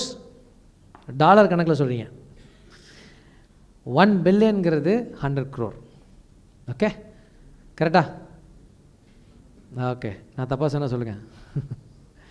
So 1 billion cameras இருக்குது, 100 crore cameras இருக்குது. இப்போ நான் என்ன சொல்கிறேன், $6 I'm going to charge per month அப்படின்னு சொல்கிறேன். $6 எவ்வளவு? Convert பண்ணி சொல்லுங்கள் ருப்பீஸில். ஒரு டாலர் எவ்வளவு? 85 rupees வச்சுக்கோங்க. 85 rupees, 100 rupees வச்சுக்கோங்க குத்து மதிப்பா. 100 rupees into how many? 100 crore cameras எவ்வளவு ஒரு மாதத்துக்கு? நான் தான் பெரிய ஆள், அவ்வளோ காசு வச்சு என்ன பண்ண போகிறேன்? 100 crore பெருசு. இப்போ எவ்வளோ சொல்கிறேன்? 100 crore into 85 rupees. பா! So that is the potential. For example, whole world என்னை கூப்பிட்டு சொல்கிறாங்க, உங்கள் கேமரா எங்களுக்கு வேணும்னு சொல்லிட்டா நான் கொடுத்தேன்னா எவ்வளோ சம்பாதிக்க போகிறேன்? அதுதான் மார்க்கெட் பொட்டன்ஷியல். கரெக்டாக? So in a year the overall potential is 30 to 60 billion because 500,000 camera 500 million cameras தான் இருக்குன்னு ஒரு ரிப்போர்ட் சொல்லுது. 1 billion கேமரா இருக்குன்னு இன்னொரு ரிப்போர்ட் சொல்லுது. அதை வச்சு பார்க்கும் பொழுது 30 billion to 60 billion is what I can earn. Understood? இப்போ நான் போயிட்டு இந்த கேஸை சொல்கிறேன், சார் அதெல்லாம் 1000 billion வரும் சார் அப்படி சொன்னால் சிரிச்சிருவான். கரெக்டாக? So investor would like to know what is the potential of the use case that you are projecting now. That is going to be number 1. Understood? Okay, number 2, China வந்துட்டு already இந்த solution இருக்குது. So will China buy from us? No. Correct? So just remove China. So 40% of the cameras வந்து சைனாவில் தான் இருக்குது. சைனாவில் ஒரு ஆளுக்கு 2 ஆளுக்கு ஒரு கேமரா வச்சுருக்கான். You cannot do anything over there. எல்லாமே monitored. So now I'll remove China and then I will give the estimate. That is called serviceable available market. Understood? Okay. Now the third one is serviceable obtainable market. Yes, I remove China, but is it possible for me to go to Europe today? No. Europe la regulations irukku. But at some point of time I can go. So on the Europe alla vittu I just say that India and Middle East is my target. So that is called serviceable, obtainable market. And the last one in early evangelism. Out of that, I am approaching Tamil Nadu government, Himachal Pradesh government and Pondicherry, and I am going to do this project for them. கொஞ்சம் ஹெவியாக இருக்கும், but வடையை யோசிச்சுக்கோங்க. வடை கணக்கு தான், கரெக்டாக? இந்த வடை கணக்கில் நீங்கள் புரிஞ்சிட்டிங்கன்னா யூ வில் பி உங்ககிட்ட பேசுகிறப்பே சென்சிபிளாக பேசுகிறீங்கன்னு புரிஞ்சுக்குவாங்க. ஸோ 6000 வடை சொன்னோமா, இந்த 6000 வடையில் 3 நாள் லீவ் வந்துருச்சுன்னு வச்சுக்கோங்க. 30 நாள் சொன்னோமா, இப்போ 3 நாள் லீவ் வந்துருச்சு அப்படின்னா அந்த 3 நாளை நீங்கள் எடுத்தீங்கன்னா அது என்ன வந்துடும்? அப்டைமண்டபிள் மார்க்கெட் ஆயிரும். கரெக்டாக? பர்ஃபெக்ட். அதுக்கு அடுத்து பார்த்தீங்கன்னா, எப்பா இந்த 100 பேரில் எல்லாரெல்லாம் வரமாட்டான், ஏன்னா அவனுக்கு இன்னொரு ஹாஸ்டலில் வடை கொடுத்துருவாங்க, நம்ம 100 பேர் தான் அப்படின்னு சொன்னிங்கன்னா அது சர்வீசபிள் அப்டைனபிள் மார்க்கெட். ப்ராடக்ட் என்கிட்ட இருக்குது, எல்லாத்தையும் விற்கலாம், ஆனால் நான் இவங்களுக்கு மாத்திரம் தான் விற்க போகிறேன்னு சொல்கிறது அது. இதுலேயுமே ஏர்லி எவாஞ்சலிஸ்ட் இமீடியட்டாக நான் யாருக்கு விற்க முடியுங்கிறது தான் ஏர்லி எவாஞ்சலிஸ்ட். அண்டர்ஸ்டுட்? கொஞ்சம் ஹெவியாக இருக்கா? But it will be beneficial for you. Okay, so who is a target customer? அதுதான் அடுத்த கொஸ்டின். அந்த கொஸ்டினுக்கான ஆன்சர் தான் இதெல்லாம். ஓகே, முடிக்க போகிறேன். Value proposition. What is a value proposition? இப்போ நீடை முடிச்சிட்டோமா? நீட் முடிஞ்சு. வேல்யூ ப்ரொப்போசிஷனில் நம்ம ஆஃபரிங்கை கிளியராக சொல்லணும். நத்திங் பட் இது கொஞ்சம் டெக்னிக்கலாக நான் போட்டிருக்கேன். சேம் திங் தான், நான் என்ன எக்ஸ்பிளைன் பண்ணேன்னு அதுதான். ஸோ அதை அப்படியே வந்துட்டு கொண்டு வந்து காமிக்கிறோம். ஒரு போலீஸ் ஆஃபீஸர் சர்ச் பண்ணுறாரு, how it is going to be, where, when, how, அதெல்லாம். Okay, now what is a timeline when you are going to release what for your product, which is very important. So you should have the timeline. Then people think, okay, இந்த பசங்க beyond ஒரு லெவலில் யோசிக்கிறானுங்க. Today what I have is important, but how I'm going to release for the next 3 years, I have to bring it over here. So we have a plan till 2027. Okay, what we are going to do. Next, road map. நல்லா பாருங்க. We are going to install a drone station for tracking. For example, I send an alert to the police station. எத்தனை அலர்ட்டை police handle பண்ண முடியும்? கரெக்டாக? So every time ஒரு 40 லட்சம் பேருக்கு alert போட்டாச்சு, ஒரு போலீஸுக்கு தினைக்கு அலர்ட் வந்துக்கிட்டே இருக்கும், பிடிக்க முடியாது. அப்போ என்ன பண்ண போகிறோன்னா, we are going to send the alert to the drones. So drone is autonomously going to track the criminals and capture them. அது ஒரு பிளான் இருக்குது. அடுத்து என்ன, அந்த மாதிரி ரோபோட்ஸ்லாம் பார்த்துருக்கீங்களா? இதெல்லாம் சைனாவில் இருக்குது, அண்ட் தென் யூரோப்பியன் கண்ட்ரீஸில் இருக்குது. அது ஸ்மார்ட் ஸ்பெக்டக்கிள்ஸ் ஃபார் போலீஸ். என்ன பண்ணுவாங்கன்னா, இப்படி ஒரு ஸ்பெக்டக்கிள் போட்டு உட்காந்துருப்பாங்க. இப்படி உட்காந்து இப்படி பார்க்கும் பொழுதே ஒரு 3 ஃபேஸ் அப்படி காமிச்சிடும், இவங்கெல்லாம் பிடிங்கப்பா அப்படின்னு. இப்படி நான் போட்டுட்டு பார்க்கும் பொழுதே ஒரு 3 பேர் தூங்கிட்டு இருக்கான், அப்படியே கண்டுபிடிச்சலாம். எப்படி இருக்கும்? That's called the spectacles.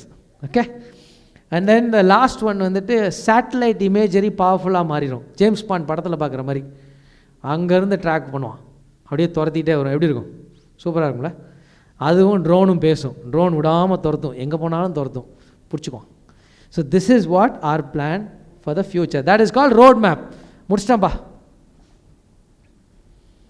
Okay, so I am not getting into the competitor analysis, ஏன்னா விச் வி ஸ்டில் பிலீவ் சைனாவை தவிர உலகத்தில் நாங்கள் வச்சுருக்க ப்ராடக்ட் யார்ட்டையும் இல்லைன்னு சொல்லிட்டு. So I really wanted to do, but because of Samsung எங்களால் அதை பண்ண முடியல. யூஎஸ்பி. யூஎஸ்பின்னா என்ன தெரியுமா?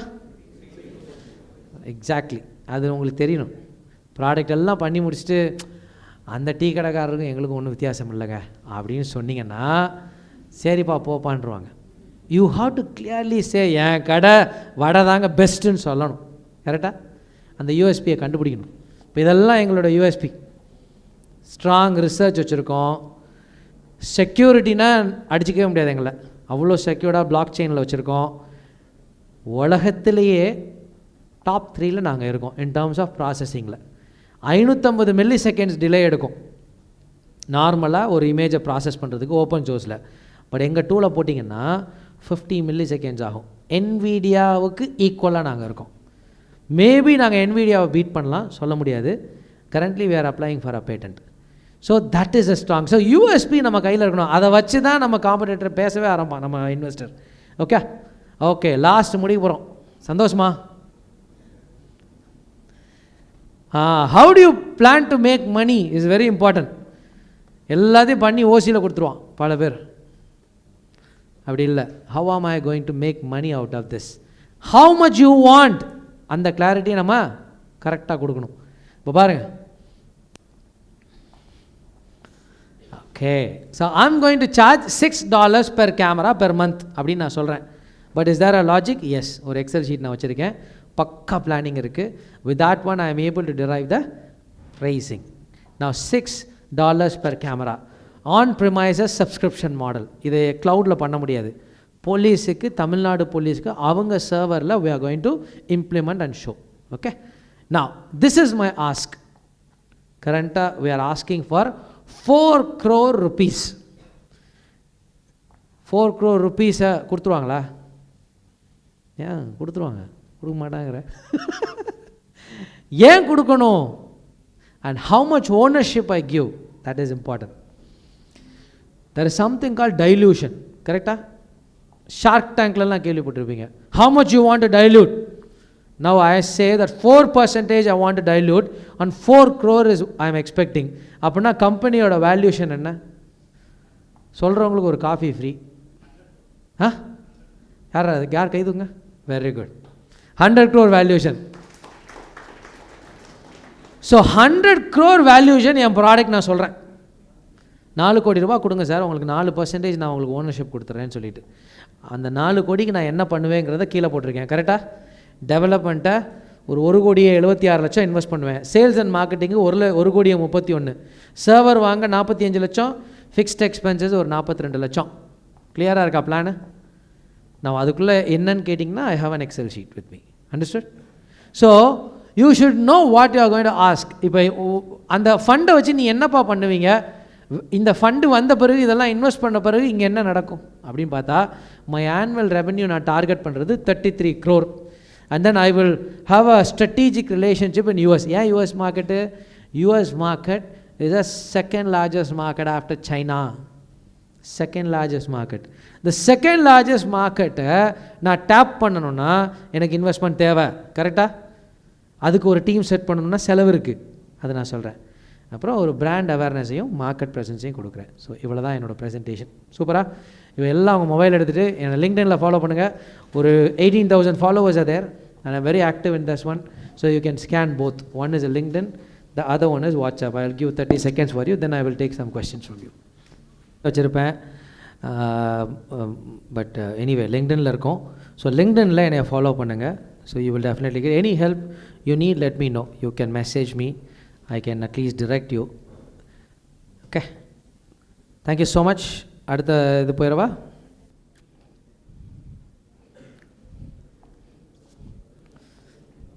Okay, so now I will ask, இப்போ more than the question, நான் என்ன கேட்குறேன், what is the key takeaway from this session? ஒரு பாயிண்ட் சொல்லுங்கள்.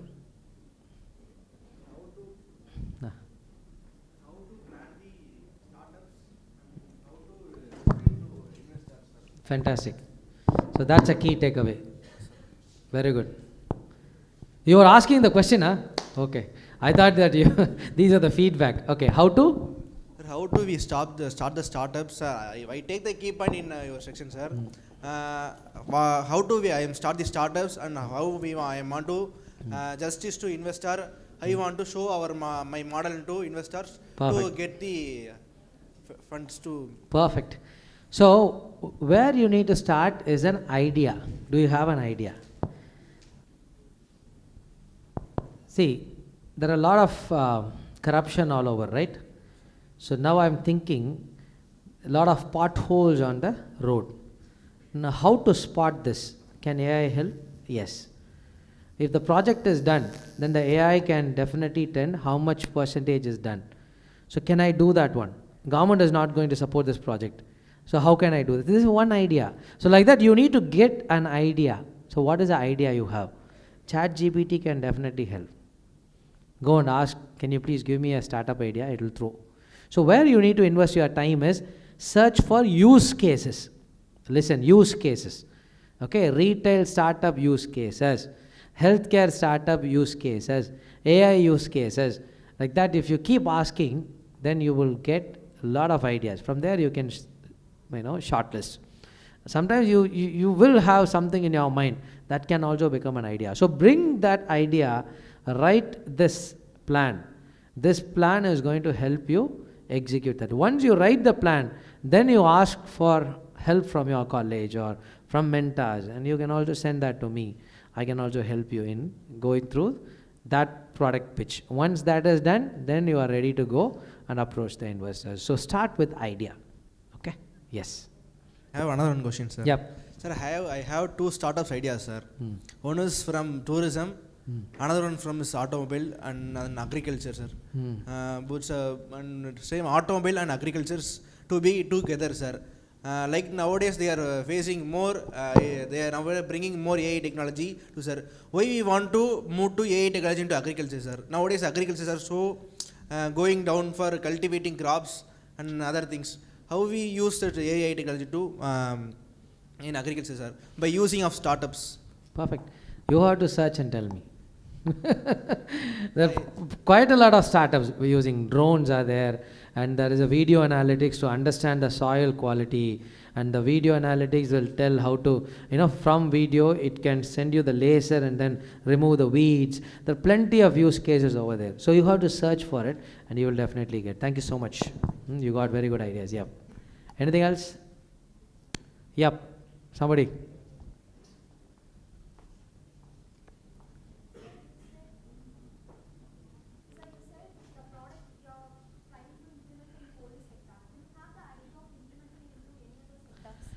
Okay, so the same foundation what we have developed can be implemented across any sector.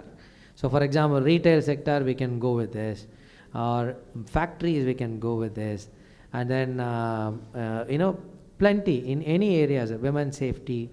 So we have plans for that one. Sir, if one more question, sir. If you are saying that it can be implemented in various sectors, don't you think that product can also be mishandled? It may also lead to some kind of crimes, no, sir? Perfect. If perfect, it may handle. See, for example, the same solution, how it can be misused. ஒரு பையன் வரான், அவன் வந்து என்கிட்ட கேட்குறான், அண்ணா இந்த சாஃப்ட்வேரில் என் girl friend picture கொடுக்குறேன், அவளுக்கு வேறு ஏதாவது கனெக்ஷன் இருக்கா கண்டுபிடின்னு சொல்லுவான். கரெக்டு தானே? So it can be misused. There is something called blockchain. How many of you know that? So we are implementing blockchain. Blockchain will store, save each and every search. Even the government naane poi delete panna kuda panna mudiyadhu. So by that we are protecting. Number 2, just like that you cannot search anyone. You need to follow a process. அவர் மேலே FIR போட்டிங்களா, அதை base பண்ணி தான் நம்ம என்ன பண்ண போகிறோம், சர்ச்சே பண்ண போகிறோம். ஸோ டக்குன்னு ஒருத்தர் ஃபோட்டோவை கொடுத்த உடனே சர்ச் பண்ணுன்னு கொண்டு வர மாட்டோம். So we are well protected and secured in that terms. So we are following the European standard. There are lot of protocols and we are following it. Yeah please.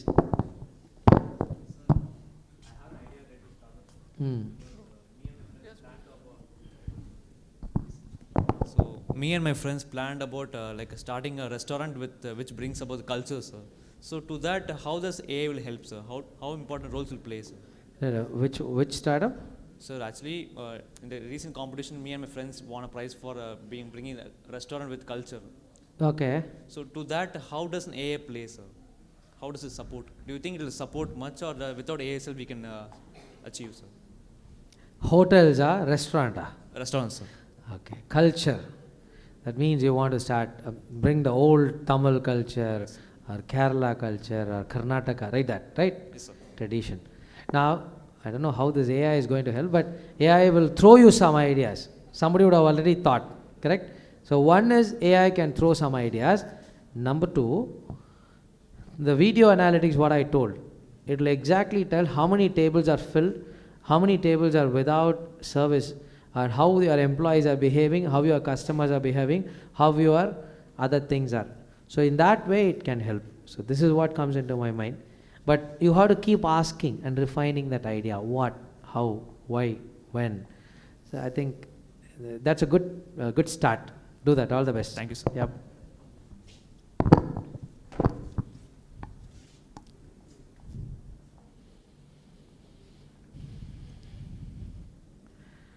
Okay, so can I ask some, what is a key takeaway from you? Maybe one word is enough. Quick. Yeah, you have a question? Yeah, please. Sir, myself Ramesh Kumar, sir. Sir, the key takeaways, you said what is a pitch, sir? That What is it? we see that this is a pitch. So I take that one, sir. My question is, what is your target customer, sir? How you position this in market, sir? Position your product. So our target customer is government. So this is a B2G solution, business to government. How many of you know B2C? B2B? B2G, business to government. So this is a business to government. Our focus is government. So we always focus the government. That's it. They are our customers. Yeah. Okay, sir. Thank you. So maybe another 5 minutes we'll wind up. In terms of key takeaway, quick. What you learned? Yep.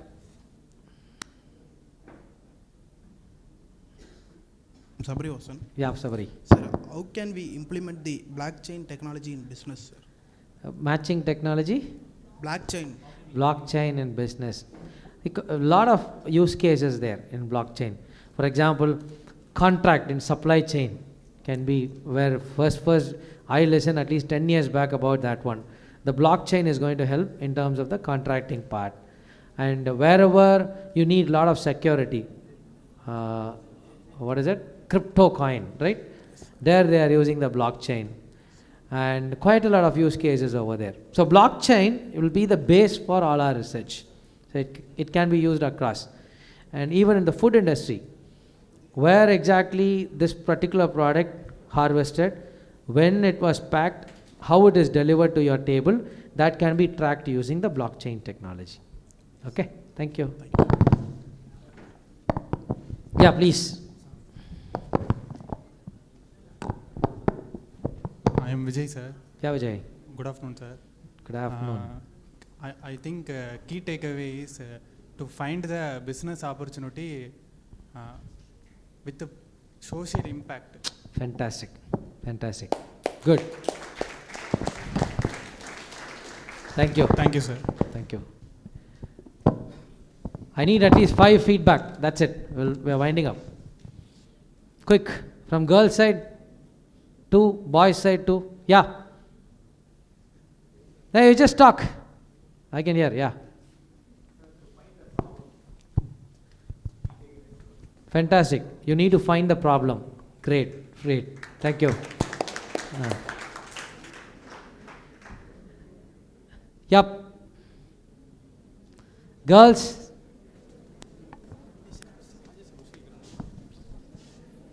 Three more.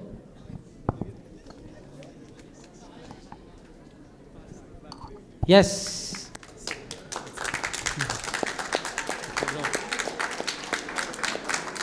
Thank you. Sir, my Sir. wishes for the enterprise that you are creating. Yeah. So that is one. Number 2 is the key takeaway here is scalability. You are talking about scalability, which is one of the important aspect that I too learn when we do our business. This is number 2. Number 3 is here you said quantum computing and blockchain to be the future of the world. In that part, I need some questions. So Yeah, please, sir. Can you able to explain us the quantum computing and cryptos or else any kind of a blockchain which leads to future business that any of us are working on? Yeah. See, quantum computing is actually physics. And there's a lot of research happening. I met one gentleman, Ganesh Radhakrishnan from US. So he in fact invested in one of the powerful quantum computing startup. What he said, currently, in order to break the blockchain security, it will take 10,000 years for you to break it. So it's almost impossible, right? So cryptocurrency is very, very safe just because it is using the block technology as a backbone. Now it is impossible for a human or with the current technology to break open that. So that's why it is secured. What he says, if the quantum computing comes, it will take 30 seconds to break that chain. So the blockchain will be invalid in the near future.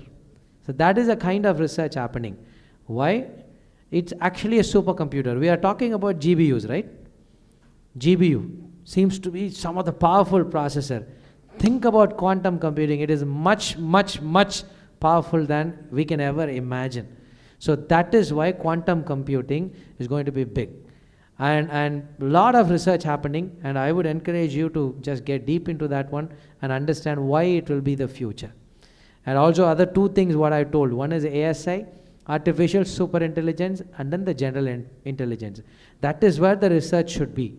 Now, because artificial intelligence is already done. But how the superintelligence is going to be, so do a lot of research and then encourage students to get deep into that one. So answer your question, sir? Yeah, thank you. Yep. Good afternoon, sir. Good afternoon. I have one doubt, sir. Nowadays, technology are get advanced. And the same time, cybercrime also getting increased. What is your point of view, sir? Cybercrime, fantastic. Of course, it will increase. Very good question. Very good question. Thank you so much. Thank you, sir. Like how the research is happening here in the quantum computing in the other areas, cyber security is another key area where a lot of research happening. And every other day, there is a new way to scam people. There is a new way to attack the network.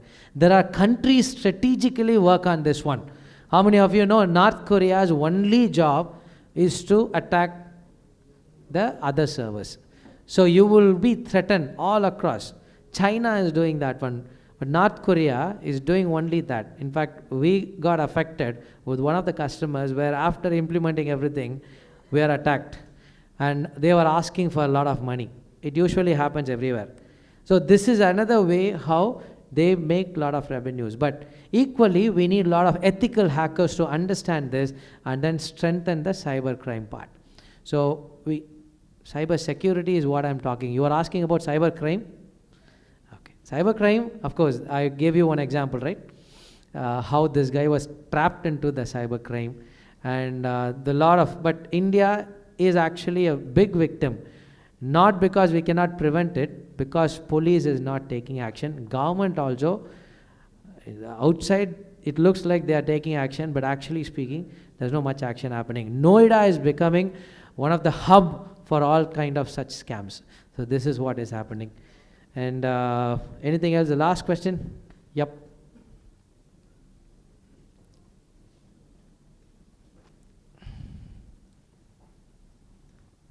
Last question. Yeah, please.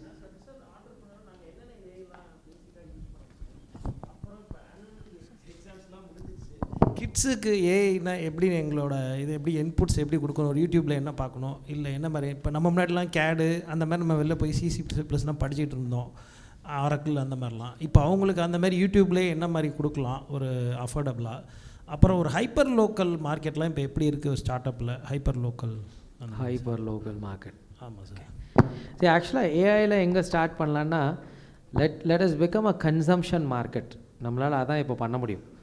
இப்போ AI நான் ஒன்று புதுசாக create பண்ணுறதுக்கு முன்னாடி ஏஐனா என்னன்னு எனக்கு தெரியணும்ல. So best way வந்துட்டு அஃப்கோர்ஸ் ChatGPT, Gemini, DeepSeek இந்த மாதிரி LLM மாடல்ஸ் இருக்குது. இப்போ அன்றைக்கி ஒரு ஸ்டார்ட் அப் பார்த்தேன். நீங்கள் போயிட்டு எக்ஸ்பிளைன் பண்ணிங்கன்னா, இப்போ என் ஒய்ஃபுக்கு பர்த்டே வருதுன்னா என் ஒய்ஃபை குறித்து ஒரு 10 லைன் அடித்தேன்னா அதில் கிரியேட் அ சாங்குன்னு போட்டால் சாங் க்ரியேட் பண்ணிடுது, லிரிக்ஸ் போட்டுருது. அதிலே பக்கத்தில் போயிட்டு கிரியேட் அ மியூசிக்னா 10 சாங் கொடுத்துருது. ஒரு சாங் எடுத்து என் ஒய்ஃப்க்கு அனுப்பிச்சேன்னா ஒய்ஃப் இம்ப்ரெஸ் ஆகிடுறாங்க. இது மாதிரி you will get plenty of thoughts. ரொம்ப அட்ராக்டிவாக இருக்கும். அது மாதிரி நீங்கள் என்ன ஃபோட்டோ கேட்குறீங்களோ கொடுக்குது, வீடியோ கேட்டால் கொடுக்குது.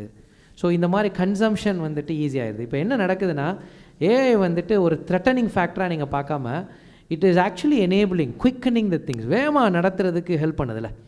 ஸோ அந்த மாதிரி ஒரு ஃபேக்டராக நம்ம பார்த்து அதில் இருக்கிற ஏஐ ஃபுல்லாக நம்ம வந்துட்டு அண்டர்ஸ்டாண்ட் பண்ணுறது. ஸோ கன்சம்ஷன் இது நம்ம பிள்ளைங்களுக்கு நம்ம சொல்லிக் கொடுக்கலாம். இப்போ வீடியோ க்ரியேஷனே வந்துட்டு ஐடியாஸே ChatGPTயில் கேட்கலாம், கரெக்டாக? இப்போ நான் லிங்க்டின் போஸ்ட்டுக்கு நான் கேட்பேன், ஒரு வைரல் லிங்க்டின் போஸ்ட் எனக்கு கூட அப்படின்னு சொன்னால் அது அழகாக கொடுத்துரும். அதை எடுத்துகிட்டு போய் EasyGen ஒரு டூல் இருக்குது, அந்த டூலில் உட்காந்து போட்டு எனக்கு இதை வந்து ஹியூமனைஸ் பண்ணி கொடுனா ஹியூமனைஸ் பண்ணி கொடுக்கும். திருப்பி அதுக்கு ஒரு பிக்சர் எடுக்கிறதுக்கு இன்னொரு ஏஐ போவேன். இப்போ என்ன ஆகுதுன்னா வீட்டிலே உட்காந்துட்டு எல்லாமே ஃப்ரீயாக அழகாக நான் உட்காந்து ஒரு வைரல் போஸ்ட் க்ரியேட் பண்ணிடுறேன். ஸோ இது மாதிரி there are plenty of things you can நீங்களே வந்துட்டு அதை ஈஸியாக ஜென்ரேட் பண்ணிக்கலாம். ஸோ ஸ்பீடப் பண்ணுது. இது நாள் வரைக்கும் ஒரு 10 மணி நேரம் நீங்கள் வேலை பார்க்குறத வித்தின் ஒரு ½ அன் ஹவரில் எல்லாத்தையும் முடிக்கிற அளவுக்கு ஏஐ நமக்கு ஹெல்ப் பண்ணுது. ஸோ அந்த மாதிரி ஏஐஸை வந்துட்டு நம்ம சொல்லலாம். ஹைப்பர் லோக்கல்னு சொன்னீங்க, கேன் யூ ப்ளீஸ் எக்ஸ்பிளைன் கொஞ்சம்? சார் இப்போ ஹைப்பர் லோக்கல்னா இப்போ இந்தியா மாட்டையே கொஞ்சம் டேப் பண்ணி இப்போ நம்ம தஞ்சாவூர்னு கொடுத்தோன்னா தஞ்சாவூரில் ஒரு ஷாப்பில் என்ன ஆஃபர் கொடுக்குறாங்க, என்ன ப்ரமோஷன்ஸ் கொடுக்குறாங்க. இப்போ யூஸ்வலாக நம்ம இன்ஸ்டாகிராமில் பார்ப்போம். இப்போ நான் திடீர்னு திருச்சி போகிறேன், ஒரு 2 days இருக்கேன் அப்படின்னா நான் திருச்சியின் லொக்கேஷனை மாற்றுவேன். அங்கே என்ன ஆஃபர்ஸ் கொடுக்குறாங்க, என்ன ப்ரமோஷன் கொடுக்குறாங்க, அப்படியே நம்ம ப்ராடக்ட்டையும் சர்வீஸையும் அங்கேயே பர்ச்சேஸ் பண்ணுற மாதிரி இந்த மாதிரி கான்செப்ட்ஸ் நான் ஹைப்பர் லோக்கல்லாம் இப்போ எப்படி இருக்குன்னு கேட்டேன். Correct. How big is a market அப்படின்னு நம்ம பார்க்கணும் முதல்ல. யூஸ்வலாக அது பண்ணுவோம்ல, எஸ்இஓவில் பண்ணுவாங்க. ஸோ ஒவ்வொரு ஊருக்கு ஏற்ற மாதிரி பண்ணுவாங்க. ஸோ அந்தந்த மார்க்கெட்டில் ஒரு பொட்டென்ஷியல் இருந்துச்சுன்னா it's nothing wrong to invest time and money in that one. But how big is a potential, அதுதான் அங்கே மேட்ரு. அந்த பொட்டென்ஷியலை நம்ம கண்டுபிடிச்சி பார்க்கும்பொழுது ஹைப்பர் லோக்கல் தேவையா அப்படிங்கிறத ஃபஸ்ட் அண்டர்ஸ்டாண்ட் பண்ணிவிட்டு then we can get into that one. So அவ்வளோதான் என்னால் இப்போ ஆன்சர் பண்ண முடியும். Maybe after this I will take this question. Thank you. Anything else? Last question. Done. Okay. So I just want to tell about me. நான் ஆக்சுவலாக வந்துட்டு Isaac எனக்கு ரொம்ப க்ளோஸ். அவருக்கு தெரியும் நான் எப்படி இருந்தேன்னு. என்னால் வந்துட்டு ஒரு வார்த்தை கூட இங்கிலீஷில் பேச முடியாது. That was me after my engineering டேஸ்லாம். ரொம்ப கஷ்டப்பட்டிருக்கேன். இப்படி இப்போ கொஷின்லாம் கேட்டிங்கல்ல, அவங்களாம் பார்த்து ஓட்டுவேன், சும்மா கேட்குறான் பாரு அப்படின்னு. ஏன்னா நமக்கு கேட்க தெரியாது கரெக்டாக. ஸோ அப்படி தான் ஒரு ஸ்டூடெண்ட்டாக நான் இருந்தேன். எம்பிஏ படிக்க போன பிறகும் நான் கஷ்டப்பட்டேன். அப்புறம் ரொம்ப ஆஃபீஸில் வந்துட்டு நம்ம ஏதாவது இங்கிலீஷில் பேசுகிறப்போ பக்கத்தில் இருக்கவங்க ஏதாவது நினச்சிக்குவாங்களோன்னு சொல்லிவிட்டு பக்கத்து ரூமில் போய் கால் பண்ணி பேசுவேன். So that was the struggle. You know we come from tier 3 ஒரு டவுன், விருதுநகருங்கிற ஒரு ஏரியாவிலேருந்து. அப்போ நம்ம எல்லாருக்குமே அந்த பிரச்சனை இருக்கும்.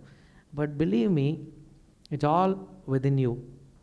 நமக்கு என்னால் இது முடியும் அப்படிங்கிற ஒரு கான்ஃபிடென்ஸ் நமக்குள்ளே வரணும். By grace things are happening. கடவுள் நம்ம கூட இருக்கார். ஆனால் என்னால் இது முடியும். ஸோ எது வரலையோ அது என்னால் முடியும்னு நினச்சி சேலஞ்ச் பண்ணுறீங்க பார்த்தீங்களா, that's where you will understand ஒரு பெரிய ஒரு மாற்றத்தை உங்களால் கொண்டு வர முடியும். ஸோ அப்படி தான் நான் வந்துட்டு கற்றுக்கிட்டேன். இன்றைக்கி என் கூட படித்த யாருமே நம்ப மாட்டாங்க, இவனுக்கு இங்கிலீஷே பேச தெரியாது, நாங்கள் என்ன பண்ணிகிட்டு இருக்கேன் அப்படிம்பாங்க. So that is so I am just encouraging you. நீங்கள் எந்த பேக்ரவுண்ட்லேருந்து வந்தாலும் சரி, நீங்கள் எப்படிப்பட்ட எனக்கு இது தெரில அது தெரிலன்னு சொன்னாலும் சரி, பிலீவ் மீ, எனக்கு இது தெரியலை ஆனால் அது தெரிய வைப்பேன்னு சொல்லி ஒரு கான்ஃபிடென்ட்டாக நீங்கள் எடுத்து பண்ணும்பொழுது you can change the world. So that is a encouraging word that comes into me. So never bother who you are. எந்திரிச்சு என்னென்ன பண்ணணுமோ பண்ணிட்டு போயிட்டே இருக்கணும். Thank you so much for the great opportunity. Thank you so much Isaac. First of all, I would like to thank our respected CEO and Director of Nyanam School of Business, Dr. S.P.S. Saludas, for making this event grand successfully. Thank you, sir. Next, I would like to thank our chief guest, Mr. Bernard Sir Thiruviyam, for being the part of how to start a program. Thank you, sir. Next, I would like to thank our Emporia Club coordinator, Dr. Isaac Jani, for guiding us and providing improved together this event. Thank you, sir. And I would like to thank our technical staffs and housekeeping staff to run this event successfully. And last but not least, I would like to extend my thanks to all Demings and Jurans of GSB for their active listening and making this event successfully. Thank you. Our last session of the day is on data-driven marketing from insights to impact. Now, may I call upon Mr. J. Silan of Jurans Batch to deliver the welcome address.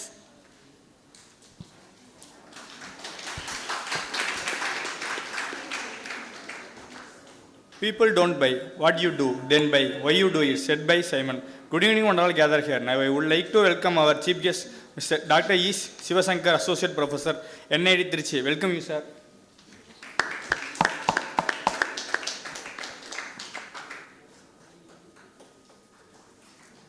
Next, I would welcome respected CEO and Director of Nyanam School of Business, Dr. S.P. Sarudas. Welcome you, sir. Next, I would like to welcome our beloved faculty members and my dear Demings and Jurans of GSP. Welcome you all for this wonderful session, data-driven marketing from insight to impact. Let's begin the session. Thank you. Thank you, Jayasilan. Now, may I call upon Ms. Livishna of Jurans Batch to introduce the chief guest to the forum.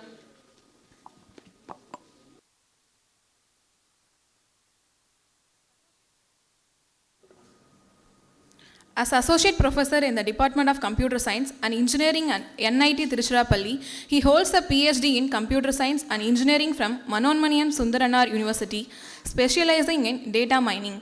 His research focuses on artificial intelligence, machine learning, data analytics, and natural language processing. He has guided multiple PhD scholars in areas like recommender systems, customer churn prediction, fake news detection, text summarization, and medical data analytics. He has led several funded research projects, including an NRB DRDO sponsored project on AI-based integrated logistics management and BHEL funded project on advanced user interface development for boiler steam leak detection. He has published 13 SCI index journal papers, 5 Scopus index papers, and 29 conference papers, with his research indexed in Web of Science, DBLP, and Google Scholar. As an educator, he teaches courses like database management, operating system, data mining, artificial intelligence, and big data analytics. He has also organized multiple faculty development programs and national conferences. A professional member of IEEE, Dr. Sivasankar is actively involved in research and education, contributing significantly to the field of AI and data science. We welcome you to the portals of GSB. Now the stage is all yours, sir. Now I request our faculty member, Dr. Isaac Janet, to felicitate the chief guest.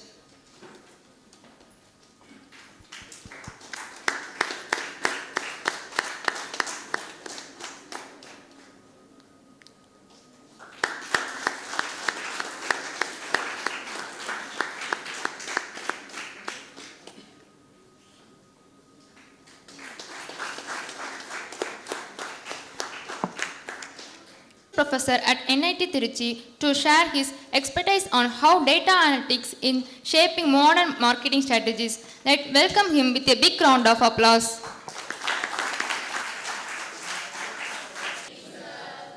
Right. So I was given 2 different topics to choose from. Like one was digital payments, how the digital payments have made an impact on the customers and the organization. And other topic given by your CEO was like data-driven marketing. Since I work more with databases, so like I teach courses like how to efficiently store and retrieve data, how to discover knowledge from data, then I opted for this topic, data-driven marketing. So whenever I teach a data science course to my students, right, to make them enthusiastic about working with data, we give some information, right? So data is a new class of economic asset like gold and currency. So if you look into all the social networking companies that are listed in the stock market, like Facebook, you have a lot of LinkedIn, many listed companies, they work with users' data. So data is a new economic asset like currency and gold. So if you have more information about the customer, about a particular group of people, you have more, if you have more information, it's like you'll be able to increase your volume of your business. So I start with this World Economic Forum report 2012, which states that data is a new class of economic asset like currency and gold. Sorry. So in today's class, we'll study something about data analytics. So when you have some data, what type of knowledge or what you can infer from the data is given by data analytics. So data analytics, we are going to extract some information from the data.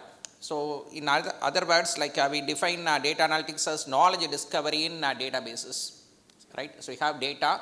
So whenever you discover knowledge discovery in a database, we call it as data analytics.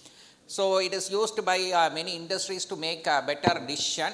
it is again used to verify or disprove some existing models or theories. So if you look into data and data analytics, there are 4 major categories of data analytics. So any one of you can give me the different categories of data analytics that you are familiar? Right, so you're very good. So you know something, descriptive,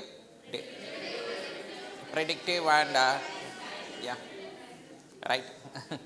So data science is a popular course, and I'm very happy that everyone knows something about data analytics. So descriptive data analytics deals with what is happening, right? So you have some data. So every year or every financial year for 90 days, every listed company, they have to submit their information to SEBI, Security Exchange Board India Limited, their performance, their revenue, their profit, the number of employees employed, and so on. So descriptive analytics helps you to understand what is happening in an organization, right?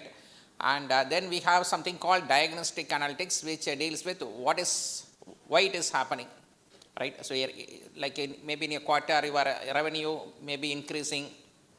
Maybe in some other quarter, the revenue may be decreasing for a particular product or a service-based company, right? So diagnostic analytics, it helps you to identify why that particular event occur. And predictive analytics, it deals with what is likely to happen, right? So in analytics, we have some algorithms for prediction, like we have some time series models like autoregression, moving averages, recurrent neural networks, long short-term memory models, which are used to predict what is likely to happen in the future. It's known as predictive analytics. So this predictive analytics model, basically they take care of current data, past data, basically past data and current data to predict what is likely to happen in the future. It's known as predictive analytics. So we have one more category of analytics in data-driven marketing. The other is known as prescriptive analytics. So if you know something is likely to happen, what should I do about it? So for example, if I know that the price of a particular stock is likely to rise 20% in a financial year, then you can recommend buying the particular stock or holding the particular stock. If I know that a particular stock is likely to it is likely to fall down maybe 10% in the next financial year, I would recommend someone to sell a particular stock and so on. So it is known as prescriptive analytics. So once you know what is likely to happen, by means of prescriptive analytics, it prescribes the user what to do with that particular information. It's known as prescriptive analytics, right? So these are the information that I had with me. I think so it looks like you know. So data analysis means you are going to gather the data from multiple repositories. You are going to clean the data. So you may be familiar with cleaning. We have some smoothing by bin boundaries, smoothing by bin means, methods to clean the data, analyzing and mining the data to interpret results and reporting the findings. So we find some correlation between different data points, right? So what do you mean by correlation? Right, a relationship between two or more attributes. Like if two attributes are positively correlated, it means that if the attribute A increases, the attribute B also increases. We say that the both attributes are positively correlated. Whereas if one attribute increases and the other attribute decreases, we say that negatively correlated and so on. And there are some attributes with no correlation. So correlation is one of the data pre-processing strategy to rank the different types of features, right? So basically in analytics, what we do is that we'll be mining some knowledge or unseen patterns from the data. So this is the Gartner representation of data analytics, right? So we have descriptive analytics, you have diagnostic analytics, you have predictive analytics and prescriptive analytics. So as we have discussed, descriptive analytics deals with what is happening, and diagnostic analytics deals with why it happened, and predictive analytics deals with what is likely to happen over a period of time, and prescriptive analytics, it deals with what should I do about it. So if I know some stock is going to rise 20% in the next financial year, I will buy it I will buy the stock, I will accumulate the stock. Whereas if I know that a particular stock is going to fall down, then I will be selling the particular stock, right? So prescriptive analytics helps you to deal with information, like whenever you have information, what should I do about it? If I know what is likely to happen over a period of next quarter or next financial year, what should I do about it is given by this prescriptive analytics. So the next 4 slides are about the same thing: descriptive analytics, diagnostic analytics, predictive analytics, and prescriptive analytics. Right, so descriptive analytics, it helps to answer questions regarding what happened over a period of time. Right, so whenever you want to look into the performance of a company over the past financial year or the past quarter, then we need to go for descriptive analytics. So it provides insight into the past events. So what is the what is the revenue of a particular organization during the financial year 2024-25? Right, what is the head count of employees in a particular organization during the last financial year? So whenever you work with past data, we call it as descriptive analytics. And diagnostic analytics, it helps you to understand why something happened. So for example, there may be a sudden traffic change in a website without any obvious cause, or there may be some sales in a particular region. There is an increase in sales in a particular demographic region without any change in marketing. Then you can look into it by means of diagnostic analytics. So in companies, like whenever there is a decrease in sales also, you will be doing diagnostic analytics to identify why the sales have dipped in a particular geographical region. And similarly, if you want to look for some patterns, like the geographical regions where the particular there's an increase in sales without any significant investment in advertisement or marketing, then again you can look into it by means of this diagnostic analytics. Then you have something called predictive analytics, which deals with what is likely to happen over a period of time. So this is based on the current data, the past data and current data will be predicting what is likely to happen. So we'll be forecasting what is likely to happen in the future. So whenever you use a model, so people were talking about AI models or artificial intelligence, machine learning models, all the models are probabilistic in nature. So probabilistic in nature, it means that it may give the likelihood of a particular event that may occur. So the event may occur or it may not occur, right? So like our goal is to minimize the uncertainty. So you cannot work with uncertainty. We need to explore, or we need to predict what is likely to happen in the future so that you can be prepared for the future. So that's why we go for this models. So the conventional models in predictive analytics, you can have even a simple linear regression model if you have a single input variable and a single output variable. You can go for a multiple regression model if you have multiple input variables and one output variable. You also have some conventional probabilistic based models like a Bayesian model, Bayesian classifier. You have decision trees. So I hope if you were working with SPSS or some software, you would have seen this different types of models that are used for classification or prediction. Right. So the final model is like prescriptive analytics.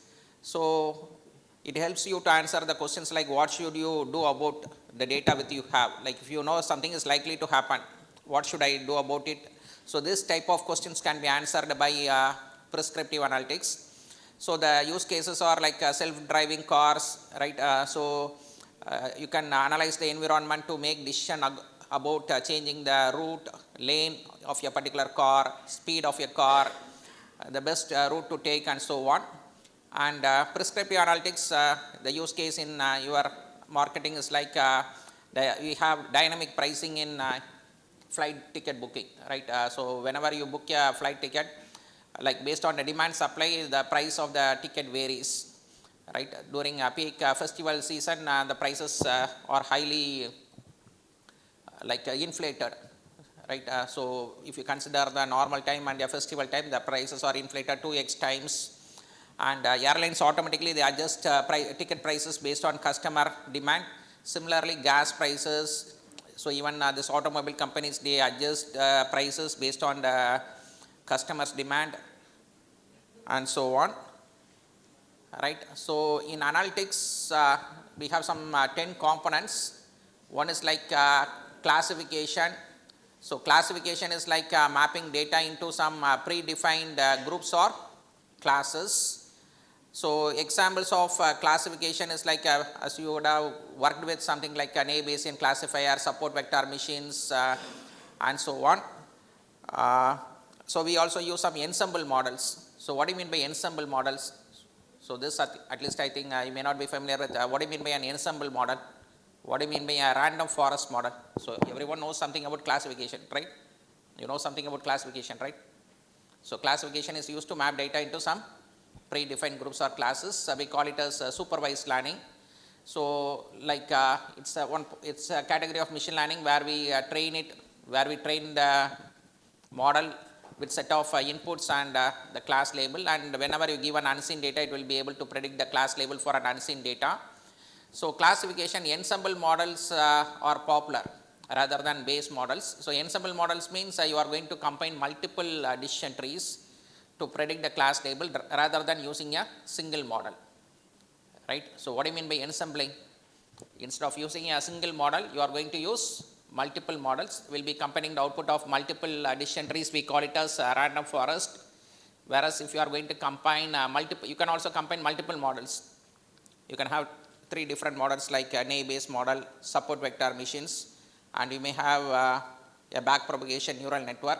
You can combine the output of different models by means of averaging, weighted averaging, or majority voting. You will be able to combine the output from the different models. Right. So the next analytics task is regression. So you all know that in the case of linear regression, you have a single input variable and a single output variable, whereas in the case of multiple regression, you have multiple input variable and one single output variable. So the use case we discuss is like a manager wants to predict his savings before his retirement. Right. So someone is working in an organization for a very long time. He wants to predict his savings at the time of his retirement. So based on the several past values and current values, he is likely to use a simple linear regression formula to compute his savings at the time of his retirement. It's known as linear regression. So you would have been using a multiple regression to forecast the price of a particular property in a region. It is known as multiple regression. So use cases of linear regression is that you are going to predict the employee's salary based on his years of experience. It's an example or use case for a linear regression. So you have one input variable, one output variable. So based on your years of experience, you are going to predict the salary. So input variable is like years of experience. Output is going to be the predicted salary of an employee. It's known as linear regression.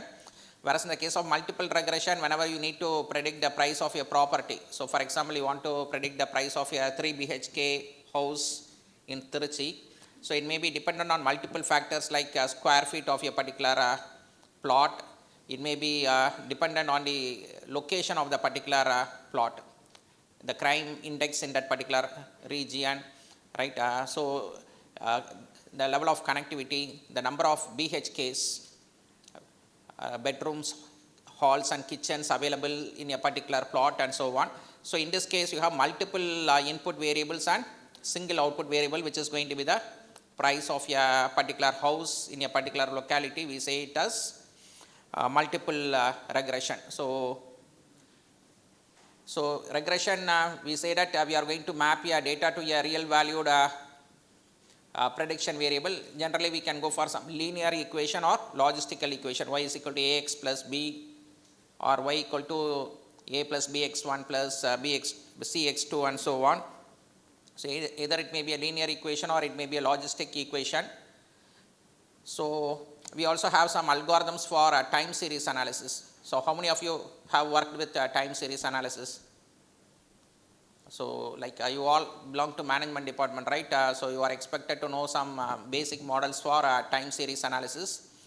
So there are models like moving averages, which is a very simple model. So based on 30 days moving averages, you will be predicting the price of a particular commodity. It is known as moving averages. We have something called the exponential smoothing model. We have auto-regression model, auto-regression moving averages model. We have recurrent neural networks and bi-LSTM model. So let us first discuss a use case for time series analysis. Here we are going to analyze the value of an attribute as it varies over a period of time, right? So you are going to analyze the value of a stock as it varies over a period of time. It's known as time series analysis. So that time may be hourly basis, or it may be daily basis, or it may be every 15 days, a fortnight, or it may be yearly basis, monthly basis, and so on. So the advantage of time series analysis that fund managers, they go for this time series analysis, right? So even in our institute, like we have computer science department, which students, they mostly get placed in software or hardware, but the salary is very high in banks and financial institutions. So Goldman Sachs or Morgan Stanley, they provide more salary compared to the core software companies. So the thing is that the software engineers are used to analyze the returns of a particular investment, right? So they help the fund managers to analyze the returns of an investment. So for example, consider a stock market, and a person wants to purchase stocks from 3 different companies, X, Y, or Z. So for a period of 1 month, he charts the stock price for each company, right? So for example, you want to invest, once you graduate, you want to invest your savings in stock market. So you are going to track the stock prices for a period of 1 month, right? So for example, IT sector, you have Infosys or TCS. So you have a basket, market basket, like you are going to invest in IT companies in Infosys, TCS. Construction companies, you are going to invest in L&T, right? And maybe some banking and financial institutions, you will be investing in HDFC, State Bank of India, and so on. For a period of 1 month, you chart the prices, and you are going to finally invest in a stock which gives you huge returns, and volatility is less, right? So this is how they go for some investment decision. So we'll be investing in a particular stock which gives you huge returns, and similarly the volatile of a particular stock should also be less. It should not be highly volatile. So for time series analysis, we go for this analytics, right? So the other thing that we do is that prediction. So prediction is like based on the past data and current data, we predict what is likely to happen in the future. So we use prediction even in civil engineering problems, solving civil engineering problems, like so we'll be using monitors to collect data relevant to flood prediction, namely water level, rain amount, humidity. So whenever you construct a bridge over a river, it should be constructed above the maximum flood level. So at different point of times, the water level may be different in a particular river. So you need to collect some information about the water level, rain amount, time, humidity, and so on. So the potential flooding points are identified, and you need to construct something about the maximum flood level, right? So prediction, we define it as a part of classification. Only thing you are going to predict what is likely to happen in the future rather than the current state. It's known as prediction. So prediction based on the past several values and current value, we are likely to predict what is likely to happen in the future. Right, I think. So again, some of you may be familiar with clustering also, right? So clustering is like market segmentation. You are going to group similar data points together. So we all look dissimilar, but if you are likely to be clustered based on the telecom service provider. So in India, we have only 4 telecom service providers, right? Airtel, Jio, BSNL, and Vodafone, right? So we can cluster people also based on the telecom service providers. So clustering is like grouping similar data points together, right? And the objective of any clustering algorithm is to maximize the intra-class similarity and minimize the inter-class similarity.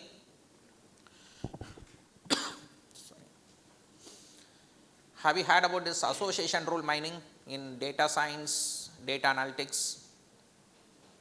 So association rule mining means you are going to uncover relationship among data. So for example, you buy a computer, you also likely to buy a operating system software with your computer. So most of the people who brought computers also brought an operating system software. So the vendors, what they do is that they bundle both the computer and operating system software together and they sell it as a combo pack. It's known as association rule mining. So this everyone can visualize. If someone buys a computer, they are likely to buy a operating system software. But there are a lot of other things like you can visualize using association rule mining. So similar to association rule mining, we have something called sequential rule mining. So the case of sequential rule mining, one event occurs that triggers some other event over a period of time. It's called as sequential rule mining, right? So I buy a computer, I am likely to buy a printer over a period of time. It's known as sequential rule mining. Whereas in the case of association rule mining, both the events are expected to occur together. In the case of sequential rule mining, one event occurs that triggers some other event over a period of time. It's known as sequential rule mining. So regarding association rule mining, we have some algorithms called a priori algorithm, which is a popular algorithm for mining the frequent item sets that are being purchased together in a market basket, right? So we have something called sequential rule mining. So it is used to discover sequential patterns in data, right? So the difference between sequential rule mining and association rule mining is that in the case of association rule analysis, it requires the products to be purchased at the same time. In the case of sequence discovery, the items are being purchased over a period of time, right? So a person who buys a computer, he is likely to get an internet connection over a period of time. It's known as sequential rule mining. So a person buys a computer, he is likely to buy a printer over a period of time. It's known as sequential rule mining. So we have a lot of problems, a lot of algorithms to deal with sequential rule mining and association rule mining. So this, I think many of you may be familiar. So data characterization means you are going to characterize the general characteristics of your target class of data, right? So for example, I want to summarize the features of the students or the people who are using Airtel as their telecom service provider. Then it's known as data characterization, right? So data characterization means you are going to characterize the attributes of a particular class of class or group of people. It's known as data characterization. So similar to data characterization, we have data discrimination. So data discrimination means you are going to compare one class of attributes with other class of attributes. So for example, you want to compare the profile of the people who are using Airtel as their telecom service provider with the set of customers who are using Reliance Jio as their telecom service provider. It's known as data discrimination. So this is again an analytics task for uncovering knowledge in data. So data discrimination means you are going to compare the general features of your target class of data objects with general features of objects from one or set of contrasting classes. So for example, the user may likely to compare the general features of software products whose sales increased by 10% in the last financial year with those sales decreased by 30% during the same period. It's known as data discrimination. And the final analytical model to uncover knowledge is going to be outlier mining. So what do you mean by an outlier? So outlier means it's a noisy data or exceptional data. So most of the pre-processing models, they remove this noisy data and they discard this data as noise and outliers. However, in applications like fraudulent activity detection, The rarely occurring events are going to be more interesting than the regularly occurring events, and mining those information is known as outlier analysis or outlier modeling. So these are the 10 analytics tasks that you need to familiar with, and you are also expected to know at least 3 or 4 algorithms in each and every task. So like so since you are from management discipline, I think you would have worked with few of the algorithms in classification, prediction, or something using SPSS or some other softwares. But the thing is that you need to know the internals of the system. You should be able to solve a problem. You should be able to solve a linear regression problem, multiple regression problem, a simple classifier problem, right? So you should know, as I said, that you should know the algorithms in time series analysis like auto-regression moving averages, auto-regression, integrated moving averages, exponential smoothing, and so on. You should be able to solve it using a pen and paper model, right? So computer science also, like what we know is that almost all the functions are available as a library in a software. So Python, if you look into Python will have library for auto-regression moving averages. So what we have different types of students. So over category of students enna பண்ணுவாங்கன்னா, they will use an inbuilt function. So just they will remember the inbuilt function name, they will load the data, they will apply the function, they will calculate the results, and they will submit it.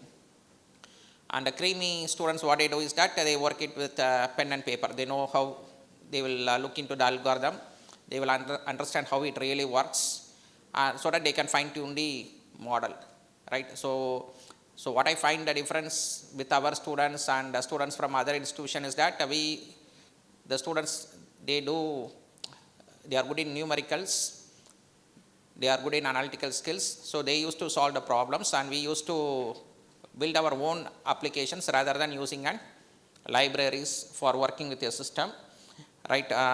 So I would advise you to have some working knowledge of at least 2 or 3 algorithms in each and every analytical task, right? So you need to know the different analytical tasks like classification, regression, time series analysis, prediction, clustering, sequential rule mining, association rule mining, data characterization, data discrimination, and outlier mining. Now moving on to the people who work with data, we categorize them as data engineers, data analysts, and business analysts, and so on. So data engineers, basically they extract the data from different repositories, they integrate the data and organize the data and manage the data from the data repositories, whereas data analysts, they are involved in deriving some insights from the data. They find patterns from the data, they helps to visualize and better interpret the data, right? So data analyst, they clean the data, they visualize the data, they find the correlation, they find the patterns in the data. And data scientists are the users who work with some machine learning models like machine learning models or deep learning models to train on the past data to create predictive models, right? So data scientists are people who can answer questions based on a particular tool, right? And finally, we have this business analyst. So they leverage the work of data analyst and data scientists to look for a possible implication of their business and action they needed to recommend, right? So based on the work done by the data analyst and data scientist, they look into it like how it can be applied to the real-time business. So in summary, so data engineering, they just converts raw data into a useful format.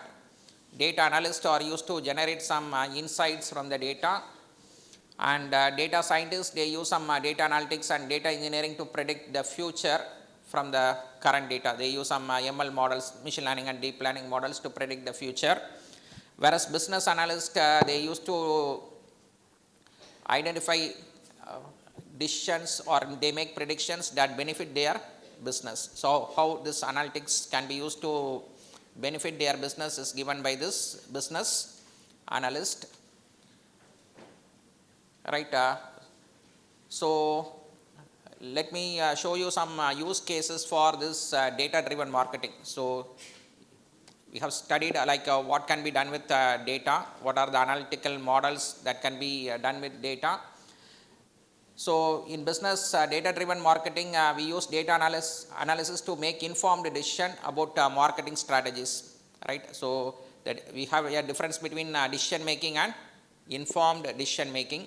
So this informed decision making comes by properly storing and processing the data that you get within the organization, as well as the data you get external from the organization. So it involves collection of data, analyzing and interpreting the data to understand customer behavior and preferences, right? So you are going to collect the customer's behavior and preferences, and based on that you are going to interpret the data. So here we are going to have some thing like tailor marketing for a particular customer. So in banks we have personal banking. So similarly we have this data driven marketing is for a particular customer. So the advantages of this data driven marketing are personalization.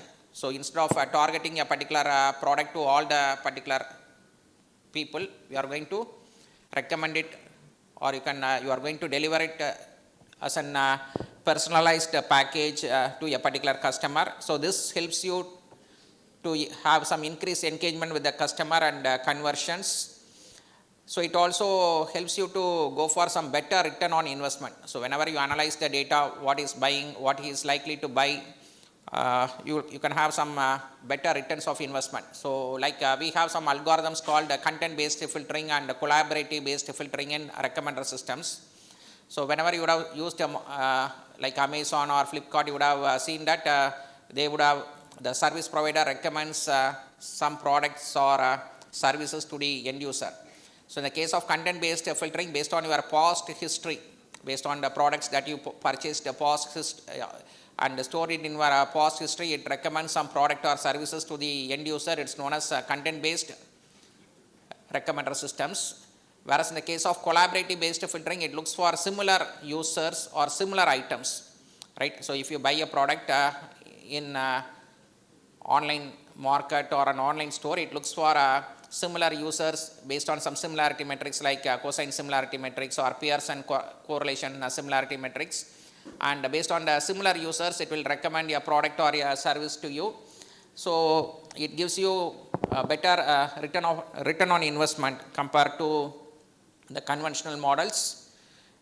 So again, real-time adjustments, right? So the data-driven marketing, they are going to be agile. Like as we were discussing the dynamic pricing of whenever you have hotels, whenever you plan your travel, this hospitality industry, the pricing is going to be dynamic. So if the demand is very high, automatically the prices goes up during festival seasons. So this helps you to go for an agile decision making process, and it enhances customer insights.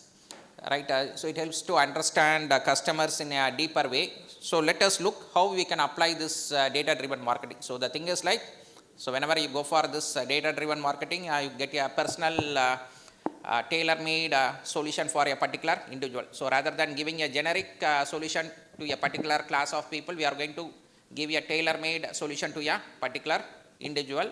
We are going to look for better returns of investment. Right. So whenever someone buys a product, I recommend or I cross-sell some other product with him by means of either sequential rule mining or association rule mining. I will be able to get better returns of investment. So it helps you to make some informed decision. So rather than taking a normal decision, we go for an informed decision using this data-driven marketing. Sorry, I think so real-time adjustments. So it's going to be agile, right? So you will be responsive to market changes, and it helps you to get better customer insights.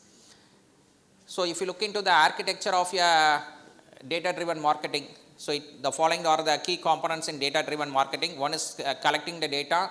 So you can collect data about a customer or a particular product from various sources like websites, social media, customer interactions, and third-party sources. So if you look into this social media companies, you all know that whenever you use a social media company like Google, Google collects a lot of information about the user. So and it sells it to data aggregators. Right, so this data aggregators they will sell it to the third party. So for example, I'm looking for a plot in Trichy, and if I'm going to search it in Google, so Google records the information like so and so is interested in is looking for a plot, and it will sell it to some real estate based service providers like Magic Bricks or some other company, and they will be recommending some product or service. So we have some people who buy the data, so data buyers. So for example, you have a product or a service, you would like to know who is likely to buy your product or service, who is looking for your product or service, and based on that you have we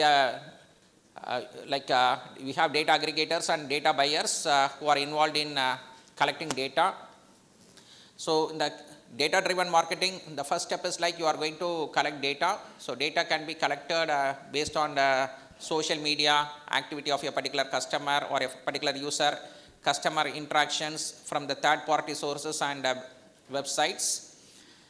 And analyst, as we have seen, analyst, he is going to clean the data, he is going to look for patterns in the data, and he is going to generate some actionable insight from the data. He is looking for patterns, and he is going to generate some dashboards, or he is going to generate some actionable insights from the data.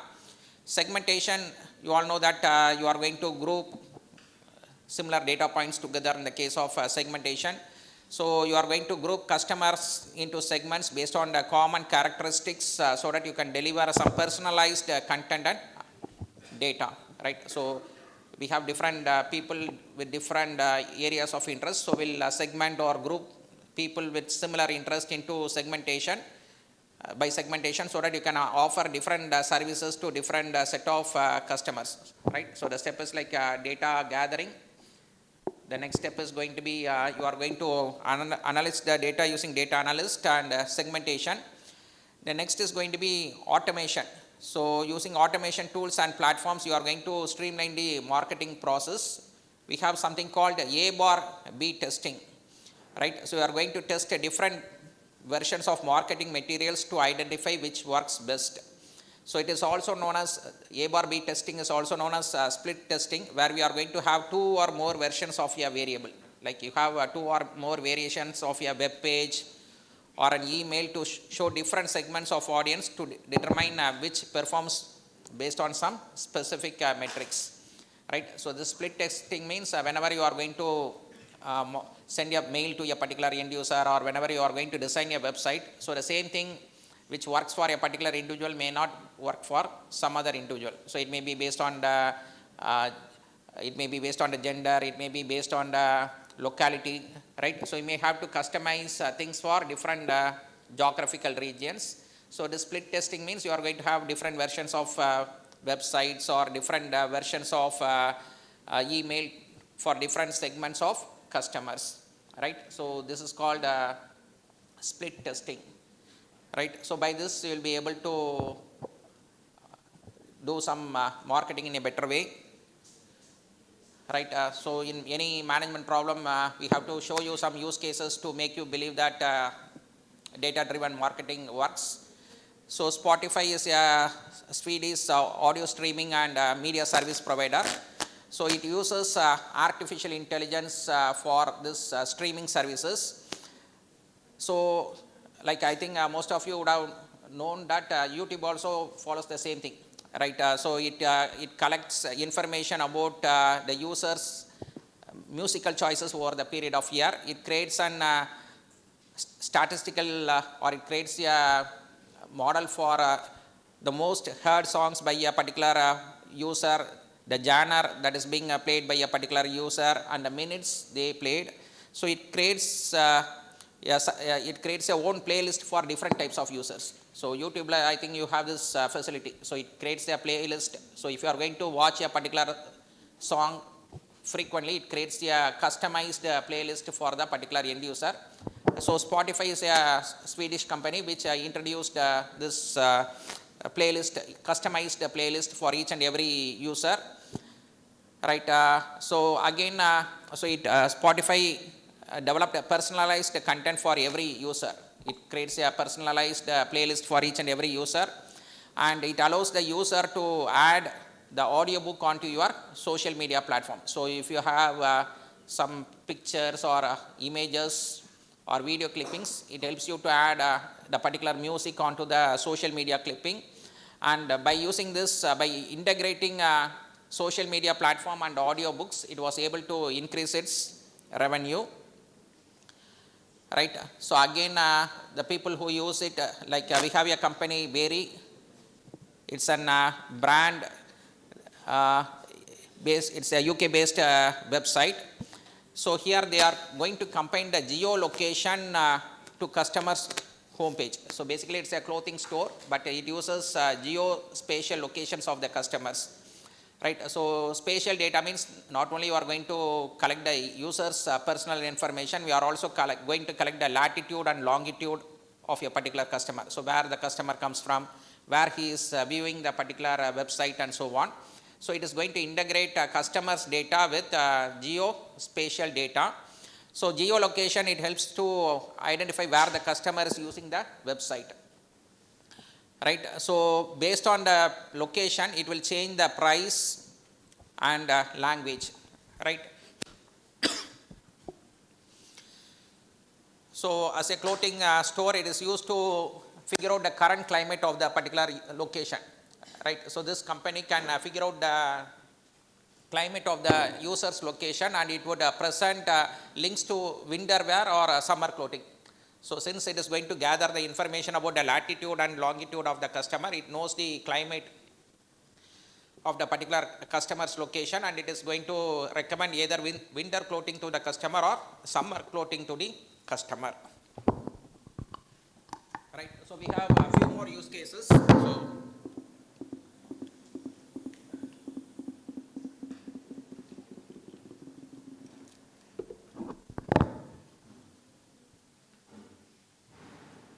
right. So Amazon, it helps you to buy products and services through an online store. So it also creates personalized recommendations. It provides optimized pricing, and it helps you to improve the overall shopping experience. So it uses customers' purchase history.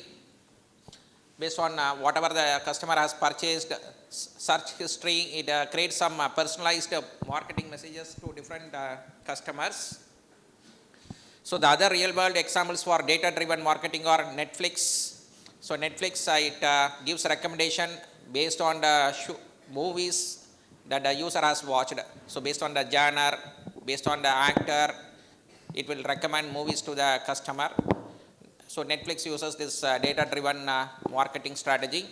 And Google advertisements, again, they uses data driven insight to optimize and target customers. And finally, the challenges in data driven marketing is that data privacy. Right. So it collects the customer's data. So whenever you are using a social media, or whenever you are using a service provider, they automatically collect the customer's data. So the privacy of the user is lost. And the challenges in data driven marketing is that data may be available in different locations. So the scrappers, they may get data, but they have to integrate data in a proper way for better decision making. And skill gap. So data driven marketing needs some specialized skills for data analysis and interpretation. So you need to know how to work with data visualization models. You need to have some experience in Tableau and other business intelligence models to visualize the data. So there is some skill gap in data integration and data visualization, and over reliance on data. So this happens. So finally the thing is that you should not solely rely on your data. You should also look for creative and innovative marketing strategies. So if you look into the data, data will show you things in a different way, but you should believe in people and You should believe in your sales team. You should look for some innovative marketing strategies rather than fully relying on data. So generally whenever we have some AI models or we have some mathematical models, we say that it's probabilistic in nature. So the event may occur or it may not occur. So there may be a risk associated with it. To minimize the risk, we go for these models. However, we need to believe in human beings. We need to look for some innovative strategies rather than only believing on data to deliver the results. So I think that's it. So this is about data-driven marketing. Sivasankar sir, for that insightful session. We have now reached the conclusion of our conclave. Now, may I call upon Ms. Priyadarshini to deliver the vote of thanks. First of all, I would like to thank our respected CEO and Director of Nyanam School of Business, Dr. SPS Aruldas, for making this event a grand successful. I would like to thank our chief guest, Dr. E. Shivashankar, Mr. Steve Borgio, Mr. M. Sendil, Mr. Bernard Shah Dravyam, and Dr. Suresh Pal Anthony for your valuable insights. I would like to thank our marketing club coordinator, Dr. Isaac Johnny, for guiding us and for the input throughout this event. I like to thank all our guests from other institutions and organizations for your active listening. I would like to thank our technical and housekeeping staff to run this event successfully. Last but not least, I would like to thank all our jurors and demings of GSB for your active participation. Thank you. नायक जय हे भारत भाग्य विधाता पंजाब सिंध गुजरात मराठा द्राविड उत्कल बंगा विंध्य हिमाचल यमुना गंगा उच्छल जलति तरंगा तव शुभ नामे जाहे जब शुभ आशीष माहे गाहे जब शय गादा जनगण मंगलदायक जय हे भारत भाग्य विधाता जय हे जय हे जय हे जय जय जय जय